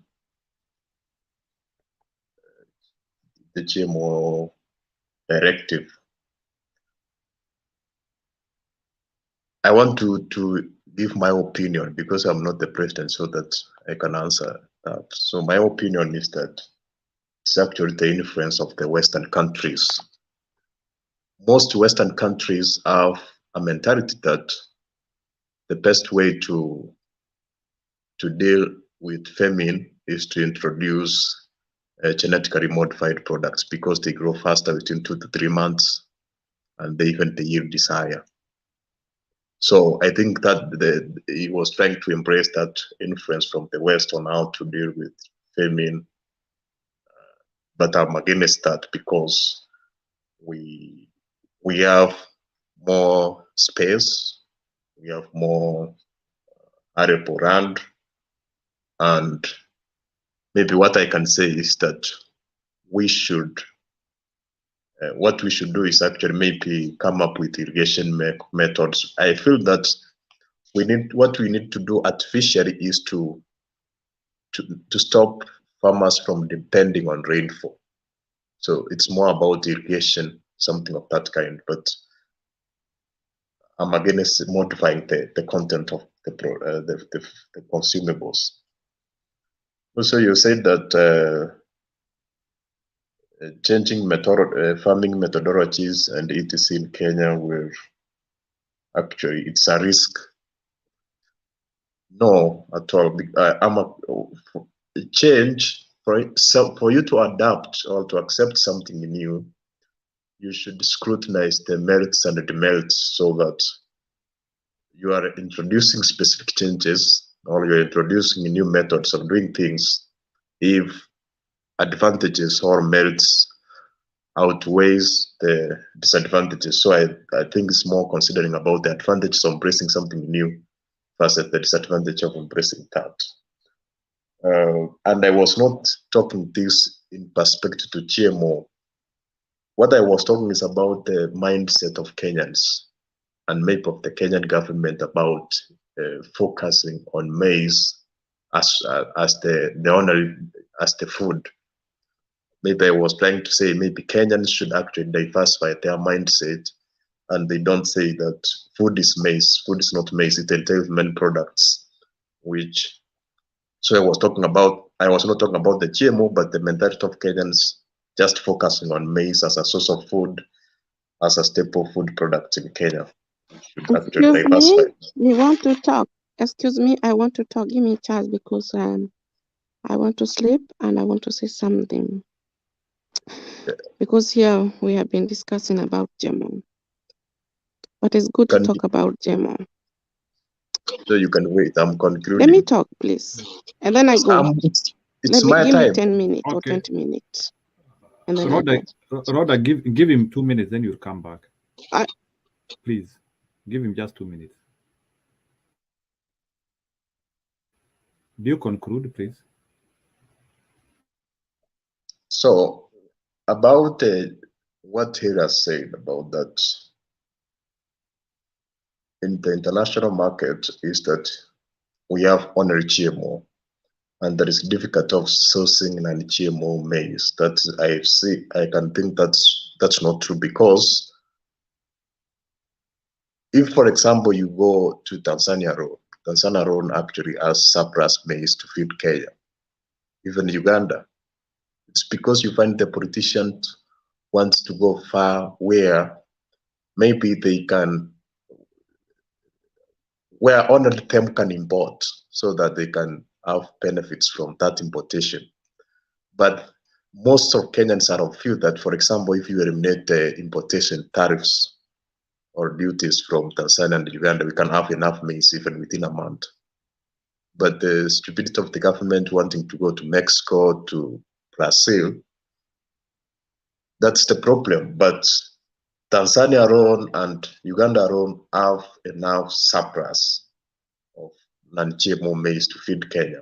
And also, it's not about where we are sourcing it from, but we can actually increase the productivity within Kenya. Even some Kenyans argue that we have enough maize within the country. And if we don't have enough maize within the country, what the government should do is to enhance the productivity of the maize, maybe by, for example, coming up with irrigation mechanisms, for example, in northern parts of Kenya, and, for example, giving the information, accurate information, accurate data about farming information or farming knowledge, maybe choosing the seeds wisely and understanding the soil, understanding the rain patterns. So I think that's what should be done but not just trying to source the GMO from elsewhere. So that's what I can say. Okay, we will come to you later. Rhoda, go ahead, so that she can be able to get out. Rhoda, go ahead. You know, we know very well Luther is a dictator. That is something, obviously. It's not something we need. Hiyo ni kitu mtu anaona. Luther ni kama Idi Amin. Exactly. Luther is a Idi Amin. Tuliona vile aliingia kwa office State House. Akachange vile ile alama Mzee Jomo Kenyatta aliacha State House akatoa akaeka yellow. That is work of the dictator. Dictator doesn't respect hata wale wazee walikufa bereni, maprezi haishimi. Can you imagine? Akatoa alafu akaeka ya UDA na akaeka bendera ya East Africa Community. Alafu akatoa mapicha zote mama president wale wamekufa ya President Mzee Jomo Kenyatta akatoa. We always celebrate Jomo Kenyatta. He's the one who fight for our country, democracy. Na Mzee Moi, hao ni wazee, they need to be respected even if they are rich. Akatoa Moi Kibaki, akatoa sijui kama alitoa Uhuru Kenyatta. Ni mtu hana heshima. Ruto hana adabu. I could ask Kenyan, that man, he need to be removed quickly in Kenya. Mtore kabisa. Huyo ni mtu mbaya kabisa. Hana adabu. Hana adabu. Idamini yeye. Anafikiri Kenya ni yeye. Asante sana, nimeona mzee Jomo mzee. Oh, thank you. I'm humble to see. Hana adabu. Aya, tulia ni sawa. Aheshimi sisi. Asante. Hatuheshimi. Okay, hatuheshimi sisi wa Kenya. Okay. Huyo ni mtu tunamtaka tumtoe. I don't recognize the Ruto, you are president. Get out in the State House. Hiyo ni State House yetu. Utoke. He just doing corruption. Selling our country to America, Birogire. Destroy even our ambassadors. They live in Kenya. Instead of they do a good, great job. Partners with Kenya. For Kenya to be respected. Huyo ni mtu anataka atolewe kabisa kabisa. Kenya, wake up. Mtoe huyo mtu kabisa na mtoe. Na asirudi your State House. Kwa sababu anatuharibia jina ya Kenya. Sawa. Every country have the history. Unaona kama America wanakuanga wanaserekea nini anaita Washington. Sijui mzee ule first president. If you live in America, who was the first president in America? Washington. Kila siku president wote wa America akiwin anakuanga anaongea about Washington. Kwa nini Mzee Jomo Kenyatta ni alipigia hiyo inchi? Uheshimi iye alam aliacha. Uhuruto, I don't think so you will stay long. I don't think so. Even you, I know you feel something in your heart. If you want to live long, change. There is a chance you can change. Even the devil didn't agree with Jesus. That's why Jesus told the devil, you go to hell. You have time to change. Unatoa hiyo kitu alama, unaeka hiyo alama mzee aliacha. Na urudishe hizo picha zote. Zilikuwa hapo kwa State House. Na uwe unachukua nini tagwaje power, unaheshimu sisi wa Kenya kama vile Uhuru alikuwa anatuheshimu sisi wa Kenya. Alikuwa anatuheshimu sana. He was a president who was very humble. Alikuwa anatuheshimu. Kutuheshimu hawezi jemo. Hawezi fanya vitu kama hizo jemo. Hawezi leta watu kama Birogire wanaruka huko na nini. Ati sijui wanafanya kupanda miti. Alafu unadanganya huko, alafu umechukua makanisa. Kanisa in Kenya, they cannot be themselves, because if they do this, they'll be prosecuted by Ruto. Shame on you, Ruto, with your wife. Shame on you. You are hypocrite. You are liars. You are Christian. Why do you prosecute Christian, a man of God and woman of God that are chosen by God? They cannot be themselves. You are prostituting our church. Okay. Rhonda, tulia, usiwatusi sana pia. They also deserve to be respected as leaders, please. Just organize yourself a little bit, please.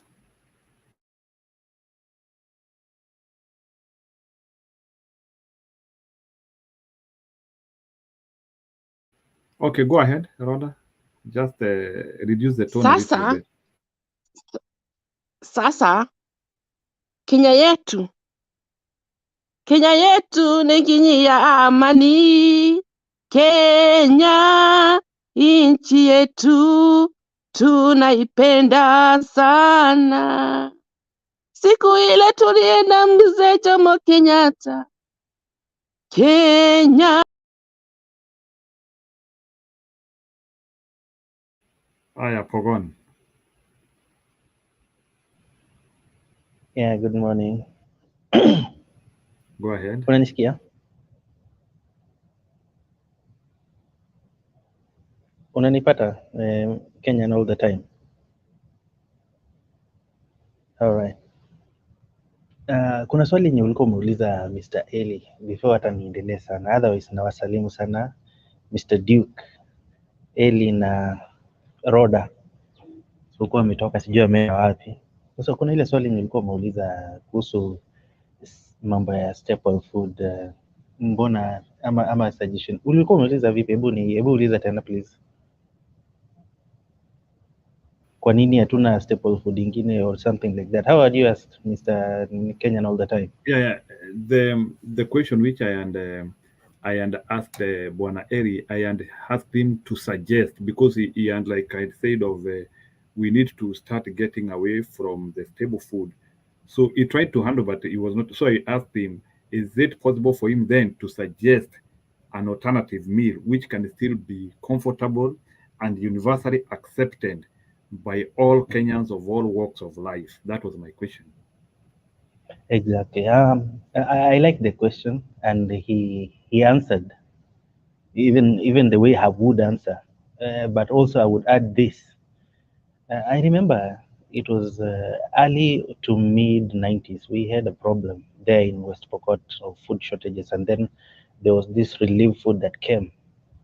And apart from the usual maize, yellow maize, and beans that were dried, very hardly dried, they also provided this thing.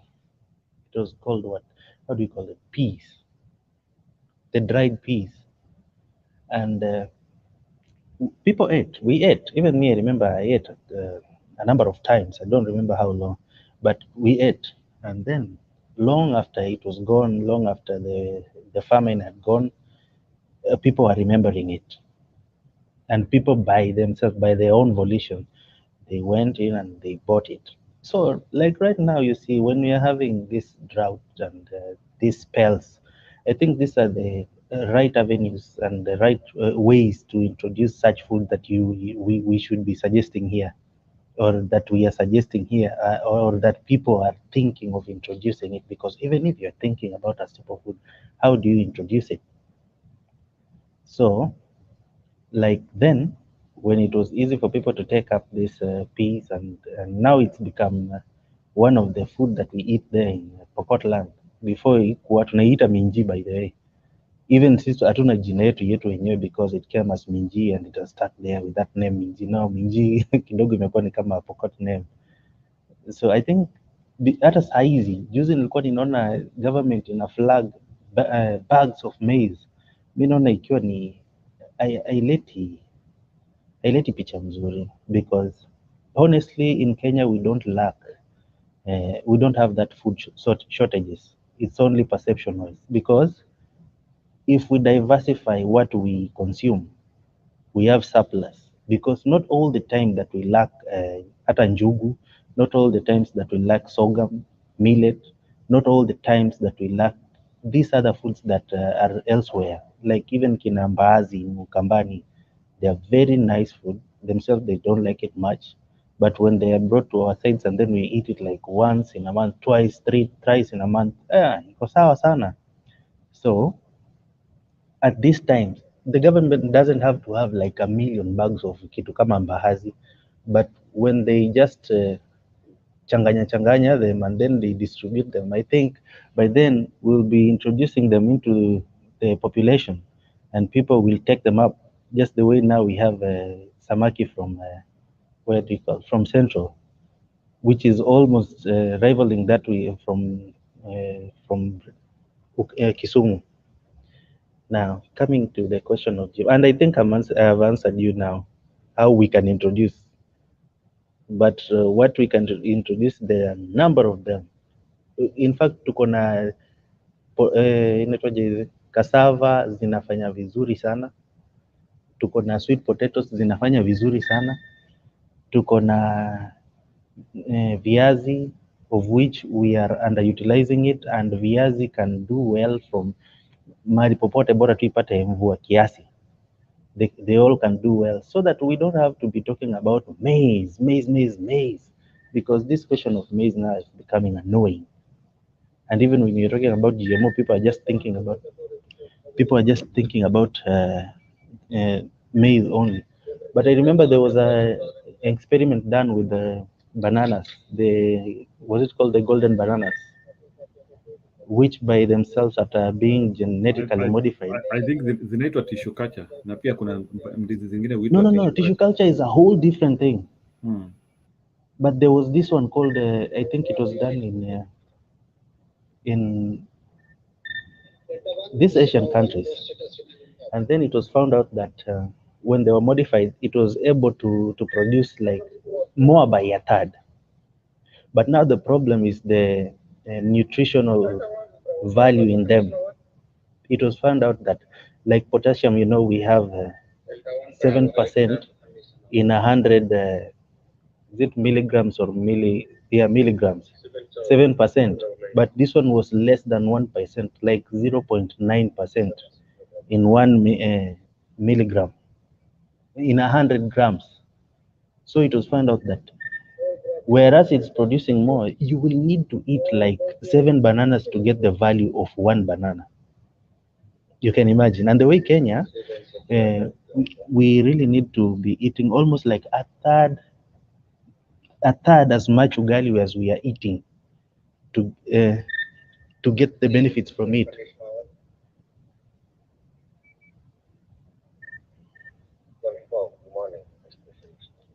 Just 1 second.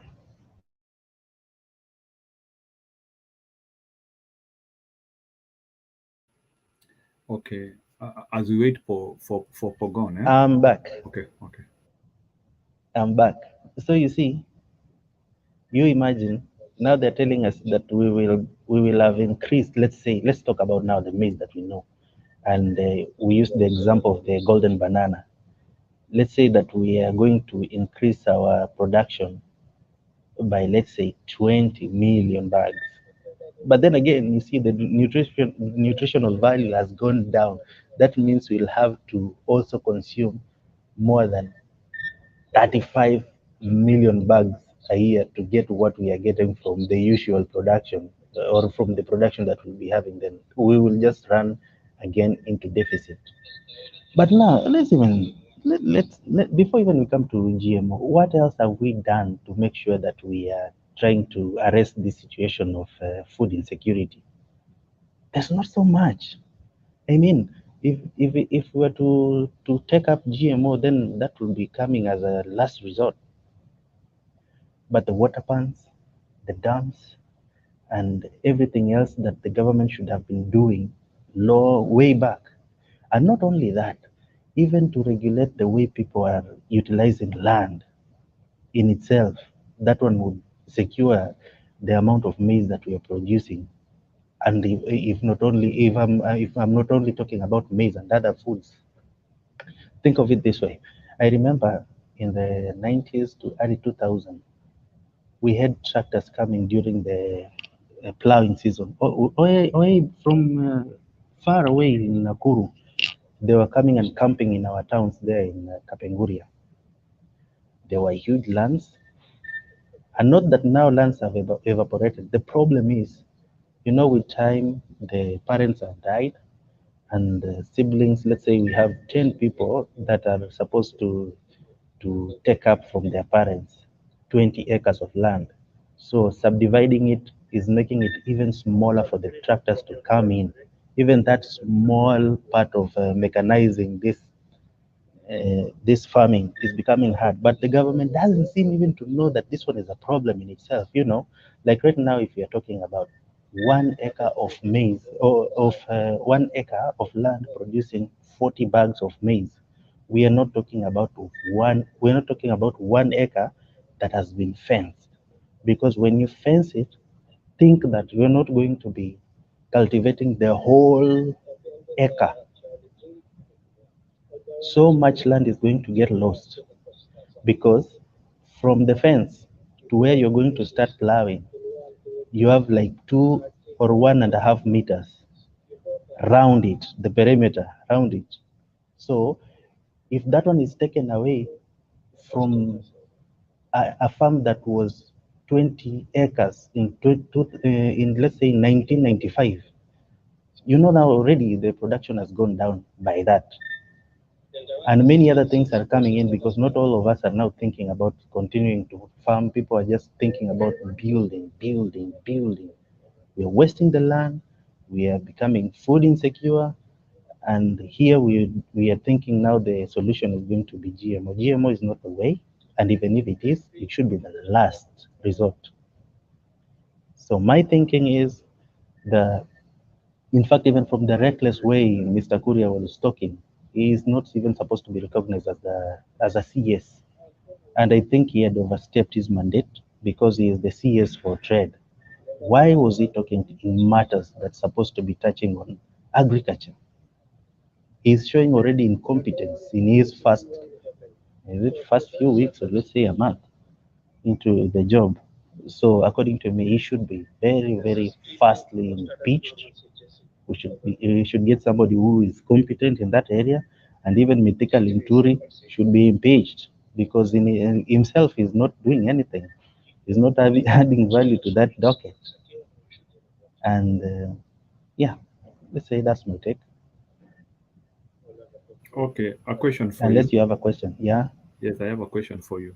So, question number one is, how comes Moses Kuria talked something which the president has not come out to maybe even criticize or say that is not our policy? So, is it possible for you to try and connect to me in terms of policy? Is what Moses Kuria and maybe the other guy you talked, is it connected with William Ruto's functionality of the things you want to push? That is number one. Then number two, let's tackle that one before you go ahead. Okay. I may forget. That's a very good question, because you remind me of something that has been happening right before, even in the previous government, in the 12th parliament, when they stepped in, even before they stepped in, when they came with a lot of promises that they did not fulfill. There's been lies, especially with William Ruto. There's been so much lies, so that you don't even know what he's really going to do, because he's talking about A and is going to do M. He is talking negatively about M and is going to do positive about it.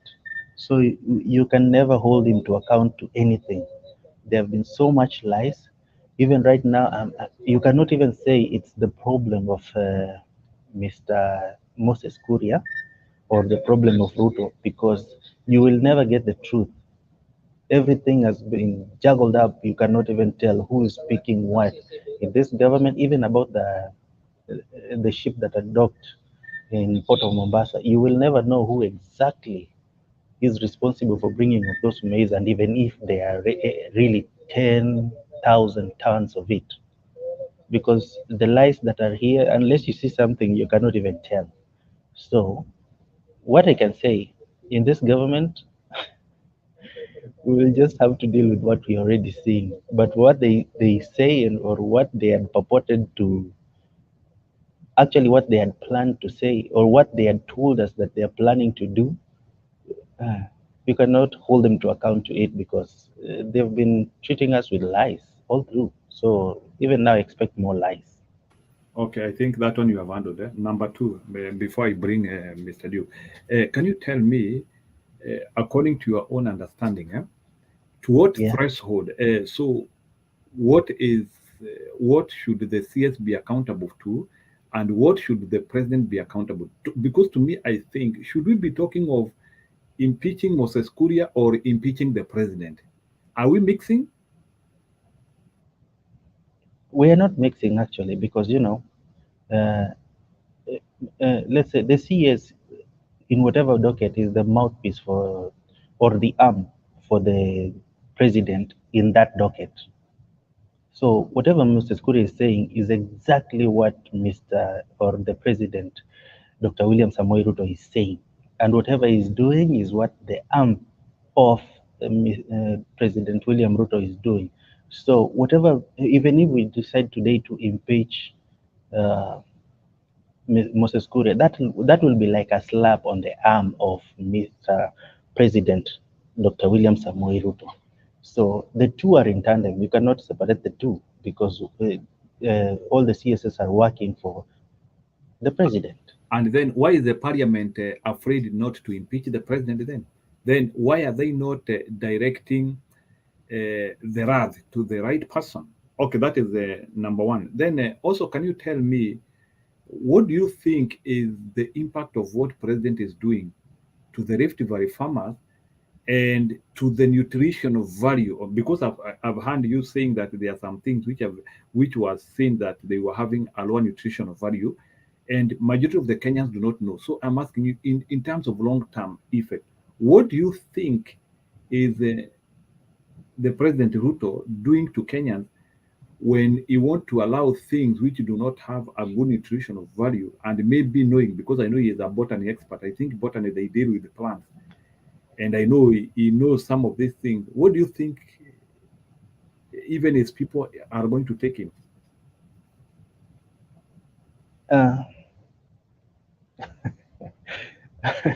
There is somebody there in the comment section called Mr. Gavino Cheng is saying that the current speaker is using Romeo. Is a confirmed. Hey, listen to me. Don't listen to my background, please. Yeah.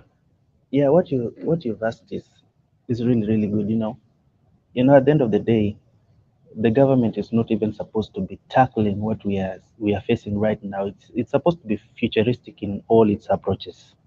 So, like when we are talking about this maize, you remember, was it 3, 4, 5 years before, or was it the previous parliament, the 11th parliament or something, when we had the Wamekula? You remember, we had the problem of maize. And by the look of things, even right now, it's going to be worse because already perception has been created into the minds of many of us who are coming from the maize region that now the market has been already flooded with 10 million bags. So for us, the future is bleak. They're saying we should not hoard, but then again, that one is inevitable. What are you going to do? You've spent like 7,000 Kenya shillings to purchase fertilizer, but then the government now has decided now to like subsidize again to make sure that people will not need the maize that we are producing now. Now it is like they're going to be having surpluses and we are going to harvest. What are we going to do? We will have to hoard. And even when we are hoarding, we've been threatened that the more we hoard, the more they will allow importation. So in the long run, they are discouraging the farmer from those farming regions. They're discouraging them from doing this maize farming. They're discouraging the farmers from doing all the other farmings that are going to be having the same produce being imported from elsewhere, be it GMO or organic. So I know. Who are they working for? If they are not working for the farmer, who are they working for? That's what we are wondering. That's what we are wondering, because now really, it's not serving the people. It's not good even for themselves. So I don't know if somebody has gotten himself into a deal that is operating on a shorter leash to do exactly what the master is saying. And I don't know if this master is Mr. Depopulate the Earth, Mr. Bill Gates, or is it the US or the Western Hemisphere as a whole? Where? I don't know. But really, it looks like this government is under siege. Are they not aware of the policies and some of the things some of these guys push? Do you want to say they that are aware? Mr. Ruto Could is be so they naive? are aware. Mr. Ruto is so naive. But look at it this way. Look at it this way. Where is the bigger threat? Kenyans have become docile. They can do nothing. They will not even hold a maandamano for a minute anywhere. So who is it easier to face? It is easier to face a Kenyan than to face those masters from the West. So at the end of the day, now we are going to be suffering because we do nothing. We will complain. I've heard everybody that has come here on stage who has taken up the speaker to. So do you think the Sabasaba spirit went away? It is no longer there. The Maandamano spirit, the Sabasaba, the people who used to make the government terrified. You want to say that now the government is seeing Kenyans as toothless? Is that your idea? Yeah, it's gone. You know, there is something that you said earlier, and I want to re-emphasize that really we are a product of what we are eating. Man is made up of chemicals. That's why, you know, during birth, a small mistake can make somebody become, what do you call them? These people who are drooling. How are they called? These people that they shake. They are unable to think because they lacked oxygen for like a minute, and part of their brain died. How are they called? Cerebropathy? Yeah, something like that. They're called what? Yeah, they are having this, yeah, like cerebral palsy. And you know, for all of us, really, we react according to what we are taking in. That's why ukikunywa chang'aa, by the way, siwezi nikakuja na nikakuambia jokes bila kukuintroducea kuwa ni jokes. You might take it seriously and you can do something else to me. And the same way you will react differently kama umetoka kuvuta bangi. I mean, the chemical balances in our system dictates how we are going to be reacting. And over time, I remember a long time ago, we used to take maize from the best of what we've produced, hang them on top of the kitchen, and then next planting season we plant those ones, and they could do well. But right now, you have to depend on everything that you have to buy, including the seed itself, the seed, the fertilizer, the CN, and whatever, until harvesting. And when you plant it so well and it has come out so good, you cannot plant the same thing and expect to harvest anything. Meaning, whatever you're consuming now is of a lesser quality than before. That's why we've become so docile. I was expecting people to do something during the COVID, but people were hoarded just like cattle.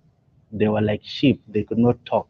They could not do anything. But even when you look at it, this one looked like a scam. This COVID thing looked like a scam. I refused myself to get tested. Even to date, I've never been tested. I refused, and I keep refusing this idea of the vaccine because there were so many things that had been rushed to conclusions, but they did not even look researched. They did not look credible to my eye.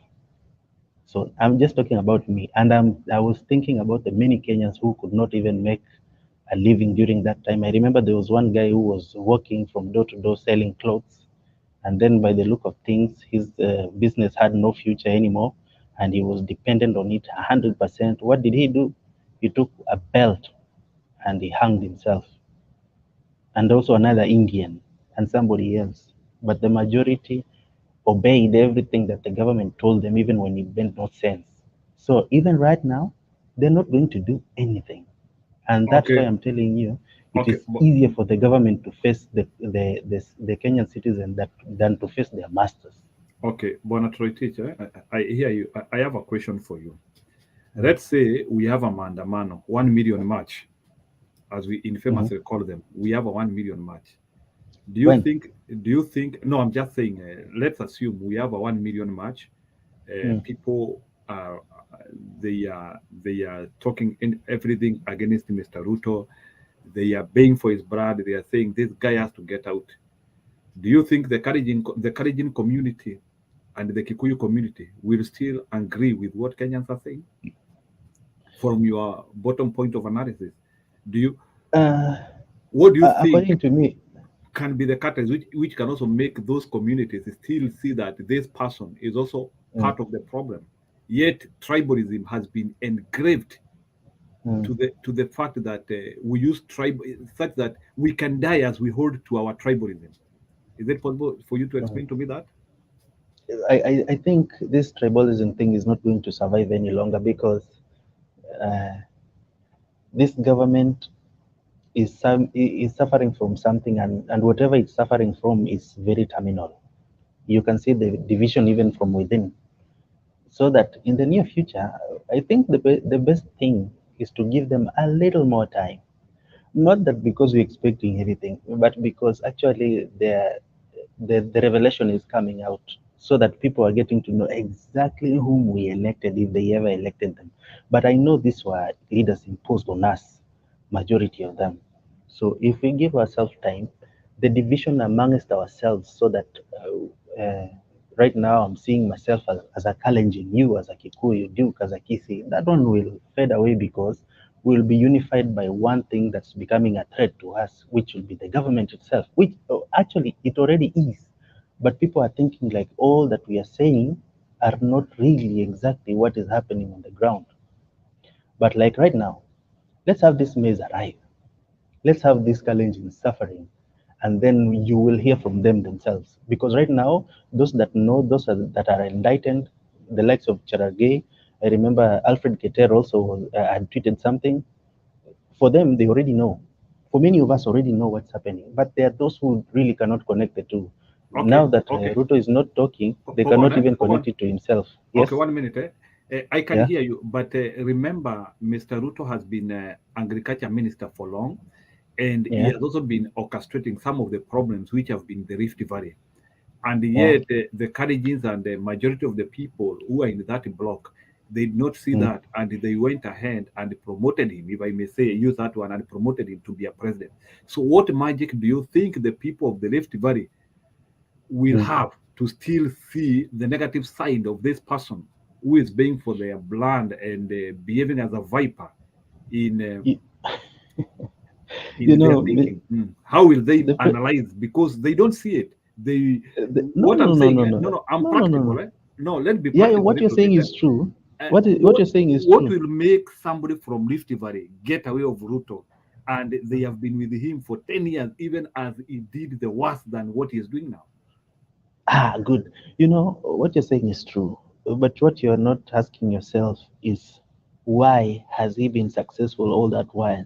Because, you know, Ruto is a very conniving person. He's a very cunning guy. He's a very clever. And I use clever not to mean that there is any positive attribute to it. You know, clever, you could be employing your brain, but not in a good moral way. You know. So he's clever, not so much wise. Okay, he's been doing everything, but one thing has been on his mind was to get to presidency. So whenever there were blames, he would heap it on anybody that was around him. Like I remember in the last government, he was there, he was involved. Like I can say 100% up to including when he saw that the time things were not going well, and the only way is to jump ship and then cry foul from outside from 2017 onwards. I think from 2018. Now he's the president, you know, and everything that is happening, he is the one who's going to be calling the shots and has the last say in everything that's happening. So when things are getting wrong, when things are going bad, you know, we will say, okay, now this one is Moses Kuria, yes, but why didn't you tame him? You are the president. People are not going to ask him those questions, but people are going to ask themselves. And now people are starting and will start to recall what has been happening. The maize scandal, the fertilizer scandals, the Aurora and Kimorer, everything that he's been defending. Now people will start seeing them. That's why I'm telling you, if we give him a little more time, we know that things are not going to get any better. Things are just going to be more ugly, and people will start crying from his own region. Actually, from home. Let me say like that. Okay. I will not agree with you of giving them more time, because I know any more time we are giving these people is a fit on.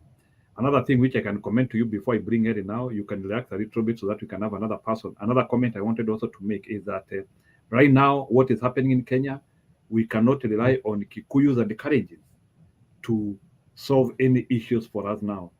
In fact, they are the people, majority, I'm not saying everyone, but majority of them, they will be very naive to make a very sound decision. And I think what they might happen to do to us is they might even subdue us to thinking that the government is doing right and good. You can see like somebody like Rigathi Gachagua is even threatening people in Mount Kenya at they get out of their parties at waingie UDA yote. So to them, it's about consolidating the power and manipulating people without even looking at the course of action and what they are doing and the services they are delivering to people. So to me, that's where I disagree with them. And I say if there is anything which will be good in Kenya, we should not look at Rift Valley, we should not look at Central. Let's look on other directions.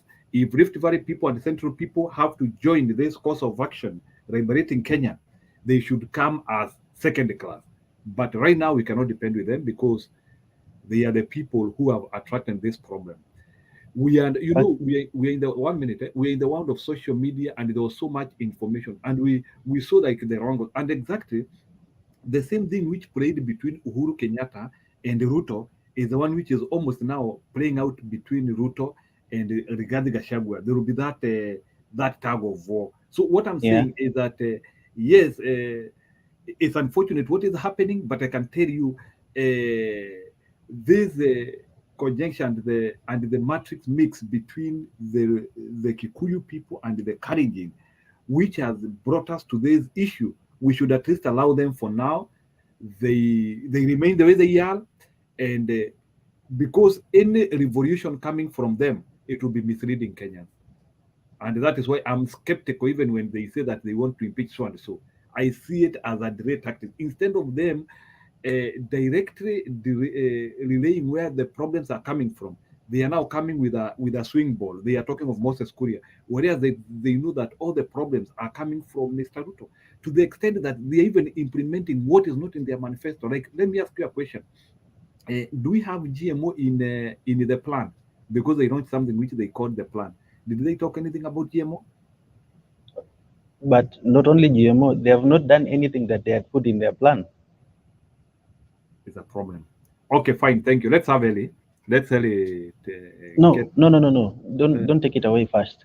There is one thing that you this last comment that you had put across. So when you're saying that we cannot depend on Kalenjin leaders, or let's say Kalenjin and Kikuyus for revolution or to bring any correction to this government, I think you're wrong, because look at what Ruto has done when he had decided to appoint his cabinet.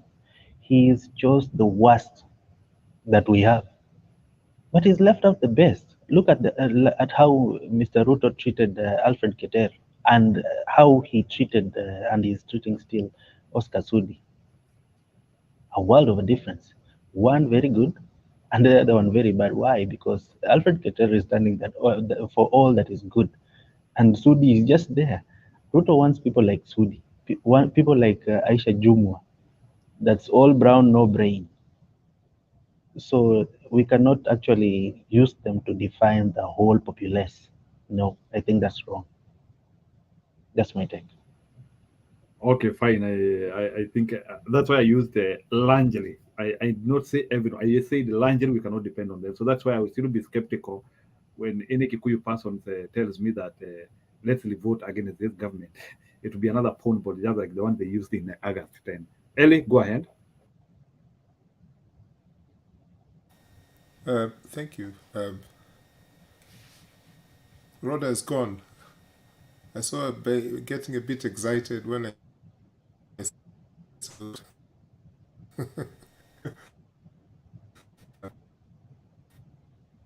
enjoy when Rhoda, excited with the debates, and she has some power in her voice. Even the way she presents herself, I think she means what she says, This issue that you raised, Mr. Njiru, about the essence of the staple food. And I just have a question about it, because, like I said, it's someone's personal choice that the staple food must continue. And most of the peasants and the working class community, this is a class issue anyway, will rely on the cheapest product that they can get. And of course, in terms of carbs or that sort of nutrition, maize will offer that, that option of the cheapest, most accessible food. We've talked about everything, how it's being imported and so on and so forth, right?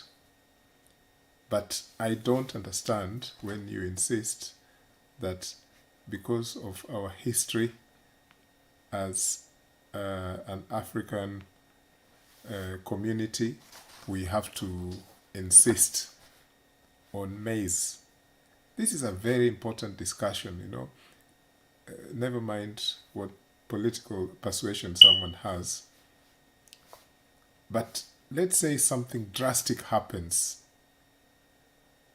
and there is no maize.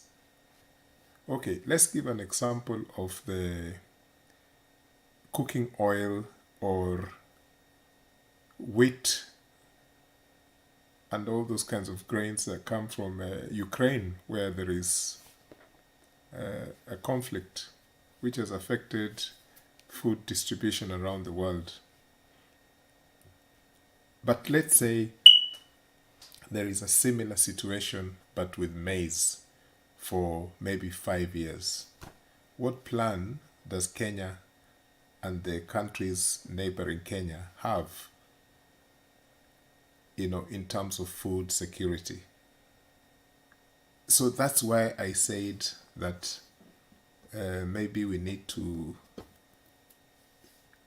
because this should be a lesson, because there was a similar drought famine thing over 10 years ago.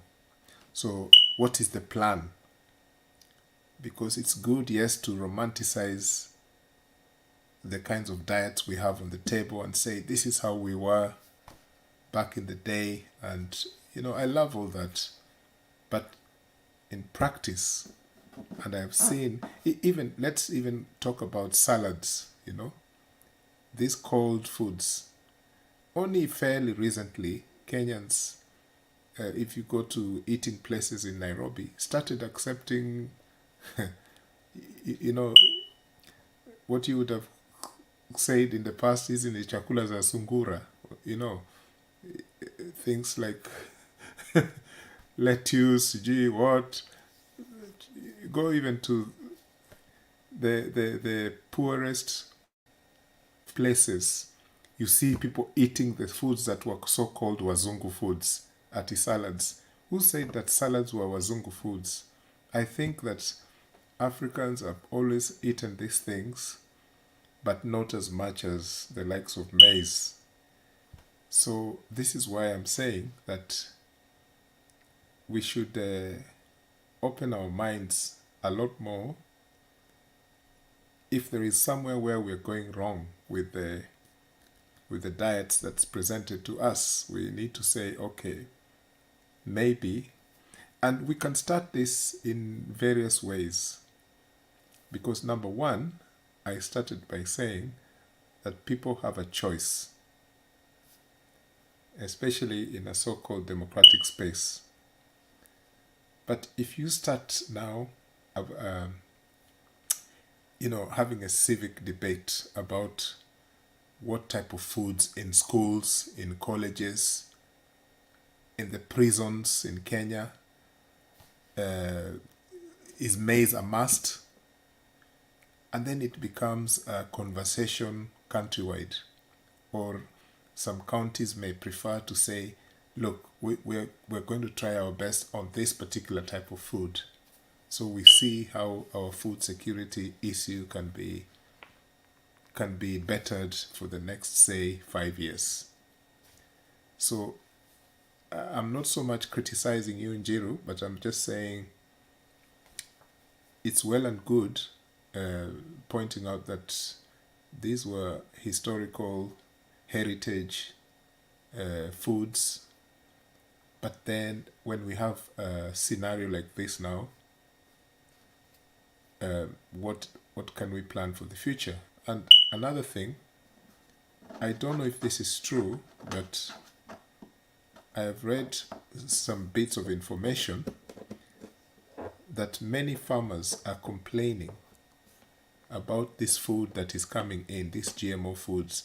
They're saying now they are beginning to harvest, or their crop is ready, and this is the time when this maize is coming from outside. So I don't know how we can quantify that in this discussion that we are having, whether these are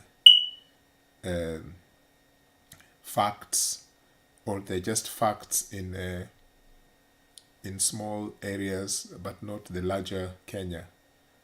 Because I gave an example of the Irish famine of the 19th century, where even though it was known that the potato blight was causing the Irish drought, famine, the Irish were still exporting a lot of these a lot of these potatoes to England. So who was being affected? Many people, millions, but there was enough food to solve the problem. So this thing in Kenya, where people are saying, why are we buying food from outside when there is food inside? This needs to be investigated, because this is a serious issue. We need to find out what is really going on. Is this so-called government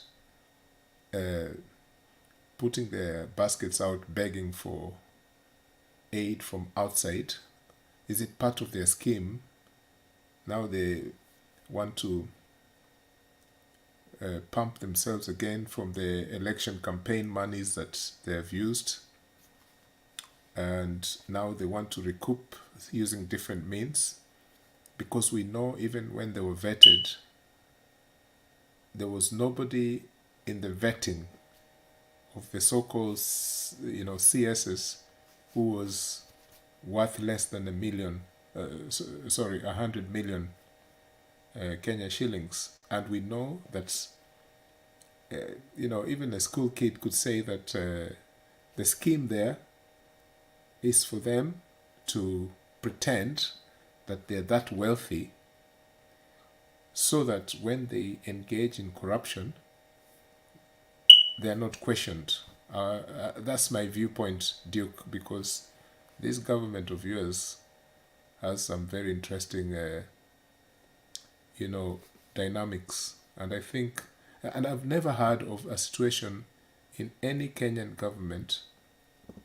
In fact, even Kibaki's time, towards the end of Kibaki's tenure, there was a lifestyle auditing, and you never heard of like 5, 10, even 15 ministers coming out saying that I have 200 million, 300 million, 500 million. This thing is just weird. This is something I don't understand. Maybe someone can educate me about this. This is one of the most disturbing things about this regime. This money that they were flaunting during the vetting. Was it real or unreal? Thank you. Okay. Thank you, Bwana Eli. You know, I think scholars will have to stand with this government, because to me, I think it's not a conventional government. It's not a government which I can even say it's on a try and error. These are what we call purposive governments. Governments which have agendas. Unfortunately, not your agenda, somebody's agenda. And you might be shocked, sorry to say this, you might be shocked that William Ruto his process of becoming a president maybe started being engineered 15 years ago, you might be shocked. The architect and the engineers and the people who wanted this guy to be a president, maybe they started long time ago, and they had simulated the results which they might want at that time, and they knew the path. They even knew the path which they will use. So that's why I'm trying to say, whatever you saw Mr. Ruto doing, coming with a new strategy, political, a new slogan, which just came and swept the country, I can tell you, all that campaign and political packaging was not Kenyan. That political packaging, I can tell you, somebody sat somewhere, simulated the whole idea, simulated the whole event, and they knew exactly what they were doing. And we can now say that because of the results which we are seeing now, because it was a government, it was a procedure to have a government which will do certain things, because everything which they are doing is not in their action plan. Yani mtu anaingia ile vitu ameingizwa nayo inakuwa folded, then sasa wanasema sasa wacha sasa tuanzie na hii. Even that hustler fund is not the way they said. Hustler fund was supposed to be money given to people without all those things which they are saying. Wanaingia, they bend things. So mimi ile kitu iko, I'm not criticizing the issue of giving money. Giving money is not the problem. But what I'm against is the idea which elects you into power. Once you're in power, you bend it. And you start saying, no. But you give people some sweets. Yani unaambia watu, because like when he was in the campaign policy, when he was in the campaign rallies, alikuwa anasema tutapea vijana pesa, tutapea mama mboga pesa. That was the statement. He did not say tutawapea pesa murudishe. That was, he did not say that, because angesema tutawapea pesa ama tutawakopesha pesa, it couldn't sell. So they knew how to poke so that they could manipulate people. And it is so unfortunate that Kenyans fell to a con. Let me call it that. Kenyans fell to a con. But I have a problem. Why is it that European governments, if they don't get what they deserved, they can recall their president, they can recall their premiers? Why is it that in Kenya, in Africa, there is no any country in Africa which has ever recalled its president? What is wrong with us Africans? In France, they even recalled Nicolas Sarkozy after his government became so disastrous. In UK, they have recalled several when their governments have become disastrous. Even in the US, Mr. Donald Trump failed to be re-elected when his government was not became not the way people wanted. What is this problem in Africa that you have to stay with a dysfunctional government for 5 years with crying groom? Who said that? Let me tell you, this mentality has to get out of Africans. A government has no lifespan. This idea of saying that mtu akiingia hapo ni miaka tano, that is the stupidity Kenyans we have to get out of our brains. A government lifetime is 1 day, and a government should keep on fighting to empower you and make you happy. And the moment when the government gets out of that lander, it is your responsibility as a citizen, through your elected leaders, if they are serious people, but they are not, recalling that government. But I'm frustrated that's why I even ask my father this question, by the way. Saa zingine hata anacheka tu, ananiambia, now you are an adult, you will help me understand this thing. I always ask him, how comes you people, you complained of Moi government for 24 years and nothing happened to him? To come and get out of power through the normal procedures. How comes that it's only that in Africa we complain of dysfunctional government and we do nothing, and those people are not even afraid? You'll be shocked, Bwana Eri, Bwana Duke, Bwana Pogon, that even Mr. Ruto is not worried of what he is doing. He knows he will have his lunch well. He knows 2027 will arrive, because we are too complacent. I don't know if we are the people who help him to devour us. I don't know. I think we have a problem. Eric, can you comment to me on that before I bring Duke? Yeah, just a quick one there. I think South Africa made demands that their presidents resign. And okay, it was not a popular like change of guard or revolution by the people. But yes, it was, ANC demanding that Thabo Mbeki resigned, and he resigned as president and leader of the party. And the same thing happened to Jacob Zuma because of massive corruption cases. The party demanded he resign, and he resigned. So unfortunately, yes, I just wanted to point of information there that South Africa is just probably the only African country that has effected such a change of power, change of guard. In Kenya, the problem we have is not that simple, especially with two countries, America and Britain. We know that, and I've mentioned it here before, that Britain has a very, very overt, you can see it, presence in Kenya. They have a military base, and that says a lot.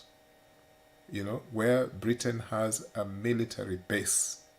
They don't have a military base in Uganda, in Tanzania, or in any other so-called Anglophone countries in Africa. Kenya is the only one. And that speaks a lot why they have it. America has its own military engagements with Kenya, especially down in the coast, whenever they dock there.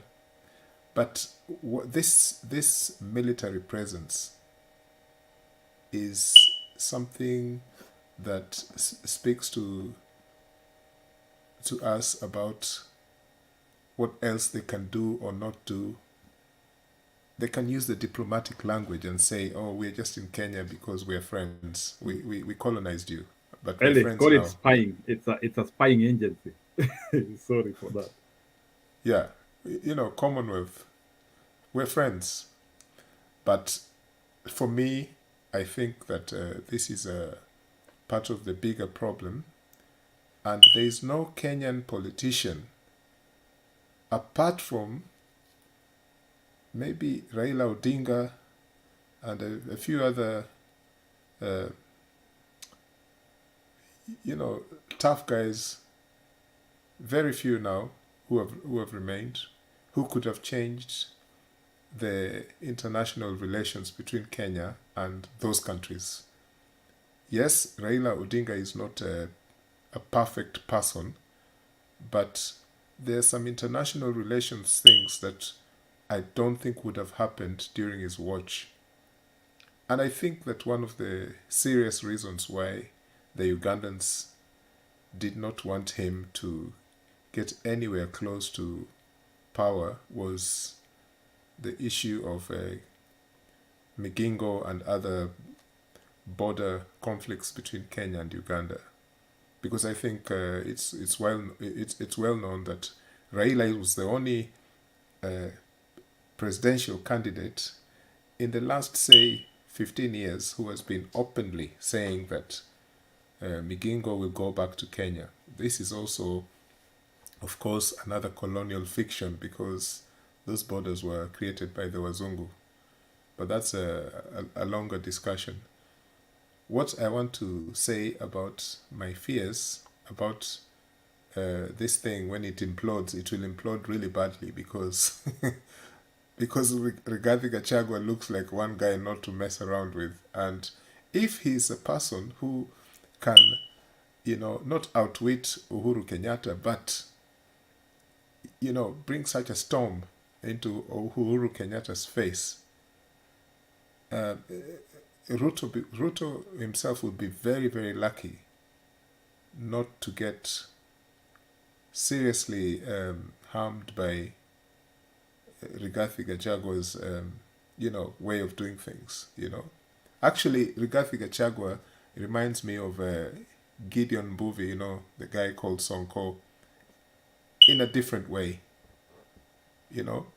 But the kind of leadership we have got now is because of Kenyans, So the Kenyans who planned this, as we know, the judiciary, the security apparatus of Kenya. Oh my God, these guys, the church people, the church people, these guys have been the biggest let down, conning Kenyans left, right, and center for all this since 2002. At least during Moi's time, hey, the voice of the church, Bwana. When those guys spoke, they spoke. Kina David Gitari, kina Joya, Archbishop Muge of Eldoret. Those people, when they spoke, I can't remember the other guy from the diocese of Maseno, north or south, but they shook Moi's legacy and seriously. What has happened to Sapit, who seems to have sunk and drunk the waters? What happened to Sapit, by the way? That one I don't even know where he came from. Sapit is of the same kanda as of those men you are mentioning, for your information. So how comes that the generation of the Karaje now and the Karaje in the latter time, in the former time, doesn't look same? Are we deteriorating both in the government and in the church? Are we fading the same way, the same style? I think something seems to have happened during the transition into Kibaki's rule, that after Moi was, after Moi stepped down and people thought now they have some kind of freedom, and even the NGOs and religious fraternity did not have anything else to oppose. And this transition has been long. The Moi transition is not over. It's been a very long transition. People still kind of haven't found their place.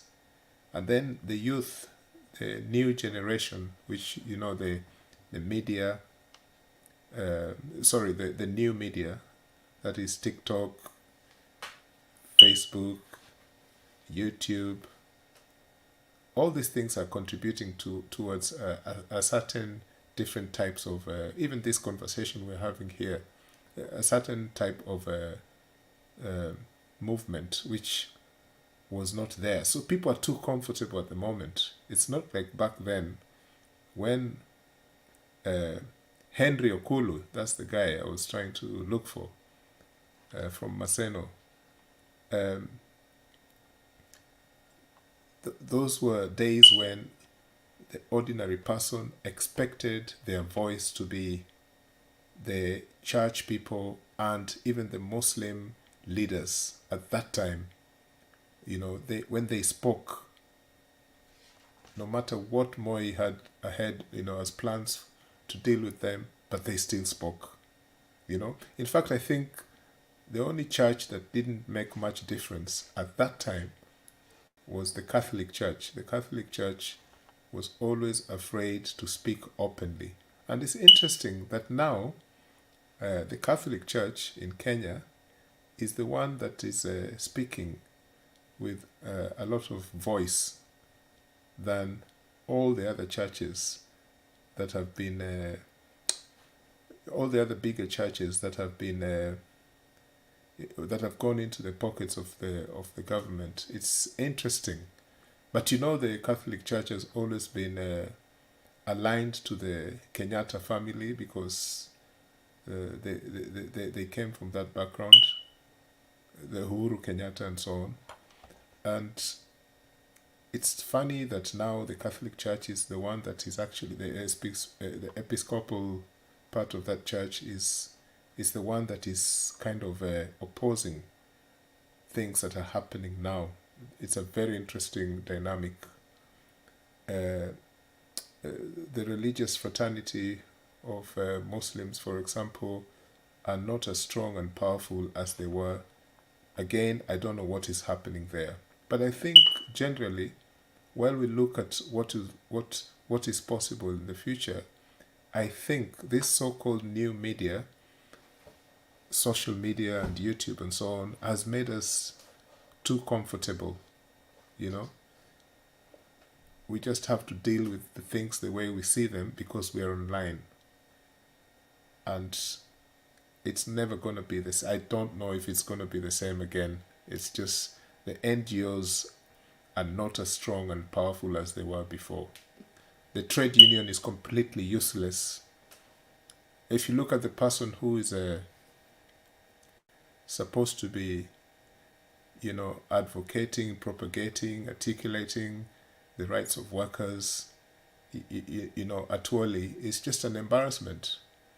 And yet people have been celebrating this man for all these years. So problems are the problems of that are affecting, you know, a voice of opposition towards all these things. I don't know how people can regroup at the moment. Even scholars, the scholars are completely useless.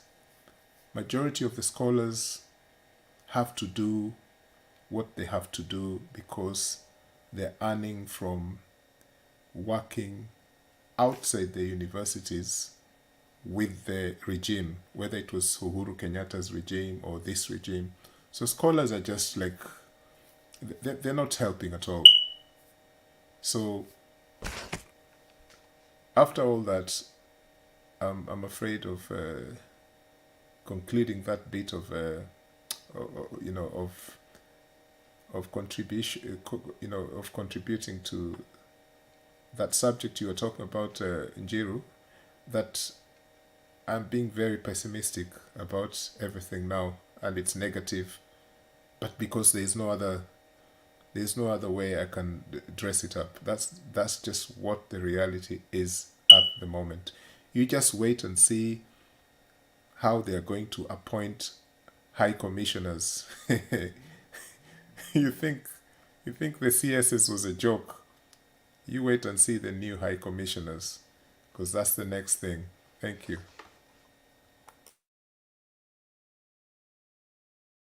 Omariba, go ahead.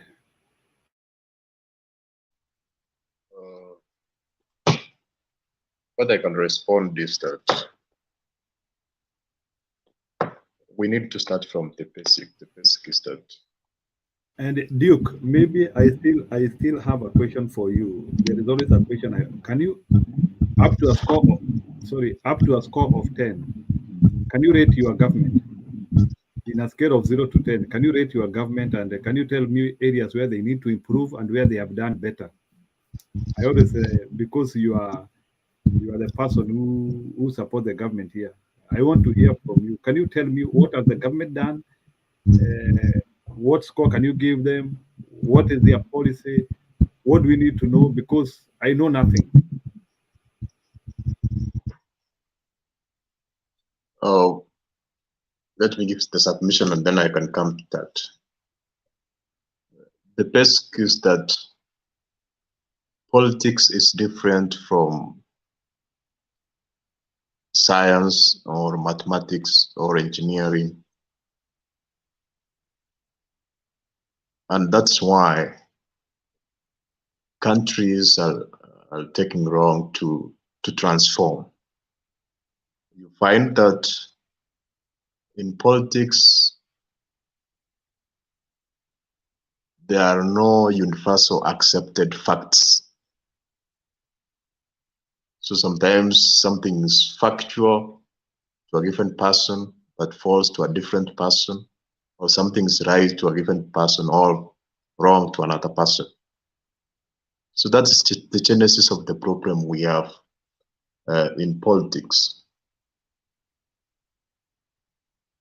So, for example, when there was a discussion of most of you remember, when the Iran was acquiring the nuclear deal with the USA and the Western countries, there is somebody from Iran who asked that question, that can somebody explain to me or make me understand why it's wrong for country A to have a nuclear weapon, but country B can have it.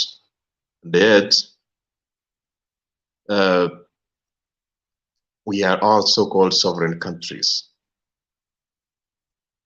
So in short, what I'm trying to say that there are in politics, what you're talking about international politics or local politics, there are irreconcilable differences, even for basics. For example, in maths, you agree 1 + 1 is 2 universal. But in politics, it's very difficult to have something accepted universal.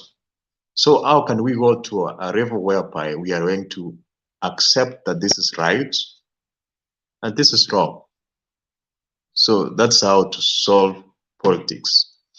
And most people are trying to say that it's going to be impossible. It is impossible for all people to agree that this is right universally or this is wrong universally, because we have different languages, different cultures.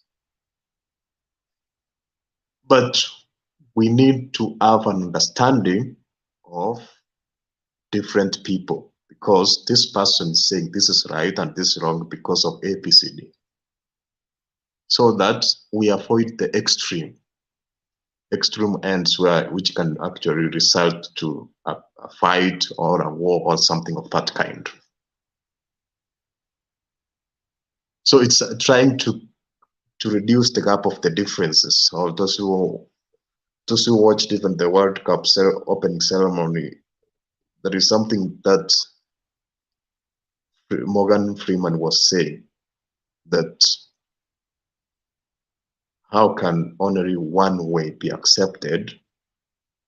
How can the world bridge the differences? The world entails people, countries of different languages, different cultures, and different ways of life. Then how can we come together as a world if only one way is accepted as the right way? It's going to be impossible. It's going to create a conflict. And I was talking in relative of maybe people are talking about LGBT rights in the Middle East. But that's a different culture, because even if people go historically, it's actually the influence of even those who colonized that. They brought religion, and which said that's bad, and people embraced that. And trying to change that's a process just to take time. So the way forward is to use science, engineering, mathematics, to try to reduce the differences, to reduce the gaps, so that we can come into a situation whereby, if we are talking about GMO, we are going to analyze what are the advantages of GMO, what are the disadvantages of GMO, and we are going to understand or maybe have a measurement of the advantages and a measurement of disadvantage, and then we weigh that this is the right approach or the right way to, after considering all the facts. Then it comes to another, how can we ensure that we are actually doing away or reducing the gap of differences? Is where we find that the citizens are participating, they are active.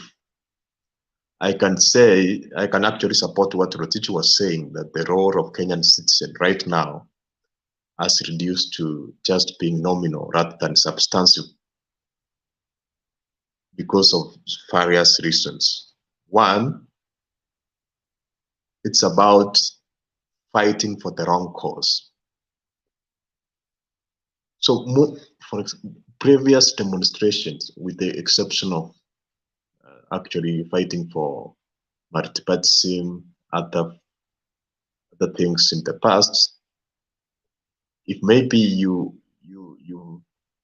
analyze the demonstration of, you find most of them are not trying to fight something which is accepted across the divide. For example, if somebody right now in Kenya starts to say that we want to bring the cost of living, so we are demonstrating from Monday to Friday to ensure that the cost of living is going to go down, or we are demonstrating so that we have access for healthcare.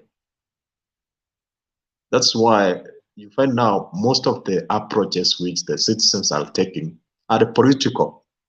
People fighting for their political masters.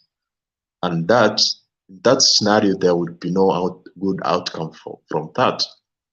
So when most of you are trying to compare, and Kenya not you ask that question, why Western countries are able to remove some leaders from their power who are not serving their interests, because they are aware of, actually they are aware what should the government do. So sometimes now in Kenya, what happens is that we have sycophants of specific people, so that even if somebody does something wrong, people have cataracts, cannot see that. So we need, the reason why some people like Martin Luther King was successful, or Muhammad Gandhi, is because they were fighting for specific ideas or specific reforms, which are actually universally accepted. So if you find somebody fighting for equal access to healthcare, fighting for equal access to education, fighting for, so it will actually like embrace all Kenyans, because or somebody fighting for unemployment. If somebody wants, we want all unemployment Kenyans to start to fight, to go to demonstrate in the cities, so that the government can create employment for all of us. So that's something which is uniting. But sometimes you find that people are fighting that we want to remove somebody from power so that we take power. And that cannot end the conflict, because if you remove that person from power, you will also start to strategize on how to recapture. So the fight continues to fight. So we should be focusing on fighting for specific ideas or changes which will benefit all of us as Kenyans. Also,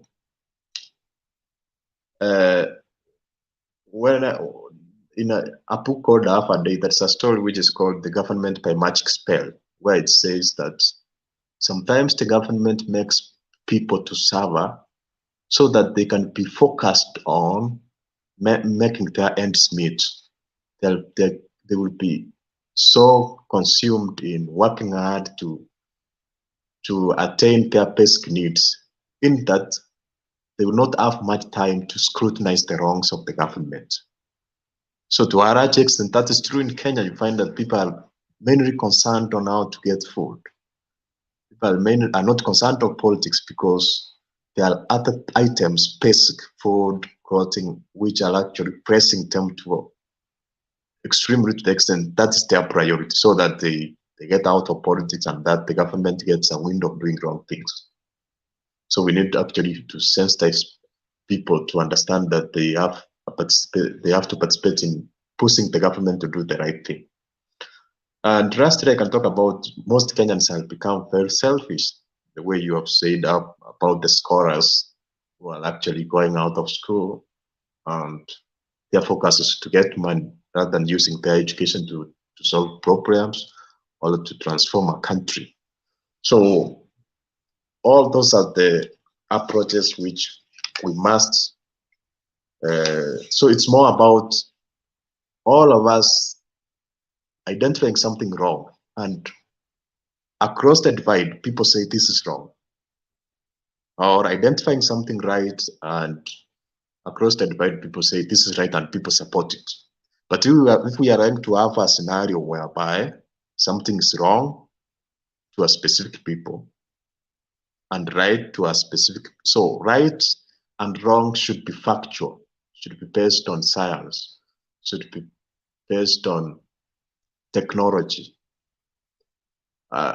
So that's the way we can move forward, whereby people will see, in other Western countries, for example, what Moses Kuria said, if it was a political leader of a Western country, maybe the popularity will decrease from 60% to 2%, because people embrace specific ideologies and they know this is right, this is wrong. But here in Kenya, even if somebody says something bad, the popularity does not decrease. That means it is the failure of the Kenyan citizens to monitor the government and to take the role of actually checking it.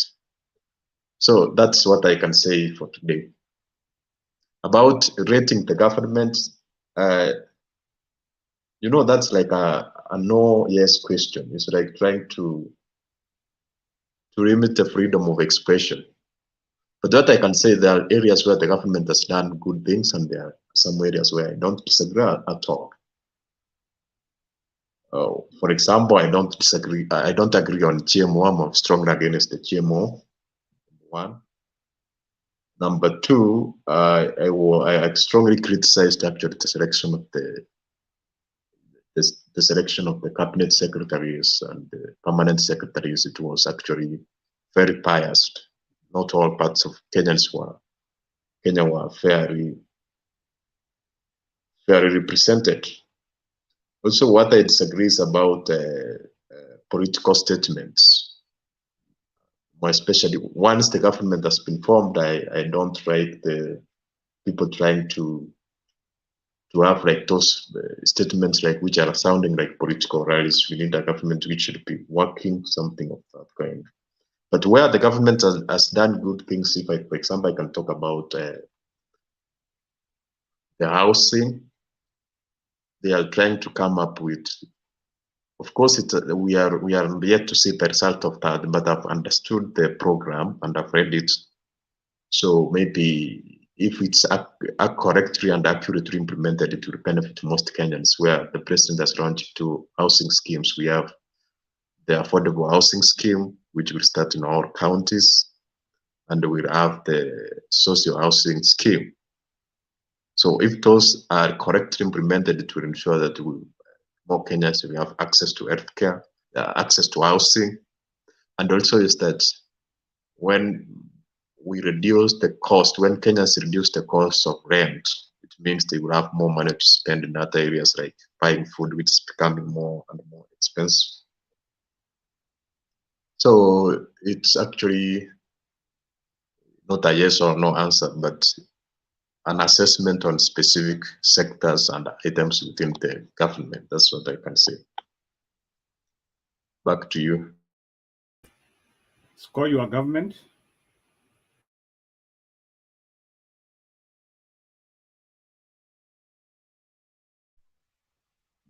That's why I've said that's like trying to when you are comparing somebody to give yes or no or to give specific figures, that's like limiting freedom of expression.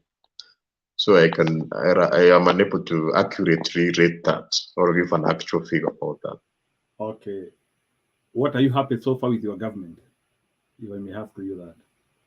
What have they done well? You were not keen when I was here. I've actually given one area where the housing scheme or the housing program which they have for the country, it's very good. Social housing program to eliminate all informal settlements.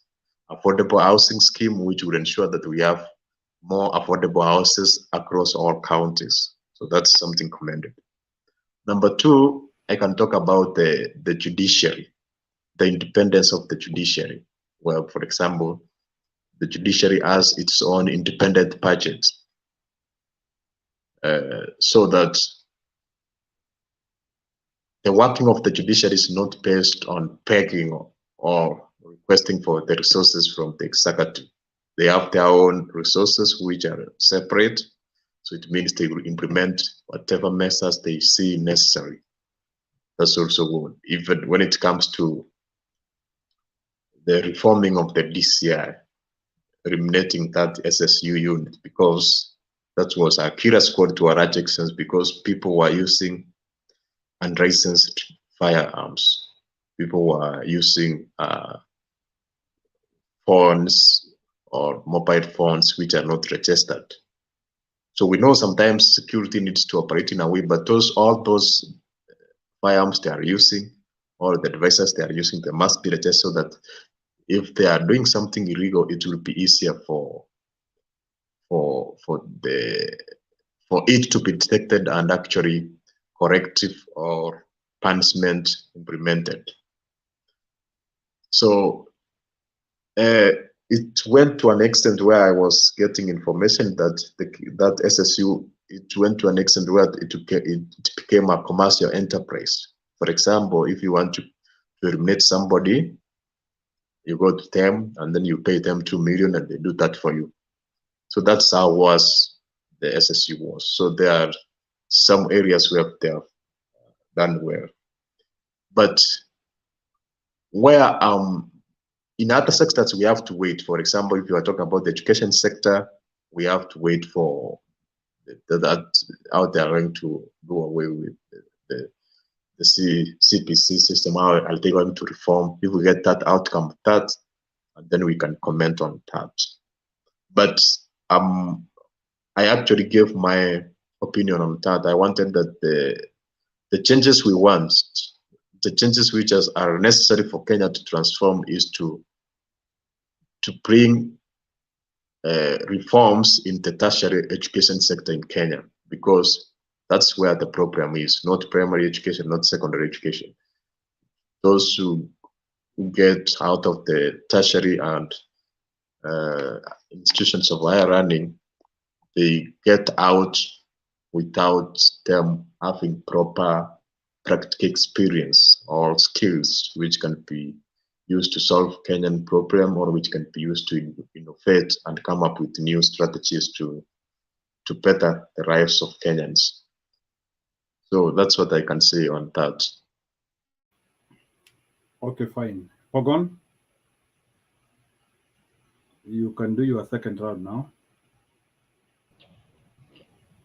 Yeah, I don't have much to say, but there is something that Duke has said and really has got me. I like it because he is the truth, you know, and he is actually reiterating what Mr. Elliott said earlier about the scholars are doing nothing much in terms of helping Kenya steer it to the right direction using the knowledge they have acquired. But instead, they just look for jobs and lay low quietly. And he reminded me, I was on Facebook, and Ngunjiri Wambugu is my friend, and he's been a legislator. And when he could not secure his seat back, what he did, he went and opened a business. But I was not impressed by that one, because Kenya needs help. Even at an individual level, we should be doing something that is taking Kenya forward, and not being like everybody else, not trying to sustain the status quo. What do I mean by this is, have you seen his post? He opened was it a hotel or a club called Ruare Central, something like that. And according to me, that one is not a really good move, because I'm very sure where he opened it, there are many others who are doing the same thing. But how is it helping Kenya? To me, according to me, that one is like he's doing kitu haram, because Kenya, we need to industrialize, we need to secure jobs for Kenyans, and to make sure that we are also saving. And how best to save than to do manufacturing, or to do business like manufacturing, something like that, so that we save on importing. Like the way Mr. Duke was saying, why are we importing even up to toothpicks? we should be making some from there. And now I can imagine this guy has used, like, let's say 10 million or more or less, or ranging 10 million. What can one do with 10 million? Actually, it's too much. There's so much that somebody can do with 10 million. You can start a small factory for anything, so that we don't have to import the same. Because even I remember in this government, they said something good, but I don't know if they're going to do that. They're going to make sure, they're going to pass a bill to make sure that anything that we are importing, only more than what we can produce is what we're going to import. What we are producing, rather, we are going to import more than what we can produce. As in, what we cannot produce is what we're going to import. And for these guys to do the same thing, to import what we actually, to open businesses that are already saturated, actually we are past saturation of such businesses. To me, it's like it's strangling the economy and it's strangling Kenyans. It's not good. It's not helping anybody, even himself. It's not even challenging him. I'm very sure he's not so much proud, or he won't be in the near future. And I'm not talking of him per se. I'm talking about the larger Kenya. So we should be futuristic in thinking, even from the way this government was handling the issue of insecurity in our region. Yeah, for now there is ceasefire, but there is no peace. The tension is a stake. I mean, you can even feel it, but people are mistaking that one for peace. There is no peace there. Soon the police will come out, and by then there will be so much to steal again, because things itakuwa zimenona ng'ombe, watu wataiba tena zaidi. And I'm not talking about any one particular community. I'm just talking about the approach that the government is using to do this, and even the way people are trying to look at these problems. Because if we're going to be looking at them in the very same way we've been looking at them since when they started, then we're not going to change anything. Things are just going to remain the same. For 3 months, we'll be having the police there, and when they get out of there, immediately the same circus continues. So according to me, things should change, and even we should be having, I don't know, like we should be having statistics to look at how these things are behaving whenever an intervention from the government is coming in, like in the case of food relief, and in the case of this banditry, how they are handling it, and in the case of how we are allowing such businesses like boda. So right now we have too much bodas in Kenya. It's no longer business, because even if you buy now boda, if you're going to do what other boda people are doing, you're not going to make any meaningful profit that you can live off. You're just going to be there to be seen, and to just bring unnecessary competition to the already existing bodas. So government should be having a bureau to show people statistically what is happening whenever people are doing this oversaturating businesses, and whenever they are doing these mitigation exercises, like when they're offering relief foods, so that we know exactly, are we doing any service to the humanity, or are we taking away actually from it? So unless you ask me a question, I don't have anything else to say. Okay, so I think the show has continued for quite some time. I think we can give our conclusion statement, then we close the show. If there is nothing else people can contribute much. Maybe Pogon, I can ask you one question before you give your closing remark, and then you could give this closing remark. Pogon, can you tell me, maybe you might be aware of this insecurity issue which has been in Rift Valley, especially in Baringo areas and the Turkana areas. Is that issue political, cultural? What's happening there? About what? About this perennial insecurity which has been happening in Pokot, Turkana, and maybe the Baringo guys. Is it natural, artificial? What is happening there? You see, Let me take you back as a way of answering your question. Let me take you back to during the time when Moi became the president. What did he do? He tried to make sure that we have this airport in Eldoret. We had this Moi barracks in Eldoret. What was he doing? He was trying to bring about economy activities in his home region, so that people have something else to do other than more than what the other regions of Kenya have. And what has happened? Eldoret has grown, and the larger Rift Valley, Central Rift Valley, is doing well economically. People have things to do, but the places that need such services, needed such infrastructures, and needed such installations were the places that are now marginalized, like northern Baringo, northern and southern Turkana, northern Pokot and southern Turkana, and western Samburu.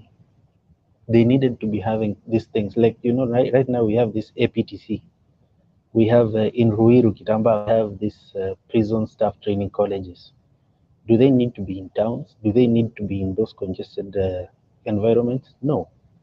They would have been taken up there so that people have other economic activities to do. But when you go down there to Baringo, you will not see anything like something that it could engage people, that could employ people. I remember in 2002, 2005, there was this discussion, and actually RAILA tried to help us. And he has helped us, because right now there is a factory coming up in Ortum for cement. But he tried during that time to bring about to build the cement factory in Ortum. But when they fell apart in the first government of Kibaki, the whole exercise was changed, so that instead of having a factory there, it was turned into a mining area, so that the stones were being mined and taken to Tororo Cement. But now we are going to be having our own factory there. So you see, the whole of that area will be having only that one factory that should have been there since the last 30 years. But nobody paid any attention, because it was of no concern to them. Even our own governors, they're coming from like the best parts of Pokot, so that people who are coming from the worst sides of Pokot have nothing to do, and they are not so much that they can tilt the scale when it comes to voting. So as long as you're not affecting my vote, why should I care about you? So what the government should be doing about this Pokot area, Baringo area, and Samburu area, is to make sure that those people have something else to do. Open up the place, put in infrastructure. Even this, there is supposed to be a road, a very good road coming in from Lokichogio all the way down to Kitale. It's not so good so far, and even in West Pokot, it's not so much opened. Right now, we are having greens coming in from Kitale to Kakuma, Lodwar, and Lokichogio, but not so much from West Pokot. Why? Because these feeder roads, they're not there. They're not doing much. So people cannot even have their produce to sell anywhere. There is a place called there in Marich, less than 100 kilometers from Kakuma, but it's called I cannot remember the name, but the beans that are coming from that place is of very high quality, like the same that is coming from Malawi. But those people cannot sell so much. Why? Because there are no roads to link them to the needed market. So people are resorting to what is viable, rustling, and that is prevalent in all those areas. And because they're suffering from the same, there are not so much roads there. They've been left. Literally, they've been left aside they've been neglected by all the succeeding governments. So if there is anything that's supposed to happen now, the government is supposed to come in, open the roads there, building schools, like that one, the issue about factory in Ortum, open it up very quickly. It will absorb so many people, and people will have a change of heart. Because right now, what is happening is like You've not even disarmed them. It's like you put the people in prison and you're not empowering them in any other way. When that sentence is over, they will just go back to the same field, engage in the same vices, and then we will be saying that these people are not good and things like that. But the problem actually is with the government and the local leaders.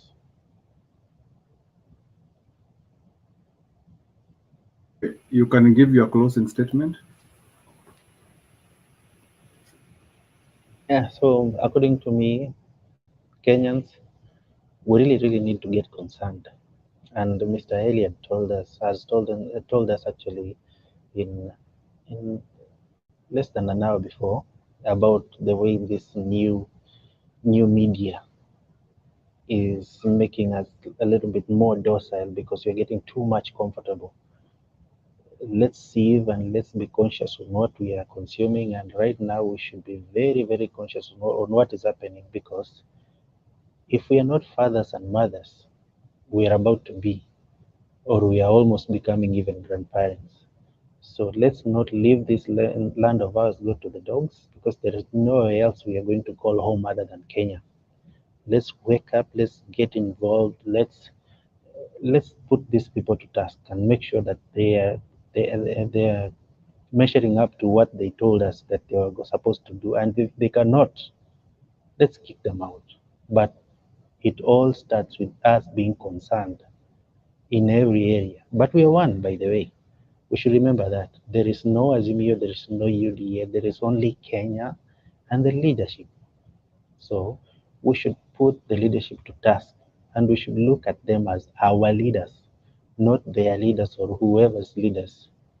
I may feel like they were imposed on me, but even if my kind of leader won, you would feel the same way about him if you are not supporting. So what I'm trying to say is, let's just look at them as leaders, and in any area, and if in all areas they are not performing, let's do something about it. Let's not just be there. Let's just not exist, because even the Kenya that we're enjoying, the peace, the progress that we're enjoying now, somebody decided to disturb the peace, and now we're enjoying it. So that's my take. Let's keep conversing, let's keep discussing, and I know change will come. Thank you. Okay, thank you, Bwana Pogon. Duke, your closing statement. For me, what I can say is that as a country, we need to go back to the basics of our country, even to have the basic understandings of what's a country and how a country is run, and what's the role of the government, what's the role of citizens. Because Duke, you have a problem with your mic. Are you getting me now? No. Try again. Kenyan, are you getting me? Yeah, now you're coming in clearly. What I was saying is that we need to scrutinize the basic concepts of what's a government, what are the functions of a government, what's the responsibility of Kenyans, especially citizens, in running the affairs of the government. For me, I feel that ordinary Kenyans are key stakeholders in ensuring that the government is addressing their needs and the government is doing the right thing. So without the agitation of the citizens, without them compelling the government to do the right thing, it's difficult for the government to do the right thing anywhere in the world. So the reason I'm saying we need to have basic understanding or basic definitions. For example, if you ask somebody, what's a school? Or what's education? A country must actually have basic definition, or I can say like quality or quantity specifications I'm saying this because I'm asking what's a school, because if you go to some areas, especially northeastern parts, you can find that there are no classrooms. Students are under a tree. A school has one teacher. And in other areas, we have a lot of facilities. So those are the basic definition. For example, if we are going to say what's a school must have A, B, C, D. The teacher to student ratio must be this. So through those definitions, we will be guided on how to include all Kenyans, or how to transform a country. For example, if you go to actually I embrace the Chinese education system or the South Korea, because it's the same across the country. The architecture of the classrooms, the size of the classrooms, the facilities of the classrooms, the qualifications of teachers, the teacher to student ratio. So that's what you can talk about, universal access to education. And I'm saying this because education is something which is critical. It's what can transform a country. Because if you talk a country like China, which in 40 years ago, people were dying of hunger, now it is actually like the industry of the world. It's because of people were educated and people were able to invent, to come up with ideas, to come up with industries, to produce goods and services. And that's what it can.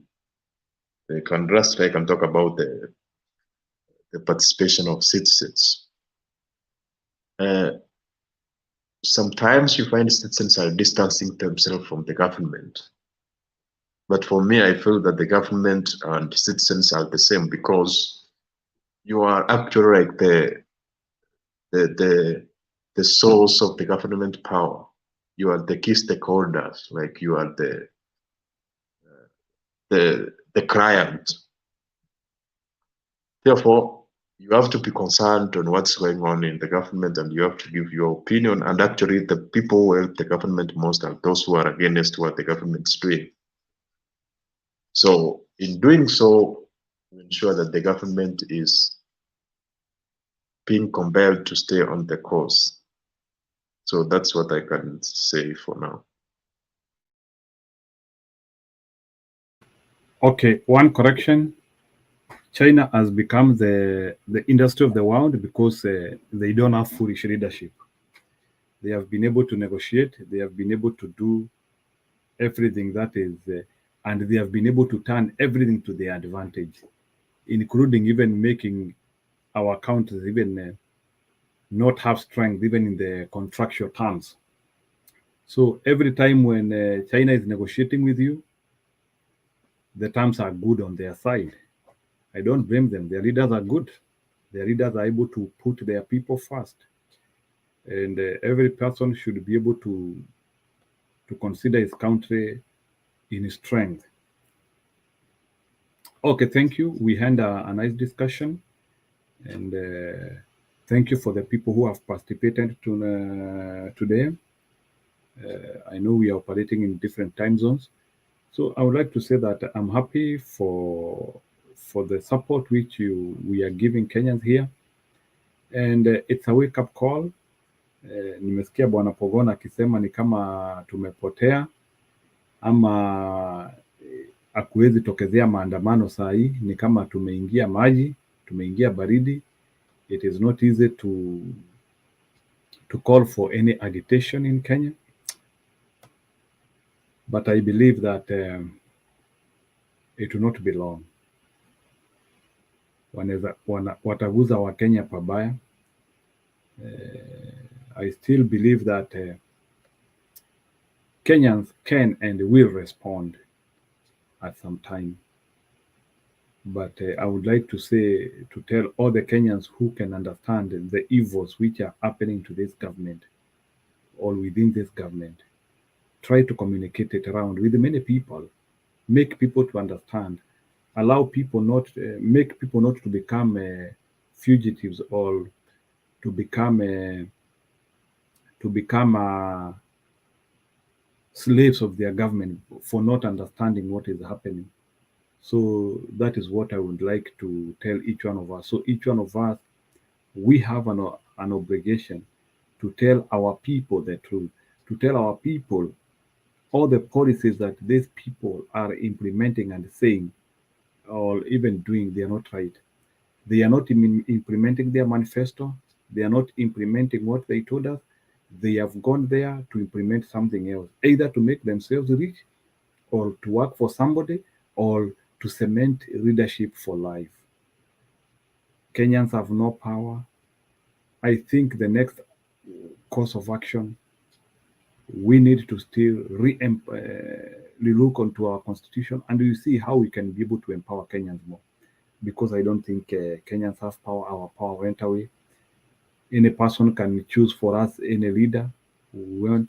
Even 2027, another Kamago might appear. So we are not doing good in the space of democracy. We are not doing good in the space of legislation, in the space of harmony, in the space of coming together. We are not doing good. And our country is not safe. Let's be vigilant. Let's do all that it takes to make that country good. I'm happy we will meet maybe tomorrow or another day when we will have another session. Thank you for whoever who has participated, and shalom. Thank you.